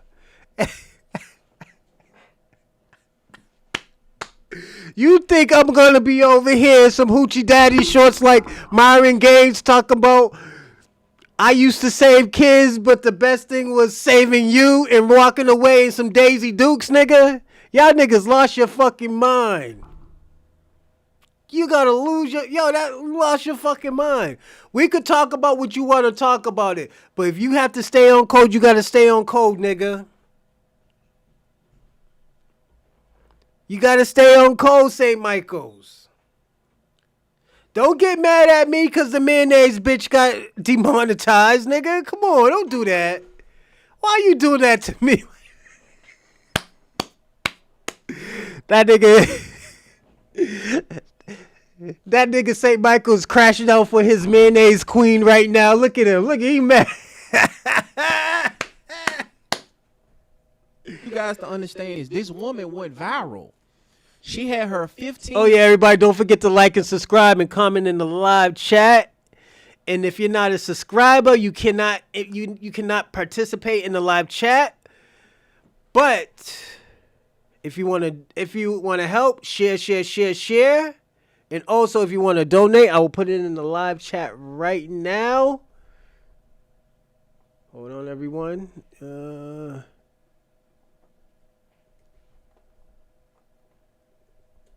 So it's in the live chat, and my name is highlighted, so that's me. So if you want to donate to the platform, definitely you can, and definitely, like I always say, is going back to the channel and to the platform of the Bronze Reaper Media. And thank you again, everyone. Minutes of fame by calling black people the N-word. That's it. And this past Halloween, she put black shoe polish on her face, talking about black women and black women are ghetto.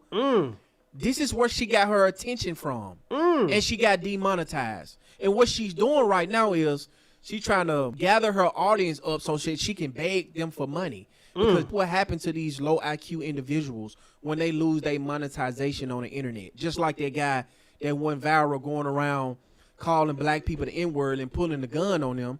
They found out where he worked. He lost his job, and now he on Twitter begging people for money instead of holding themselves accountable. I'd love it. Heart on my sleeve. If I say something, I couldn't censor myself. I refused to censor myself. It's just impossible. I really tried my best. Believe it or not, what you saw on YouTube was the vanilla me. It was like the vanilla of the vanilla. Oh, really? And I tried my best, but they want to keep a real down, and that's what they're doing. Who is they?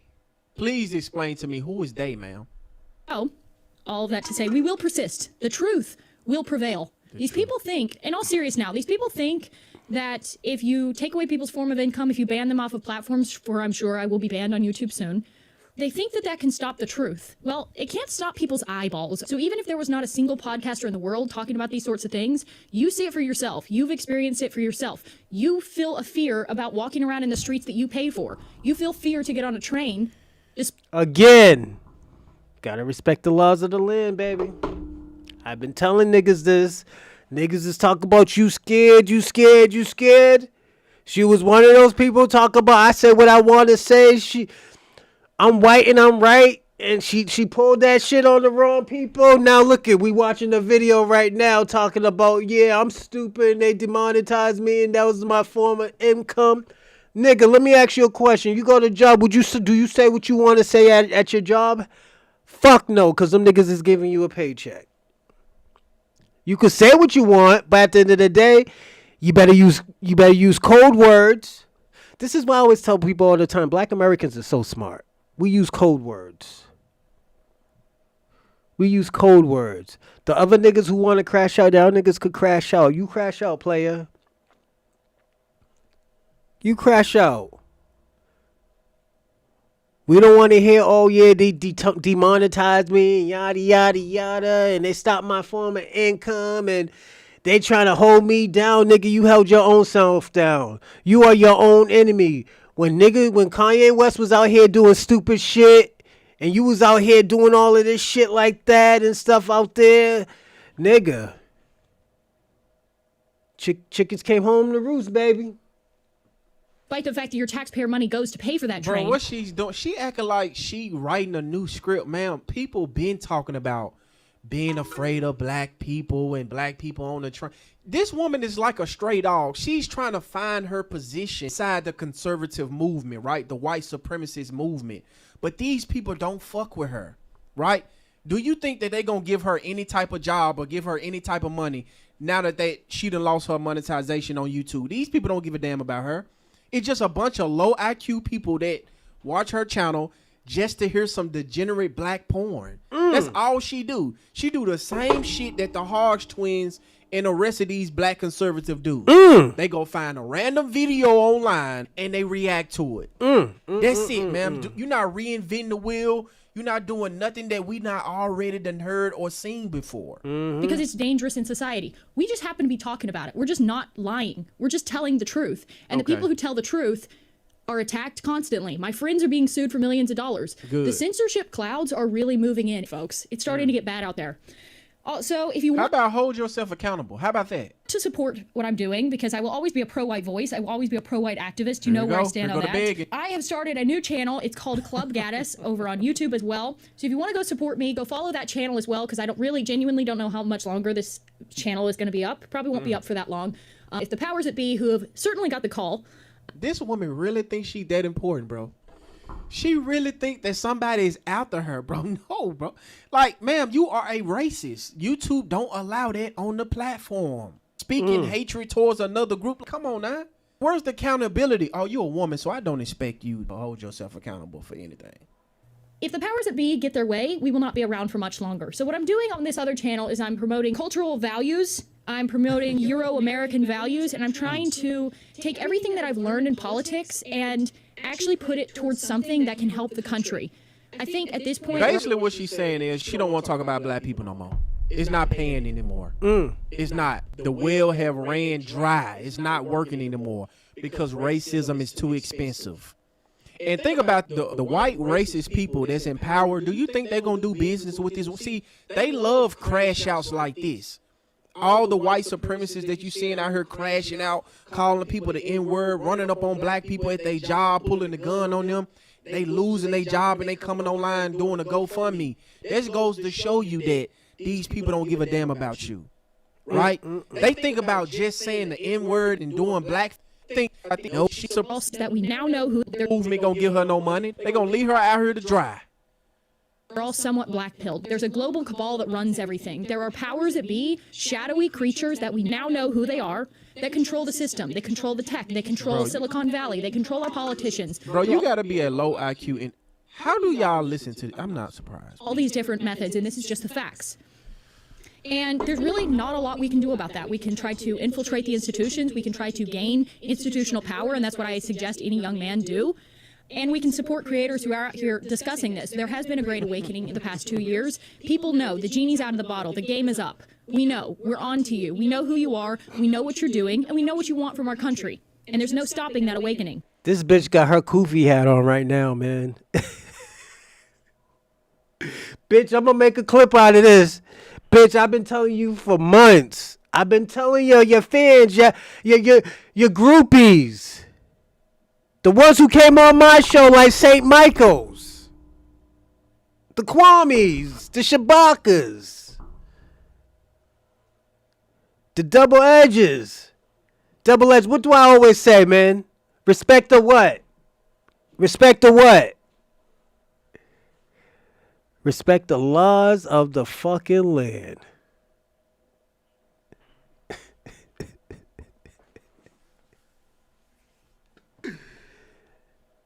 This bitch's feelings is hurt. She put the lime green sweater on. Her dog came up there. trying to give a sad speech and everything. Bitch, I've been telling you for a long time, respect the laws of the land. But I'm the crazy nigga. She got her Koofy hat on with the dashiki. Talk about, yo, they watching us. We know who you are. Oh, my God. Lily. Who's a bitch-ass nigga now? This bitch went bitch mode on niggas like, yo, I don't know why they did it. We know who you are. Why would you do something like... Bitch, I told you. You thought you was over the program. You thought you was above the game. You thought you was above the game. This is the thing. You're not even a superior white person. There's somebody superior than you. The niggas who cut off your resources. The ones who got you crying online with that green lime sweater on.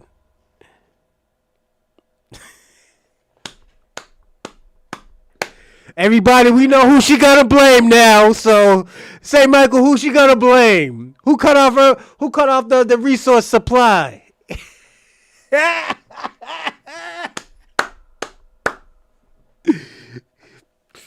We know who it is. Trump's got their money in his pocket. That nigga St. Michael's crashed out for his white mayonnaise queen. That nigga crazy. All right, everybody, we're gonna do this last video. It's kind of long. It's Doggy Diamonds. I fuck with Doggy Diamonds heavy. He's from New York.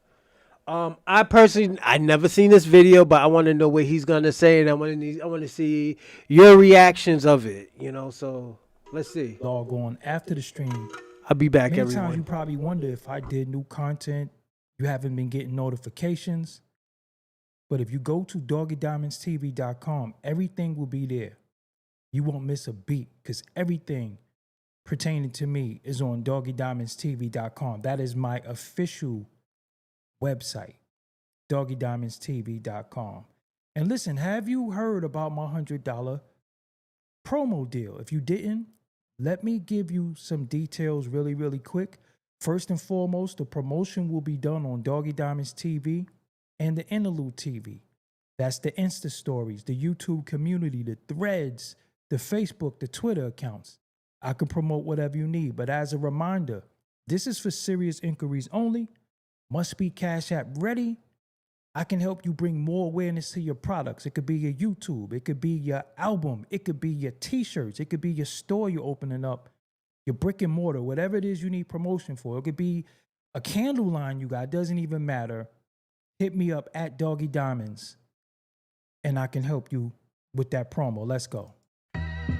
Yes, don't forget. Doggy Diamonds did this.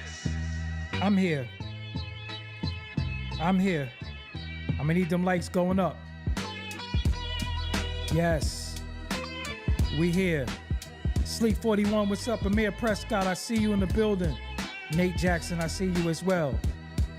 Danelius, I see you, even though you took your message back. Kamikaze, I see you. Brian, I see you in the video. Check vids online. I was trying to say two things at once. Yes. Watch 718 is in the building. Make sure y'all hit them likes. Need them likes to go up. About to have a much needed, possibly uncomfortable conversation for some, comfortable for others. All around needed. You know, gotta do certain things, you know. Gotta make it plain, and don't forget. Doggy Diamonds did this. Yeah, they be forgetting. So I gotta let it be known. Yes, I'm here. If you have an ideology that you're going, facts, Virginia, this, that, and third, I'm like, huh? And I argue with her. I was a kid, I argue with her, but how could I argue with my elder? My elder, not your elder, not the people who you call elders, not the people you identify with, not the people who you say is the elders in the community. The community is in my house. The community is in my house. That's my lineage, my grandmother, my mama, mother, who is still here with us, who we got video that we question. She told me that. And me and Tad laughed. We was like, come on. She don't know what she talking about. Because we seen roots. We seen all the things that was being pushed on anything. We been a lot of that. But we searching, we young, we searching.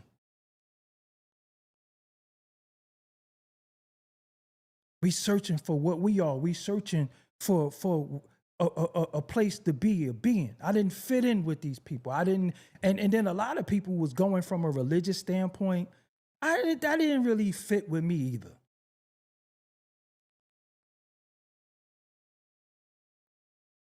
That didn't fit with me. I showed y'all my lineage before. I can't go back to Africa. I can't go back to no country. There is no place to go back. So let me ask you something. Because if your ideology is pan-africanism, that's fine. Are you angry with FBA because you can't be FBA? But when you want to be Jamaican, Grenadian, Dominican, you want to wave your flag, you have your parade, you have your Heritage Day, your Freedom Day. I don't oppose that. Because all y'all ever told some of us is what we wasn't. And y'all told us what y'all wasn't. That's all y'all ever said. You black. I'm not black. I'm Jamaican. I'm not black. I'm Trinidadian. I'm not black.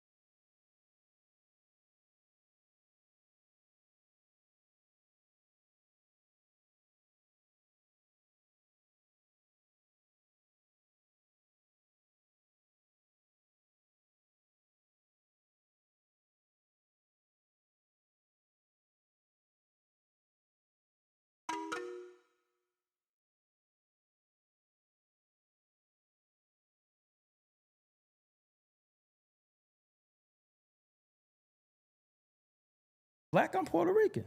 Well, I'm black. My light-skinned self is black. I'm black. You said you wasn't. Fine. So if that's what I want to identify as and that's what I want to carry, why are you mad at me? You're being divisive.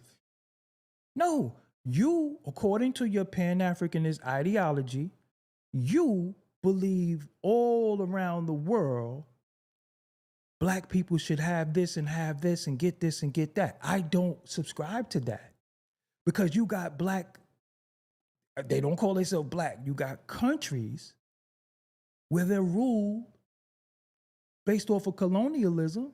They got riches. They not like, here goes some money, let me set y'all out. Because all the Black Pan-Africanists came to study abroad over here. Study from Black Americans. That's the truth. Name them. They came to study from us. That's just the truth. I done walked in rooms where dudes start speaking Spanish out of nowhere. I done walked in rooms where people speak patois and all that. I'm not offended. I'm not mad. I don't care. So when I say, okay, you can have that. This is what I am. You're being divisive. So y'all wasn't being divisive when y'all thought y'all was speaking a language that I didn't understand, and I'm sitting there thinking y'all talking about me? Because what the fuck if we all speak English? Why are you speaking a different type of English that only you and your people understand? So you are letting me know that you're different. So, why am I saying this from a content creator standpoint? First of all, I don't have to pick no side or nothing. I am who I am. I am what I am. Oh, I'm sorry, everybody. As we started off. Thanks, DJ X1. Thanks for the Cash App. I didn't even know I had it on mute, everybody, because I stepped out. I want to say shout out to DJ X1. Thanks for the Cash App. And also, I'm going to say this.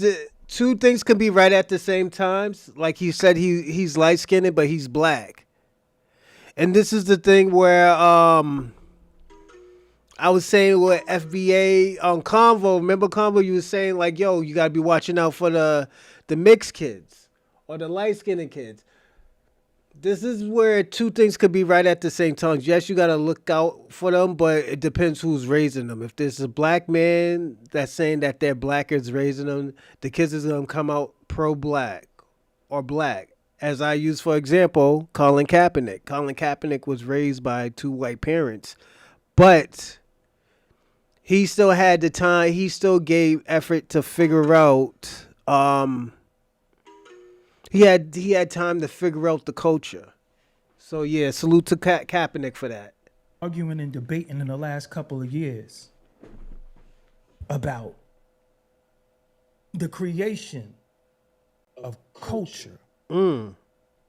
Whether it's hip hop or whether people were emulating, aka cosplaying what they see us do, but then turn around and say we don't got no culture.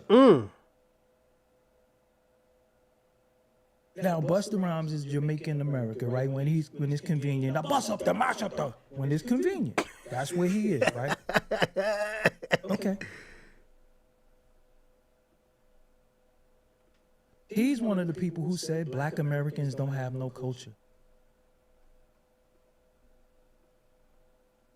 Nobody checked him because of his megaphone, because of his stance, because where he's at, it looked like law. Hip hop. That comes from soul music. That comes from blues. That comes from, we proved it. We showed it to you. I showed it to you. They credit it to other people that told you they were trying to act like us. They told you that. Get out of their mouth. The first break beats are where? It wasn't ska. It wasn't none of that. It was blues, rhythm and blues. That's the break beats. If hip hop started from the break, that wasn't reggae. It wasn't ska.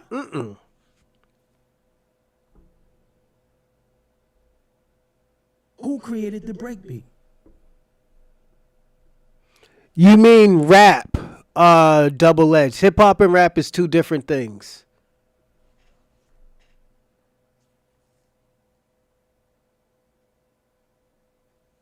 Oh, sorry. So that's when I entered the conversation. I entered the conversation because what I started realizing is, hold on, so y'all trying to say we ain't shit. We didn't create nothing. Everything that's going on that we see is due to everybody else. As somebody who's Black American, foundational, because anybody could be Black American, but you can't be foundational. And that's what you mad at. That's what you mad at. So, if you say y'all created hip hop, one of the strongest forces right now in the globe, for all the wrong reasons too, some right reasons, then you saying we ain't nothing.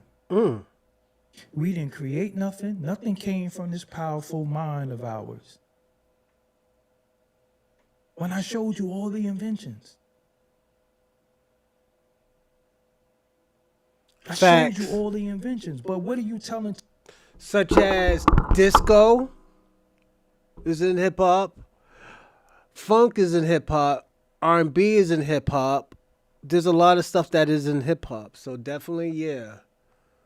R&B's in hip hop too. You'd be surprised.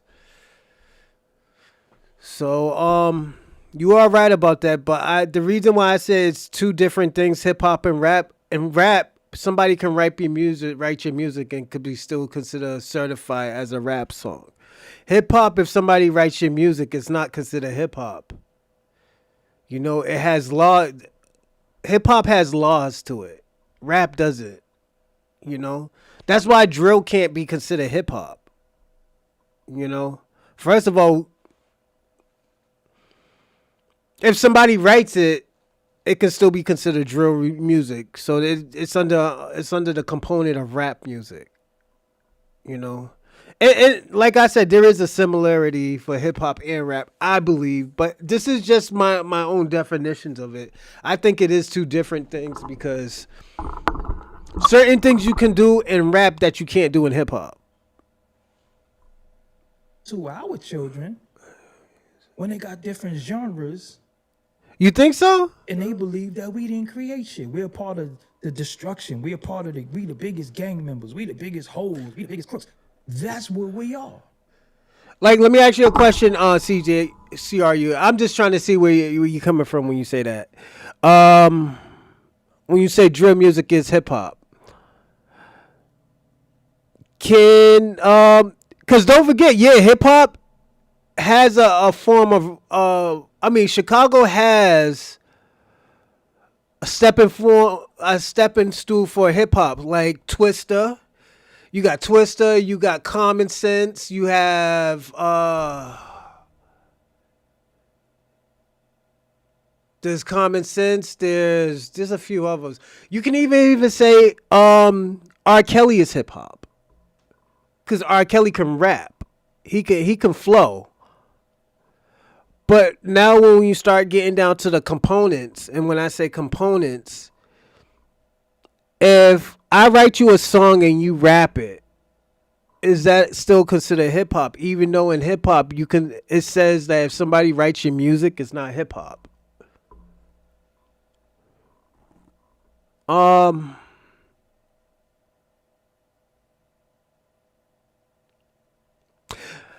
I'm gonna throw you a little curveball.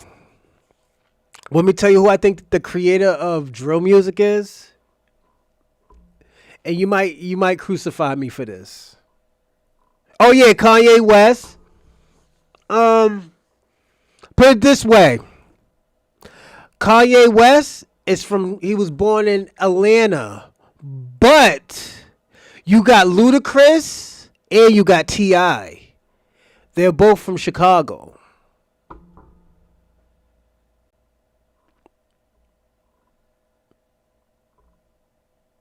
Those was all roots from hip hop when it first started. That was the genre. That's why if you always look at it, that's why they always say,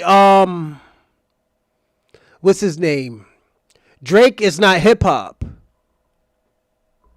They say Drake is not hip hop because people write his music. This is why that dude Quentin Miller went so viral, because they consider that not hip hop. But who knows? Rules probably have been evolved where we can say like, okay, that's hip hop now. This is why, what's her name? Nicki Minaj got bad slack from it. But you might be right when you say, the game has changed where, yeah, T.I. and Ludacris came from they came from Chicago. And I love me Ludacris. Ludacris is the man. But I will say this, yeah. I'm gonna say this too, CRU. Chicago has a lot to be proud of. Y'all got house music. I don't think y'all got house music, and house music is I'm gonna say that's black music. Even though they said the father of house music is Frankie Knuckles and he's from Brooklyn, but at the end of the day, it took Chicago Chicago put their they put their stepping stone and they put their own inventions into it. Also, you got Little Lewis in the World, you got Jamie, you got damn. You make me think back into the 80s. Jesus Christ. Yeah, house music's the shit, man. Yeah, their footwork, y'all footwork in the R&B and the hip hop game is crazy.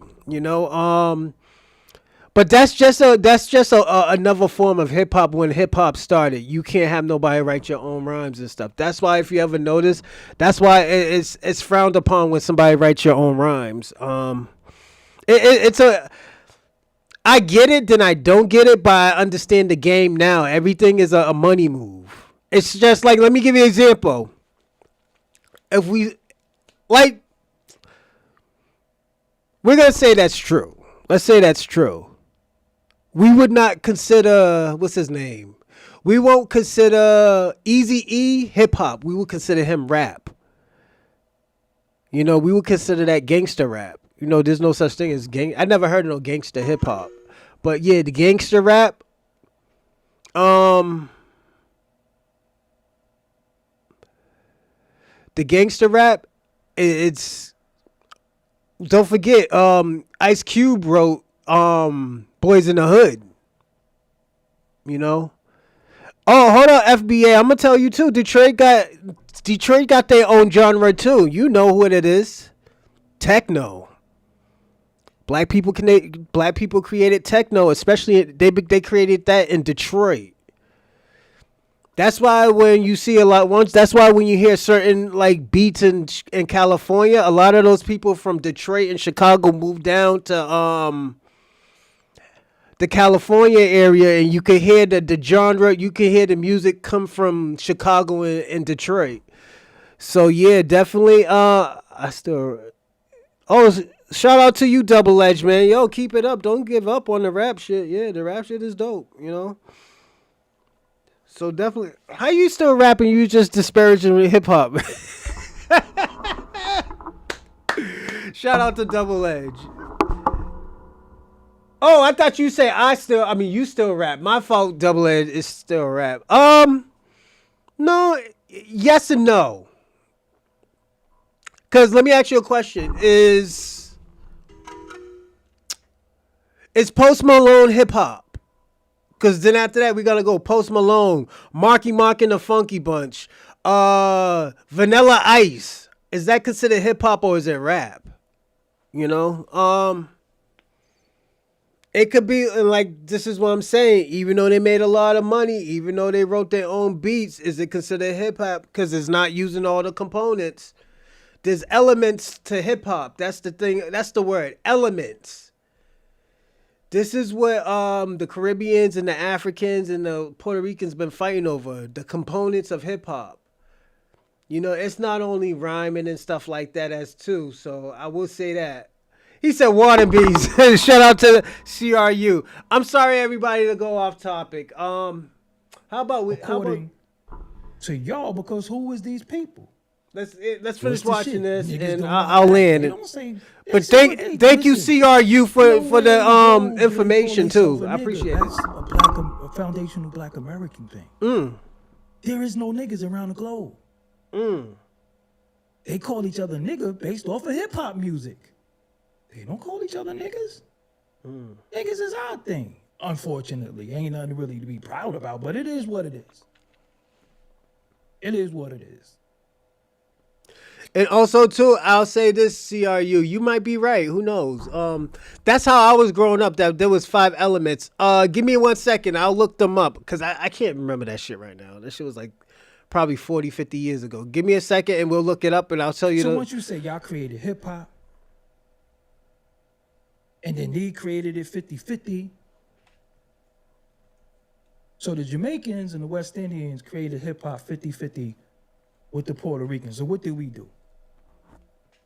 Nothing, right? We didn't do shit. What does that say to our family, to our children, when we talk about the greatest inventions? All right, I looked it up.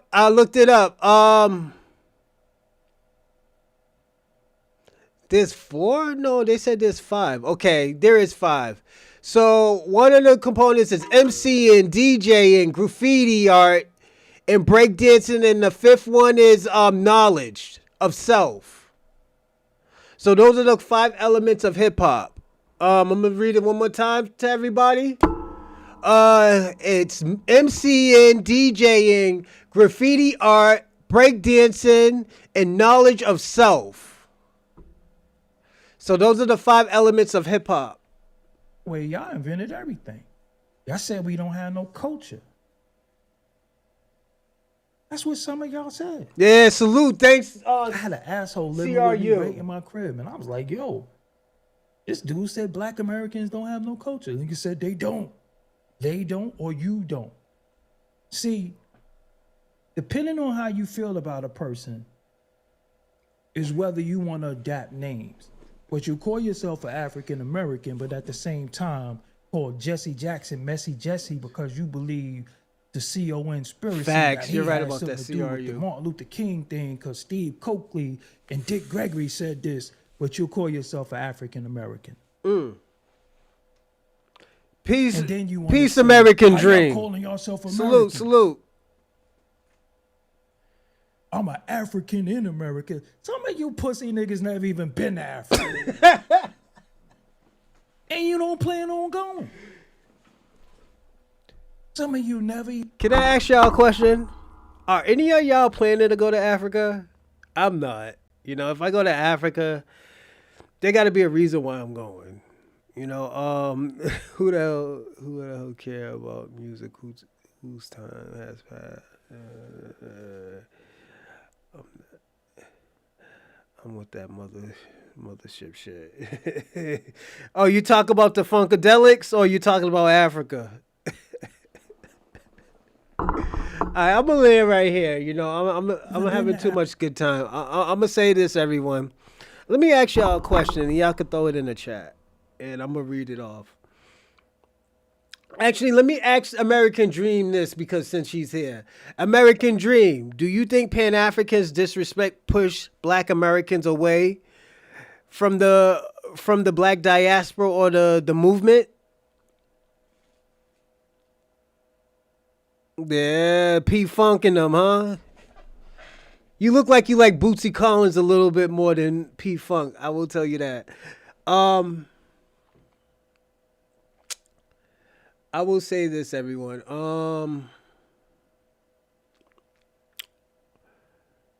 Before I land and before I say what I say, I want to say this.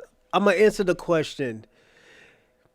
Did Pan-Africans disrespect, push away Black Americans from the Black Diaspora and or the Pan-African movement? What I'm going to say, it might ruffle a little bit of feathers, but yes. And the reason why is because at the end of the day, Black Americans started, I'm telling you this, no reparations made to step away. No, American Dream, I didn't ask that question. I knew you like Bootsy a little bit more. I can tell you that you was a Bootsy Collins type of guy. I'll tell you after. I'm gonna say this, American Dream. That's not the question I asked. Did your Pan-African movement push away Black Americans from the Black Diaspora and your movement and or your movement? That's the question I asked, American Dream. You know, I need you to stay on point because I need you to answer that question. The reason why I asked that, the reason why I'm gonna tell you what mine is first. You can write and I'll read it when you write it. But the reason why I think that, because at the end of the day, Black Americans has always been Pan-Africans. We did have a lot of, people who still had militant backgrounds saying that, yo, this Pan-African shit is not, I'm not. So what are you? You're just an immigrant? Immigrant fighting Pan-Africans issues? Nigga, what do you... American Dream. Just answer the question, please. Jesus Christ. You should have been a football player the way how you deflect questions, nigga. Jesus Christ. But I'm gonna say this.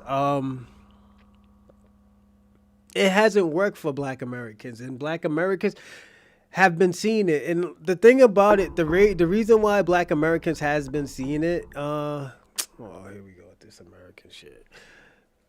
American what? Jamaican American? African American? Let me know, American Dream. But yeah, this shit hasn't been working for a very long time. And thank you, Justin, for subscribing. Thank you. Salute. I will say this. Black Americans have been fighting for everybody's rights for a very long time. And this is what we thought Pan-Africanism was. I personally don't think... Shout out to you, American Dream. Salute. As I said, we've been fighting over Pan-Africans issues for a very long time. From having immigrants come to this country with $2 in their pocket and Black Americans just accepting them into their communities and stuff, and even into the mom and pop stores, even supporting their businesses. Have there been Caribbeans over here? Absolutely. Yes, it's true. But at the end of the day, they fell in line with Black Americans because they knew that was the blueprint. You got to understand, when these people came over here in the 60s and the 70s, they already came from a tribalistic place. So this is all they know. They don't know about unity. Black Americans or foundational Black Americans always had unity. We stopped having unity in the 70s, in the 60s. I want to say that, 60s, 70s. And the reason why is because there was so many groups coming in here, even with the Mexicans. The Mexicans didn't want to be considered white. They didn't even want to be considered Indian. They wanted to be considered white. And when they were like, oh, yo, we're going to say you're Mexican. No, we want to be considered white. We don't want to be, they said they didn't want to be clumped up with Black Americans. And I know that that shit's fucked up to hear, but at the end of the day, this is what was pushed. This was what was pushed on us. And we can't keep online and say well, you know what? We always had unity. We always had solidarity. Then when we asked, yo, when have we ever had fucking solidarity with Africans? They start talking about fucking African unions and the Comic-Cons and all this other shit. Sounds like a one of those cosplaying things. But it's just, it comes to a point in time where, you know what, you got to stop being disrespected. And I think this started, and I'm going to say this, I think this disrespect stopped when we started seeing how unified that we can actually really be. When we started talking about unification with each other. When we started talking about defending each other. I think, and I'm going to be personally honest, I think this is when the foundational Black Americans actually came along with each other and told people, yo, we're not helping y'all with y'all situations no more. We're not doing this. We're not doing that. Have you noticed everything that we do, they have a problem with? They had a problem with us coming together. And they say we're so divided. We're coming together now. There's an issue. We're xenophobic now because we want to come together and defeat our problems. That's one. Then after that, we told people we're not voting Democrats no more. We're going to sit on this couch and let these niggas handle that shit themselves. We've been attacked again. Not just by white liberals and Democrats. We were attacked by immigrants. Immigrants who had higher power. Saying that we didn't vote for Kamala because she's a woman. They got mad at us when we exposed Kamala for not being a real Black American. And saying, where did you really fucking come from?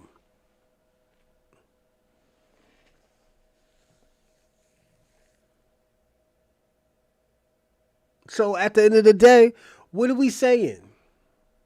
We didn't start this shit. We have never started this shit. We invited y'all into our community. We bought your foods. We bought all of the fucked up shit that you gave us. We turned a blind eye to all your degenerates and have y'all planted that shit on us. We had y'all cosplay us and say, yo, you're Black too. While you told us y'all wasn't Black. This is what we had to deal with when we were dealing with y'all. And when we say, yo, we still got love for you, but we're not helping you another motherfucking time no more, you took offense to it. You took offense to it so much that, you know what? You disrespect us more. You talked about our culture, and you made it worse. You made the shit worse.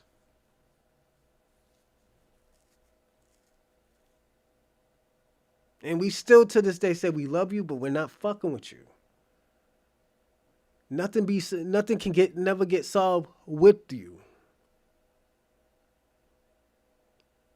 Until this day, for the whole year, y'all been crashing out. It wasn't Black Americans crashing out. Black Americans been dancing half of the fucking year with their fucking fans.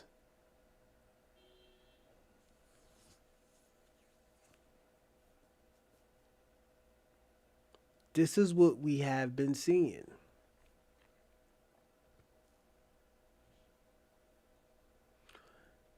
Now, I'm going to ask y'all a question. What does that show about the Pan-African community attacking Black Americans and Black Americans never attacked the Pan-African community once?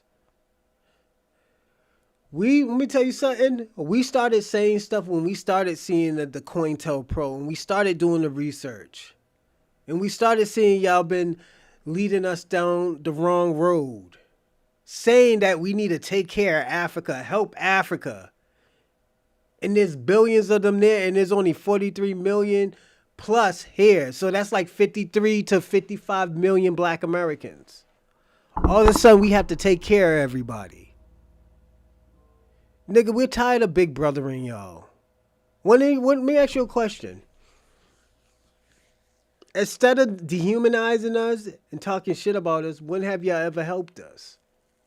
And I'm not talking about help you steal and kill and all this other stuff. I'm talking about helping us with our freedom and our political rights like we have with y'all. Y'all have not helped us once with a political right.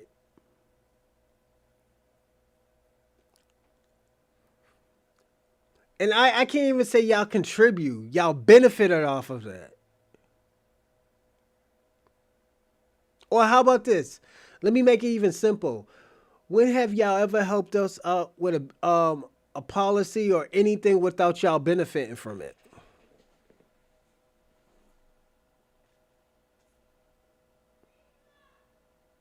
And this is what I'm saying. You think these symbolic gestures is gonna help us? You think this Pan-African stuff is gonna help? No, absolutely not. Pan-Africans brought us down the wrong road and they couldn't take us back, so we had to find our own way, and now we're unifying with each other. We're saying that, yo, I know I had a problem with you, but you know what? We are from the same lineage. And this is the only way that we're gonna get out this bad fucking situations that these fucking Caribbeans and Africans and the Black Diaspora put us in.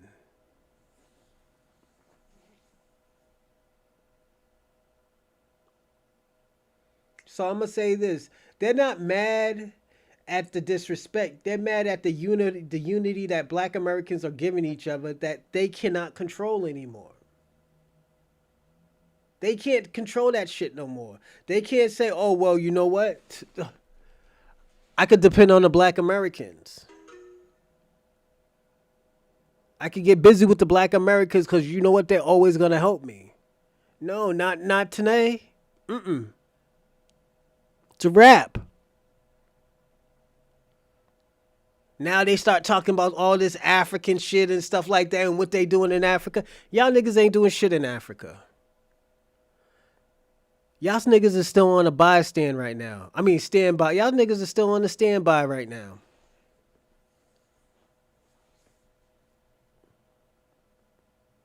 So at the end of the day, you can't mooch. You can mooch off of Black Americans, but foundational Black Americans, you can't do it no more. The shit's out the window. That shit's out the window.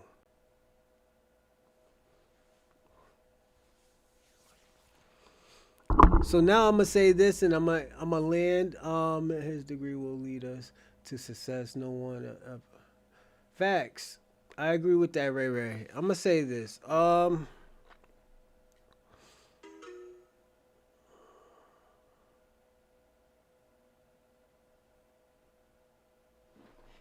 It's not even despising education. And how is it education when a black American created it? Like you gotta look at it. Most people who are millionaires, they're not even fucking educated in America. Most of those people are fucking dropouts. They don't really got a form of education like that. Like, let me ask you a question. Black King, all this shit you say about Tariq Nasheed, that nigga got an 11th grade education and he got more money than you and more businesses. So at the end of the day, you could talk about Tariq Nasheed, but you can't talk about his resume. You can't talk about his accomplishments that he created in that country. I mean, in this country, in other countries. So this is why I'm saying, this is why y'all should stop talking about Tariq Nasheed. The nigga got an 11th grade education, as he always say, and at the end of the day, he's doing better than most of y'all educated niggas. You know, so, I want to give my shout outs, and I'm going to start off with Lala Brown. Lala Brown, Spence, Ohio. Shout out to Truth's Essence, salute. Bomb Legacy, shout out to you, Bomb Legacy. Jeff, EL, J Mars, salute. Breeze Omega, Charlie Shaw, salute. Car, salute. American Dream, salute. Sherry Bay, salute. I mean Sherry Bay. Killmonger's my hero. Hot BX 119 salute. Jersey Drive Double Edge Miss D. Dorsey St. Michael's. Who's this? I forgot who this guy is. One Ways No Way. Let's Get It 004 Armageddon BX.